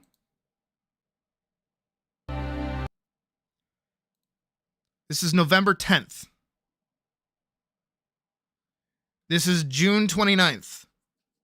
I am streaming almost every single fucking day from June, July, August, September, October, November. That is 6 months. And only a few of these streams have cracked 100 views. Now, let's skip a little bit ahead, shall we? Bloop. We have 20 right now, but I can see on our little view count, 303 views for this stream so far. 377, 351, 217, 301, 231, 315, 154. This one was only 5 hours. 224, 613, 144, 164, 310, 291, 225, 333, 566, 248, 400, 401, 523. Are you noticing the slow climb over the past 2 years of, yeah, when I first started out, I could barely scratch 100 views. Except for that one stream that hit 2K. No idea what happened there. But this has been a slow burn. Getting 20 of you people to sit and stream with me right now, this is difficult, and it's probably going to take me another year until I get 30 of you sitting in here with me. Then another year to hit 40, 50, 60, 70, to the point where we're hitting 100 concurrent viewers at a time. I'm in this for the long run. I want to keep going. I don't want to stop. Because I love doing this. I enjoy doing this. This is so much fun. And that right there is the point. That is the whole point that I'm trying to work up to with this. Is that I just find this shit fun. I like getting to stream. I like getting to hang out with you guys. I'm not in this for the money, even though the money is fucking helpful. Oh my God, is the money helpful? Holy shit. But I'm not in it to make crazy amounts of money, just enough that I can live and keep doing what I want to do, which is what I think anybody wants. But you guys remember, it wasn't until this December that I started making any sizable income for anything that I was doing, and that was based off of my one crack out video, which was the Atlas video.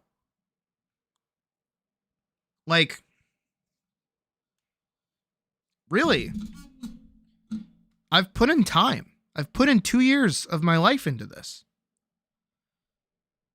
And it's taken me a while to get to this point.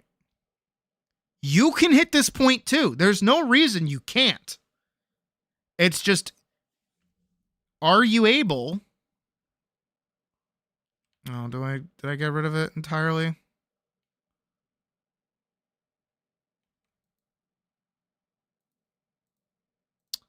Might have done. Here, I'll redraw it. Are you able to turn this part into fun? Are you able to work with this bit? That's the hard part. Are you able to overcome it? That's really all you have to do, is just work past the part where, you're just streaming by yourself. Not even streaming, but just doing something on your own for your own sake. And for long enough that people pop in. I think a big problem with the algorithm. The stream you were introduced to me has 71 views. Yep, not even 100. And now most of our streams don't drop below 100 unless I'm not streaming for very long. Which doesn't usually happen. But that's the thing, is I think with the algorithm specifically, I'm trying to make that point right now. I gotta remember that.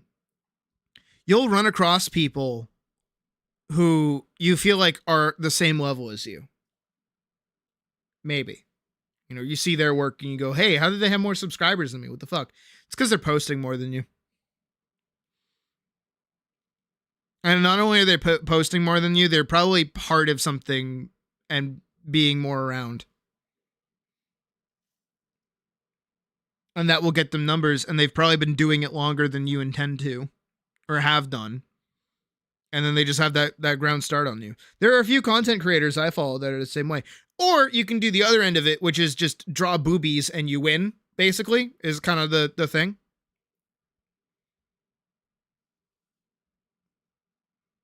And that's fine. But I mean, I'm one to talk if I'm gonna criticize that. Am I right or am I right? Hey-oh! Jesus, that 5-second timeout is crazy. But gotta make stuff for you at the end of the day. The only person that should be happy with the stuff that you do is you. And for me, I rewatch all of the stuff that I make. I mean, maybe not the streams because I don't really have too much time to, but I occasionally put my own stream on in the background. I watch a lot of my old videos like over again. I watch all of my animations again. I love watching my animations. You guys see me do it all the time.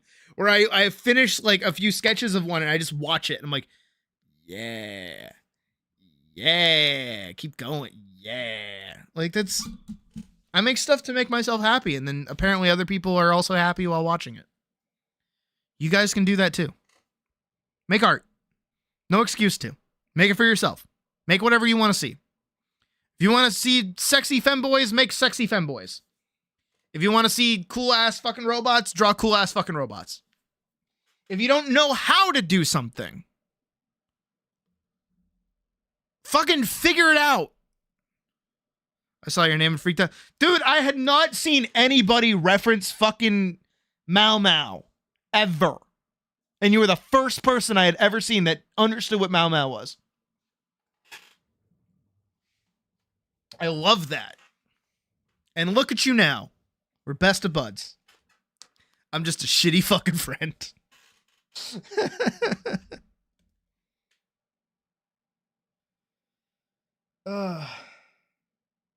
Due by May 1st.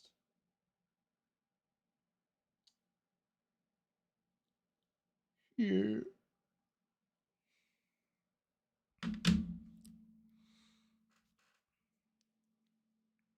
Okay, well, it doesn't matter. It doesn't count now that you guys are here. This is back in the day. Anyways, moving on.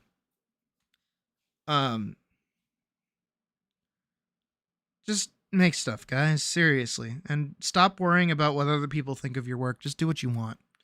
But if you want to get better, just for yourself, you can ask questions. Absolutely. And I'll help you. I'll do the best that I can because I want to get you guys to a point that you can be happy with the things that you make. No different than being happy with your body by working out or doing otherwise. You know, increase your understanding, increase your enjoyment, increase your proficiency with the things that you enjoy. Be passionate about the things that you are passionate about. You know, I love sword fighting. I love playing with swords. I love it. It's not an innuendo. I'm just being serious. I love HEMA. It's great. That's why I know so much about it. It's because I dived in and I was like, I want to know everything that there is to know about this. Same thing for art. I eat that shit up. I studied fucking color theory for this, guys. Speaking up on one of my streams, I think I was playing Minecraft. Oh yeah, I was playing Minecraft for a long ass time. And now I hear, yeah. No, and that's the other part of it too, is like, as much as I say this shit is fun, and I'm definitely not one of those who's gonna sit here in my chair and be like, yeah, guys, streaming is like super difficult. It's like the hardest job ever. It's like probably harder than like most manual labor jobs. It's so like difficult. Like you wouldn't understand how difficult it is. But this is work. You guys have to remember at times, like I'm managing you guys a little bit at times. Like I have to keep a conversation going. I have to come up with stories to tell. I have to be interesting. I have to be engaged with you and talk to you. And if all I wanted was to be famous, again, I keep bringing it back to that because that's what everybody's kind of focused on. If I only wanted to be famous, I wouldn't care to take the time to talk to each and every one of you. I probably wouldn't. And that would be mean. And that's why I don't do that, because I do care. You guys aren't just numbers on a screen. You're not just numbers that go up. You guys are people. And some of you need to hear some of the things that I tell you. You know, like when I tell you, go make art, go make the thing that you want to make. You can do it. You know, I think a lot of Pirate Software. And I know his name is besmirched. But I remember how much his shorts on game design and being told that you can make things, and just how, you know, positive he was and how accepting he was to make things, was like a force for good, which is why he got so popular in the first place. And then it all fell down because he was a piece of shit. I'm going to try not to be a piece of shit. I'm just going to try to do the first thing, which is to tell you guys whatever it is you want to make, whether it's books or a video game or an animation or anything, just go make it. Go do it. Seriously. And if it's derivative of something that already exists, who fucking cares? Make something. If you want to make fucking Excalibur 2, Electric Boogaloo, go make Excalibur 2. I don't care. If you want to go make another Pacific Rim, go make another Pacific Rim. I would love to watch another Pacific Rim. Are you kidding me? And maybe some of you probably have heard me say it before, but I'm going to say it again. How many times have I put it out there into the universe that I say, why aren't there more Monster Hunter likes? Why aren't there more games like Monster Hunter? I don't care how shamelessly they rip off Monster Hunter. I want to play another Monster Hunter. I want to do that. I want to play another Legend of Zelda. I would love to play another game like Ultra Kill. I would love to play another game like Undertale, even though I didn't really like Undertale. But there are people that want more of the thing that they have. You know, it's the whole two cakes thing. That's the thing, is like, make the thing that you want to see. I want to see like King Arthur and the Holy Grail, but with a bunny girl instead. So I'm working on that. That's what I'm doing. Make shit. Make art. Do it. It's not hard. You're kicking yourself more than you need to.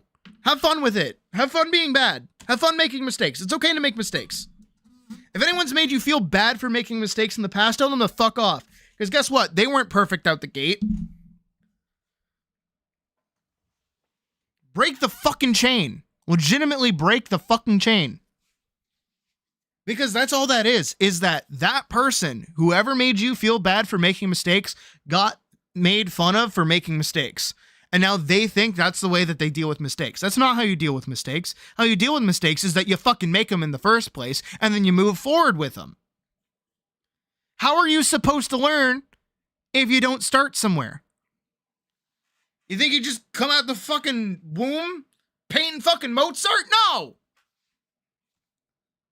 I would have actually quoted Aaron there like entirely, but I just didn't do that. But that's the thing, is like, when you're born, you suck at everything. You don't even know how to walk, fucking loser. In my case, I didn't even know how to breathe. I'm even more of a loser. But then you learn. You learn how to breathe. You learn how to walk. You learn how to put the square in the square hole. And at some point, you hit a part in your life where everyone's just like, you should just know how to do things now. Imagine doing that to a baby. That's the shit my fucking narcissistic piece of shit dad did, by the way. Imagine looking at a child that barely knows how to read and being like, just figure it out, forehead. Fuck you. My dad did that to my little brother, by the way. We were literally at a museum, and my brother was like looking at an exhibit, and he was like, Daddy, what does that mean? And my dad said, read it yourself, and then walked away. I'm not fucking with you. I'm being serious. If the person having sway over you doing things that you think are cool and being afraid to fuck up is like on the same level as my fucking divorced, walked out on his family, failure of a man dad, dude, I think you gotta like figure yourself out a little bit more. I think you gotta take your heroes a little bit higher on that fucking pedestal. You know what I'm saying? Make art. Make stuff that you want to make. There's things out there that people want to see. People want to see the stuff that you make. But the first thing you have to do is make it. And the second thing you have to do is fuck up making it. And then do it again. And do it again. And do it again. If you guys saw how many things I fucked up before I got to the point where I made, like, Vanguard, even. If you guys saw how many animations are behind the ones that I actually posted. It's important to make mistakes. It's genuinely important to make mistakes, and you have to. Stop being so afraid. Stop being scared. Fuck up. Enjoy the fuck up. You know what? At some point, I have a cool idea. I have a very cool idea.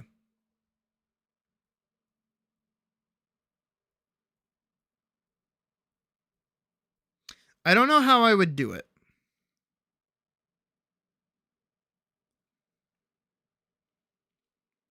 I would like to do it. So there's this old thing.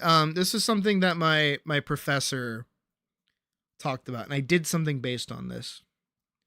I don't think I have the drawing anymore, but I would love to. So my professor told us a story back when I was in college, when he was in college, and he had a professor who during figure drawing classes or some kind of like still life or something, would walk around with a big chunk of charcoal, right? And you could be doing the most beautifully elegant, perfect figure drawing imaginable, the best thing ever. And then he walks over to you and he just draws like a big swivelly line all over your work. And then he says, finish it. And then walks away. Now, some of you may have a knee-jerk reaction to somebody doing that to you. You can probably think about it for a second. Maybe, you're working on a piece of paper and somebody like accidentally rips it and now it's ruined. Oh God, it's ruined. Or, oh, you spilt some coffee on your drawing. Oh no, it's ruined. No, it's not. Do something with that. Figure it out. And I did that. I really, really liked that story that he told. And so what I did one day is we're doing figure drawings and stuff. And I just decide I don't like what I'm working on right now. I hate this. So I did a big X through it. Massive fucking X through it. Big chunk of X. And my professor saw this because it was a pretty dramatic, big move, obviously, drawing a huge X over my portrait or whatever. And I start working on those lines instead, and I'm like playing around with it. And at this point, I don't give a shit. I have ceased giving a shit. I did not like what I was working on. I'm doing something different now. And I'm doing whatever. And my professor walks up behind me, and I know he's there. God, I know he's there. Like, I have that sixth sense, and I'm just doing whatever. And I hear him go, huh. And then he walks off. And I'm like, he didn't say anything. He's not mad at me. All right, we're going to keep going. I'm doing whatever. I'm doing fucking thing. And I don't know where it comes from. I think I had a thing for gore at the time. But I start like working in like bone structures and like some kind of like muscly stretching sinew kind of thing. I don't know what I was doing. I was fucking around. Bunch of weird shapes, bunch of weird stuff going on, bunch of like bone looking things. And then, the drawing session is over. So he's like, all right, everybody turn your easels in and let's all see it. And everyone has like these like, beautiful figure drawing, because we were drawing a figure. We were doing like a nude model. And there were a bunch of people doing those. There were some that did not have such great figure drawing because not everybody's good at it. And I'm just sat there with my fucking amalgamation next to me. And finally he gets over to me. He's like, so Sid, the fuck? What did you do? And I'm like, well, I was working on it and I wasn't happy with it. I didn't like it. And I don't know why I didn't like it. I can't put that into words, but I just something wasn't clicking for me. So I just said, meh, fuck it. And I drew a big X in it and I just started working on that, having a fun time. And then, everyone kind of looked at it for a second, and my professor's looking at it for a second.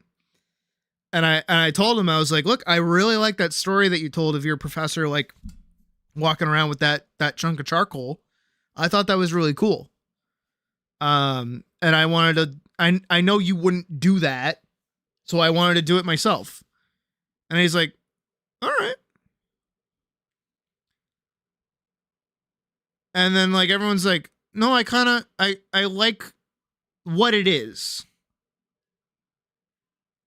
And everyone's like, we know why you did it because you didn't like it, but like it's cool. It's not what we were doing, but it's cool. And I'm like, yeah. And then he's like looking at it more and he's like, oh yeah. And then that's it. That's all that came of that. Like he didn't like take me to the front of class and everybody clapped and be like, oh my God, Sid's such a smart artist. Oh my God. But everyone just kind of like silently went, no, that's pretty neat. That's not what we were doing, but that's pretty cool. That's the whole, like, that's where that story built up to, is just everyone's like, oh, that's pretty neat. No one was mad. I wasn't in trouble.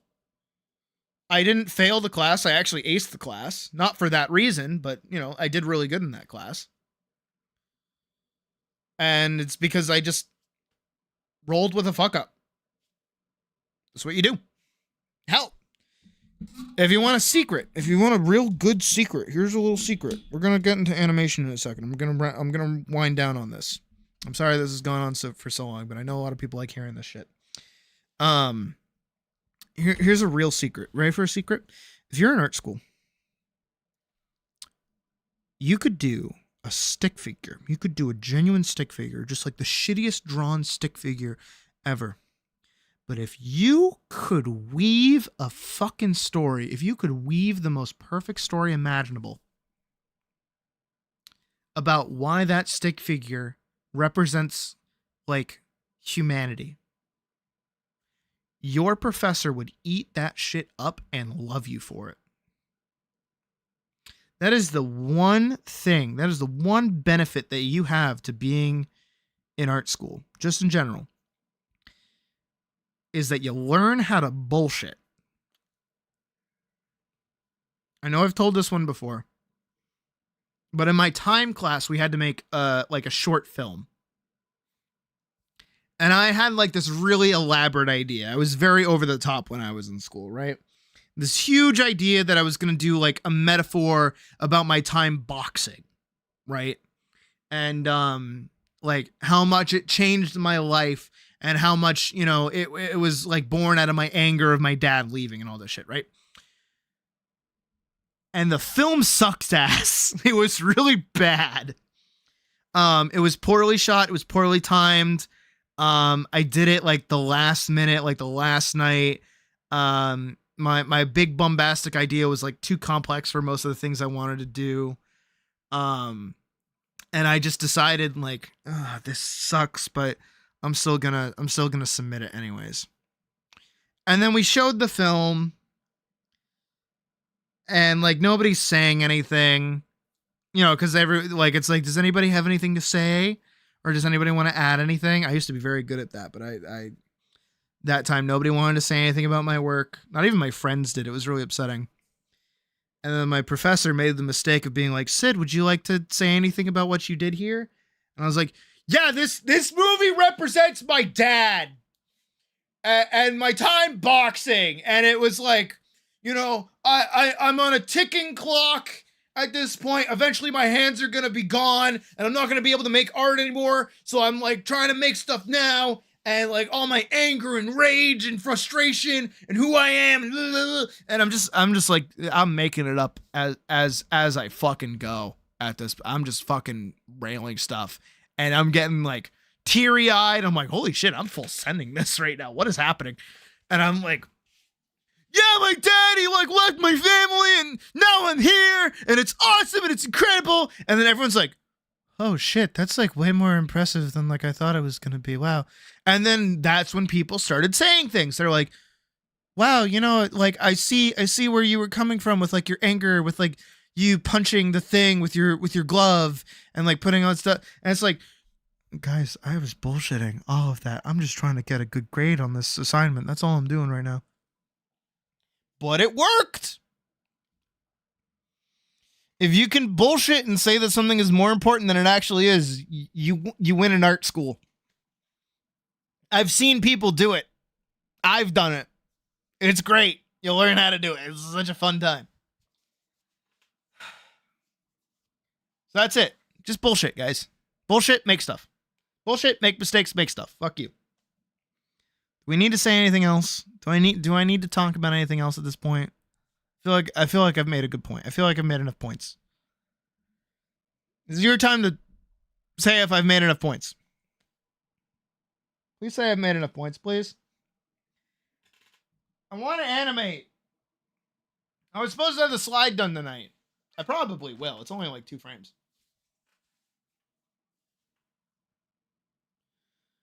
Ugh. Anyways. Hopefully you guys feel a little bit inspired. Go make stuff. Go make art. How many times do I have to say it to you guys to go make art? Also, again, your homework is to figure out what story you have and then shorten it into a summary for the back of, what is it? Here, I'm just going to post it in Discord. Let's go over to... I'm gonna do it in stream updates. Everyone, your homework tonight. Draw lease. Here, 1, draw lease. 2, write a back of book summary of your narrative / story. Keep it to 1 paragraph.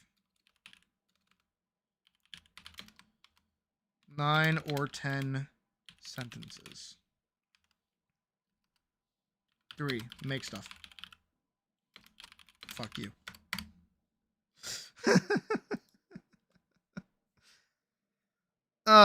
Okay.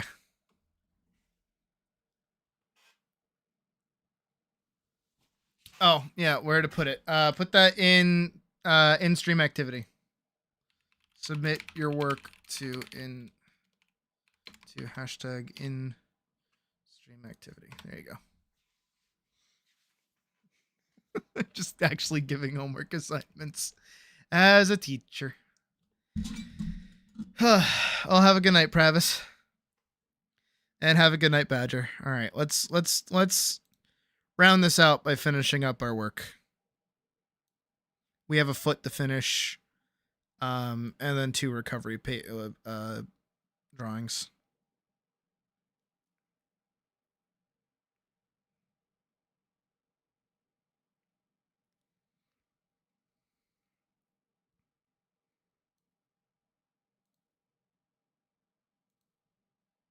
All right, let's put on some music. And also obligatory, because now I'm done teaching, we're gonna go back to bunny suit. God, so much shit is open.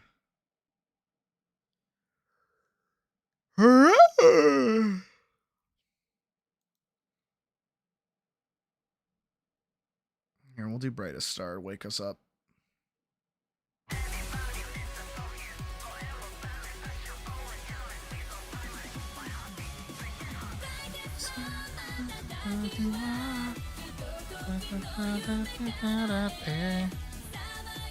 Make sure to save this in MDP. I'm gonna close all this.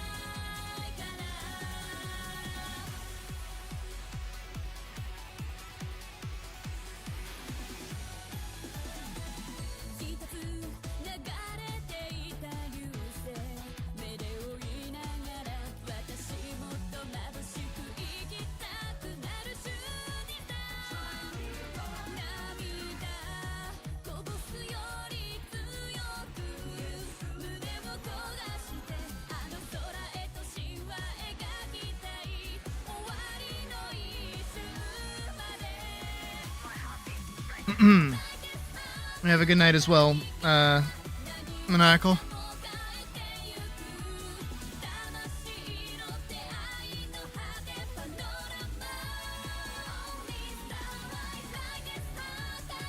We are going a bit over, but that's okay. I said I wanted to get this done. The less I have to do when it actually comes time to start animating things, the better, actually.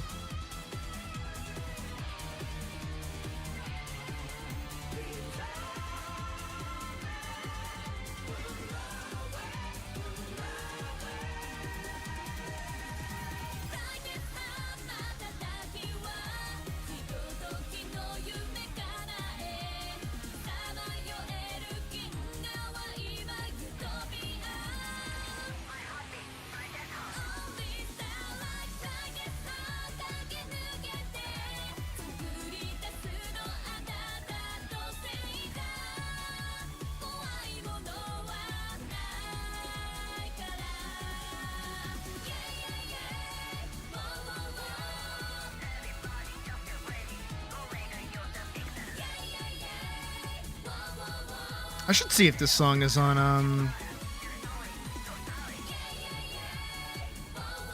Beat Saber.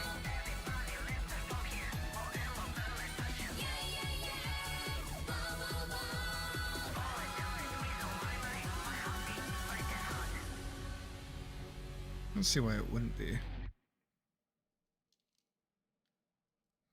don't like how flat her chest is looking. It's looking a little flat.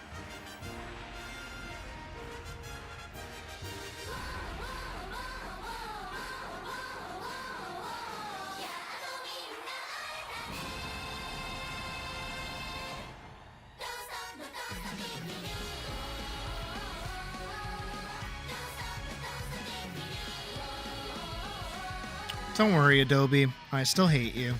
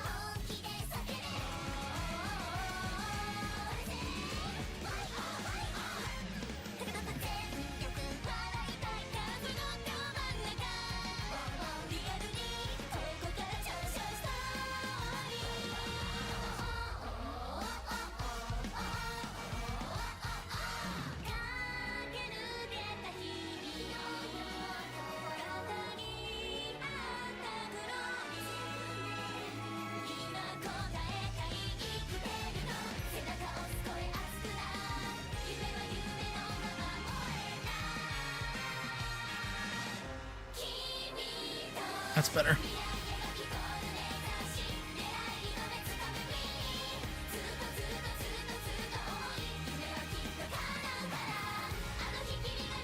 That is a question for Ophelia, not for Elise.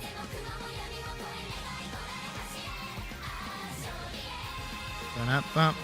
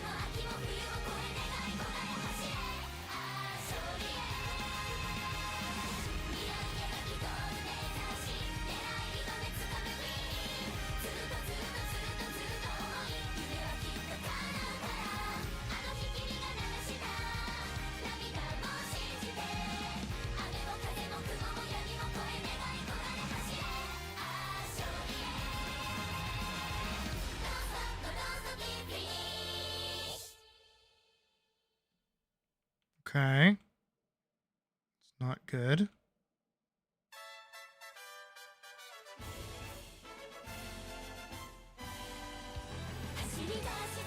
Oh, you know why? I know why. I bet it's trying to save on the hard drive. That's what I bet it's doing. Maybe.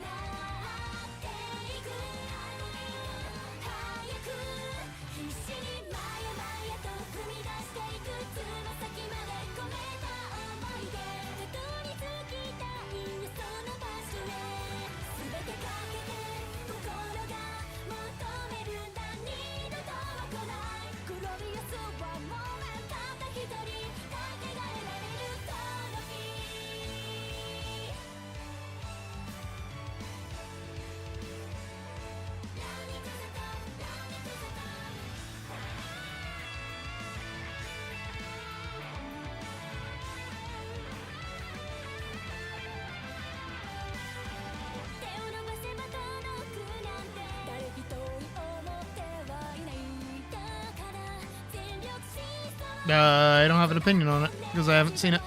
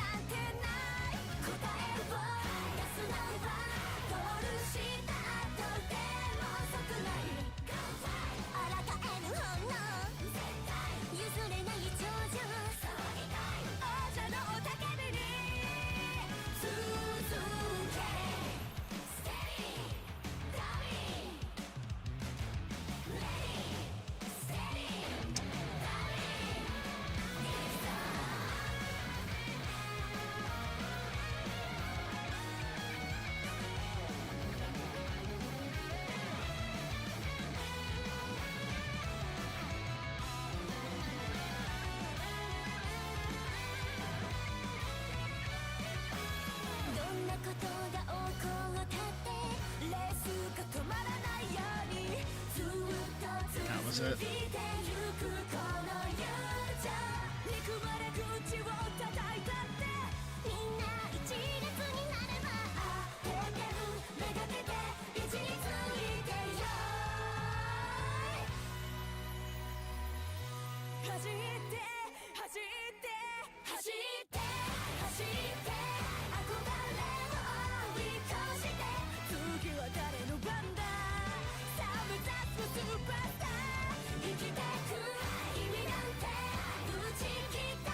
That's better.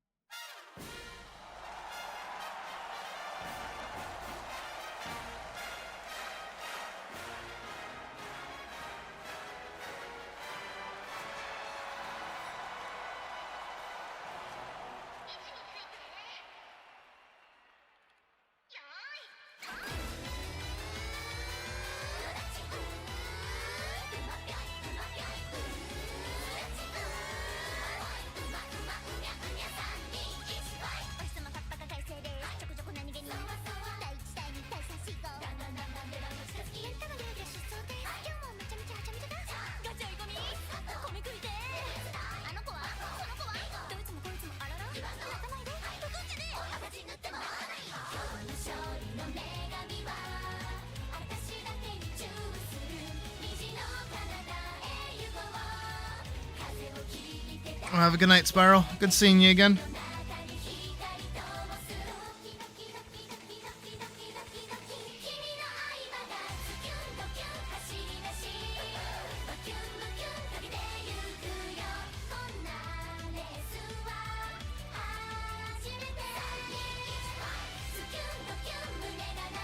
Okay.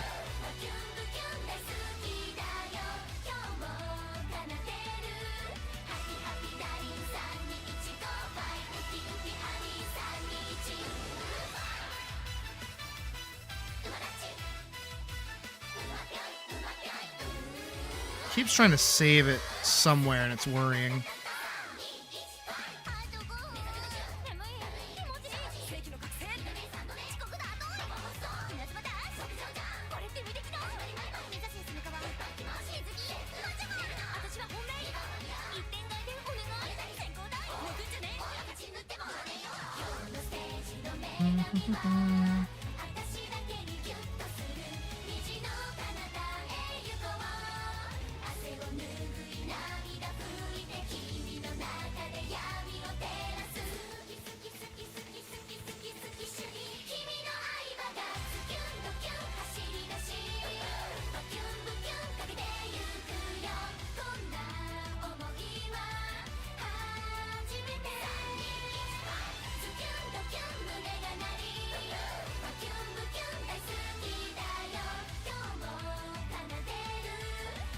Very important.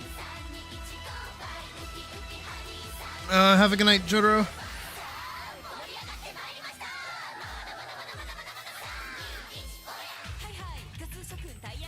As I did mention earlier, we are starting to hit like late time, so it makes sense that people are dipping.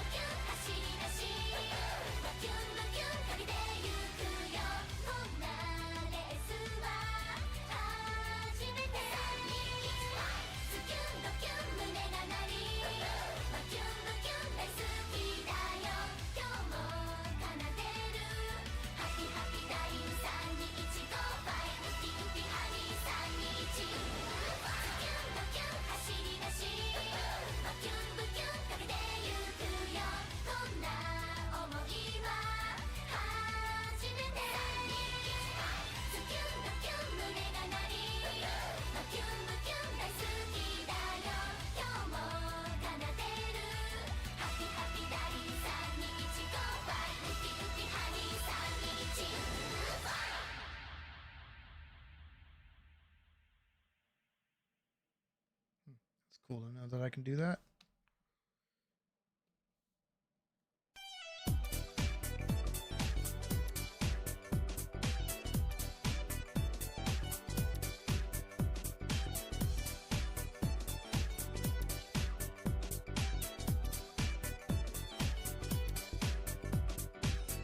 Looking through my eyes, it were hard to feel okay with you. Just smile, don't you fall it, baby. Keep it real, let's keep it real. Oh, sweetheart, I'll return everything into your love, sweet time. I want you to your family, please be with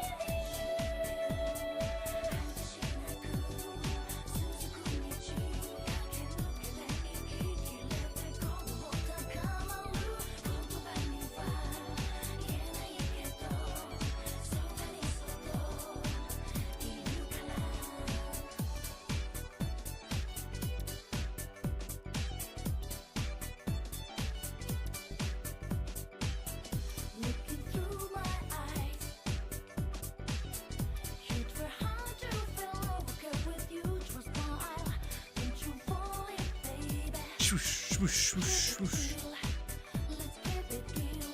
Oh, sweetheart, I'll return everything. Actually, doesn't look too bad. Love, sweet time. I want you to your family, please be with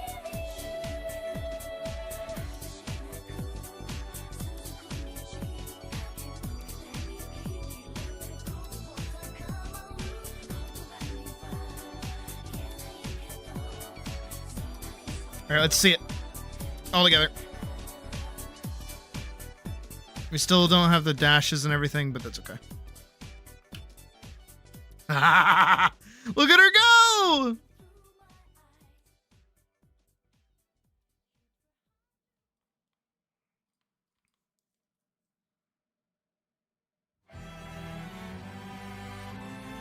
I think I'm right. Hold on.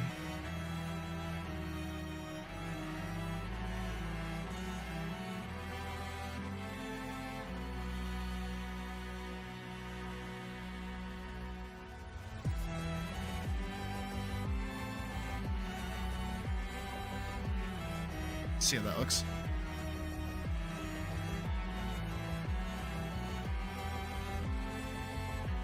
You know what? I'm further right without realizing that I'm further right.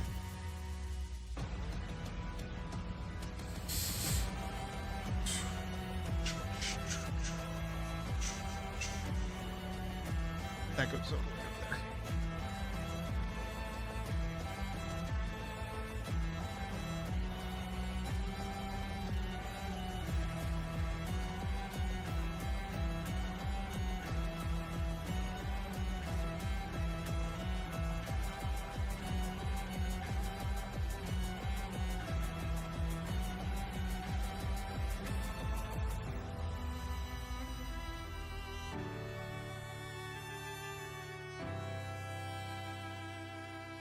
That makes more sense.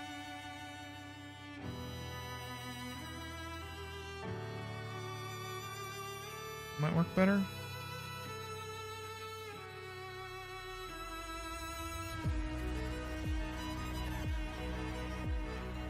What if...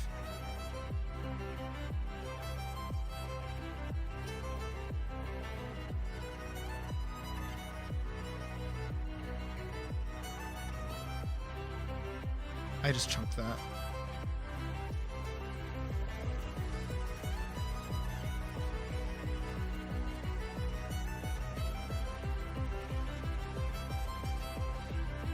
I just chunked that too.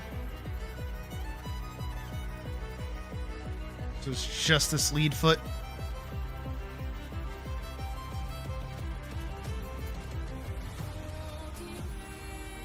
Yeah, it looks better.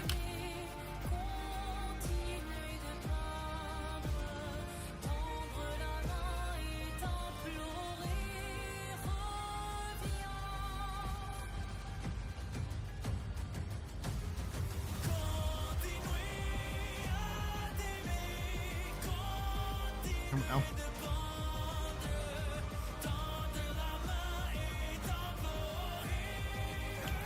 What if I do it?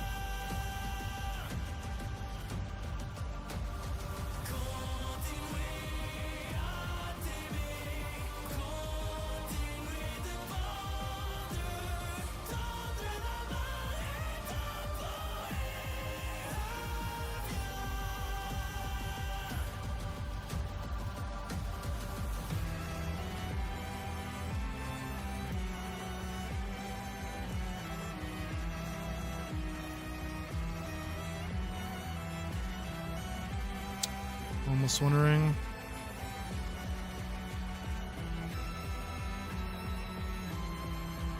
As cool as the effect looks, I think it's like a little...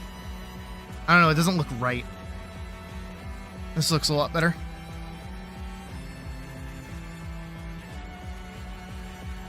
How many for slide? 1, 2, 3, 4, 5.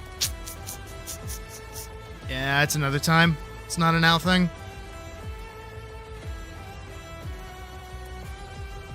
But I think that's okay. I'm excited for her to do the little flip, though.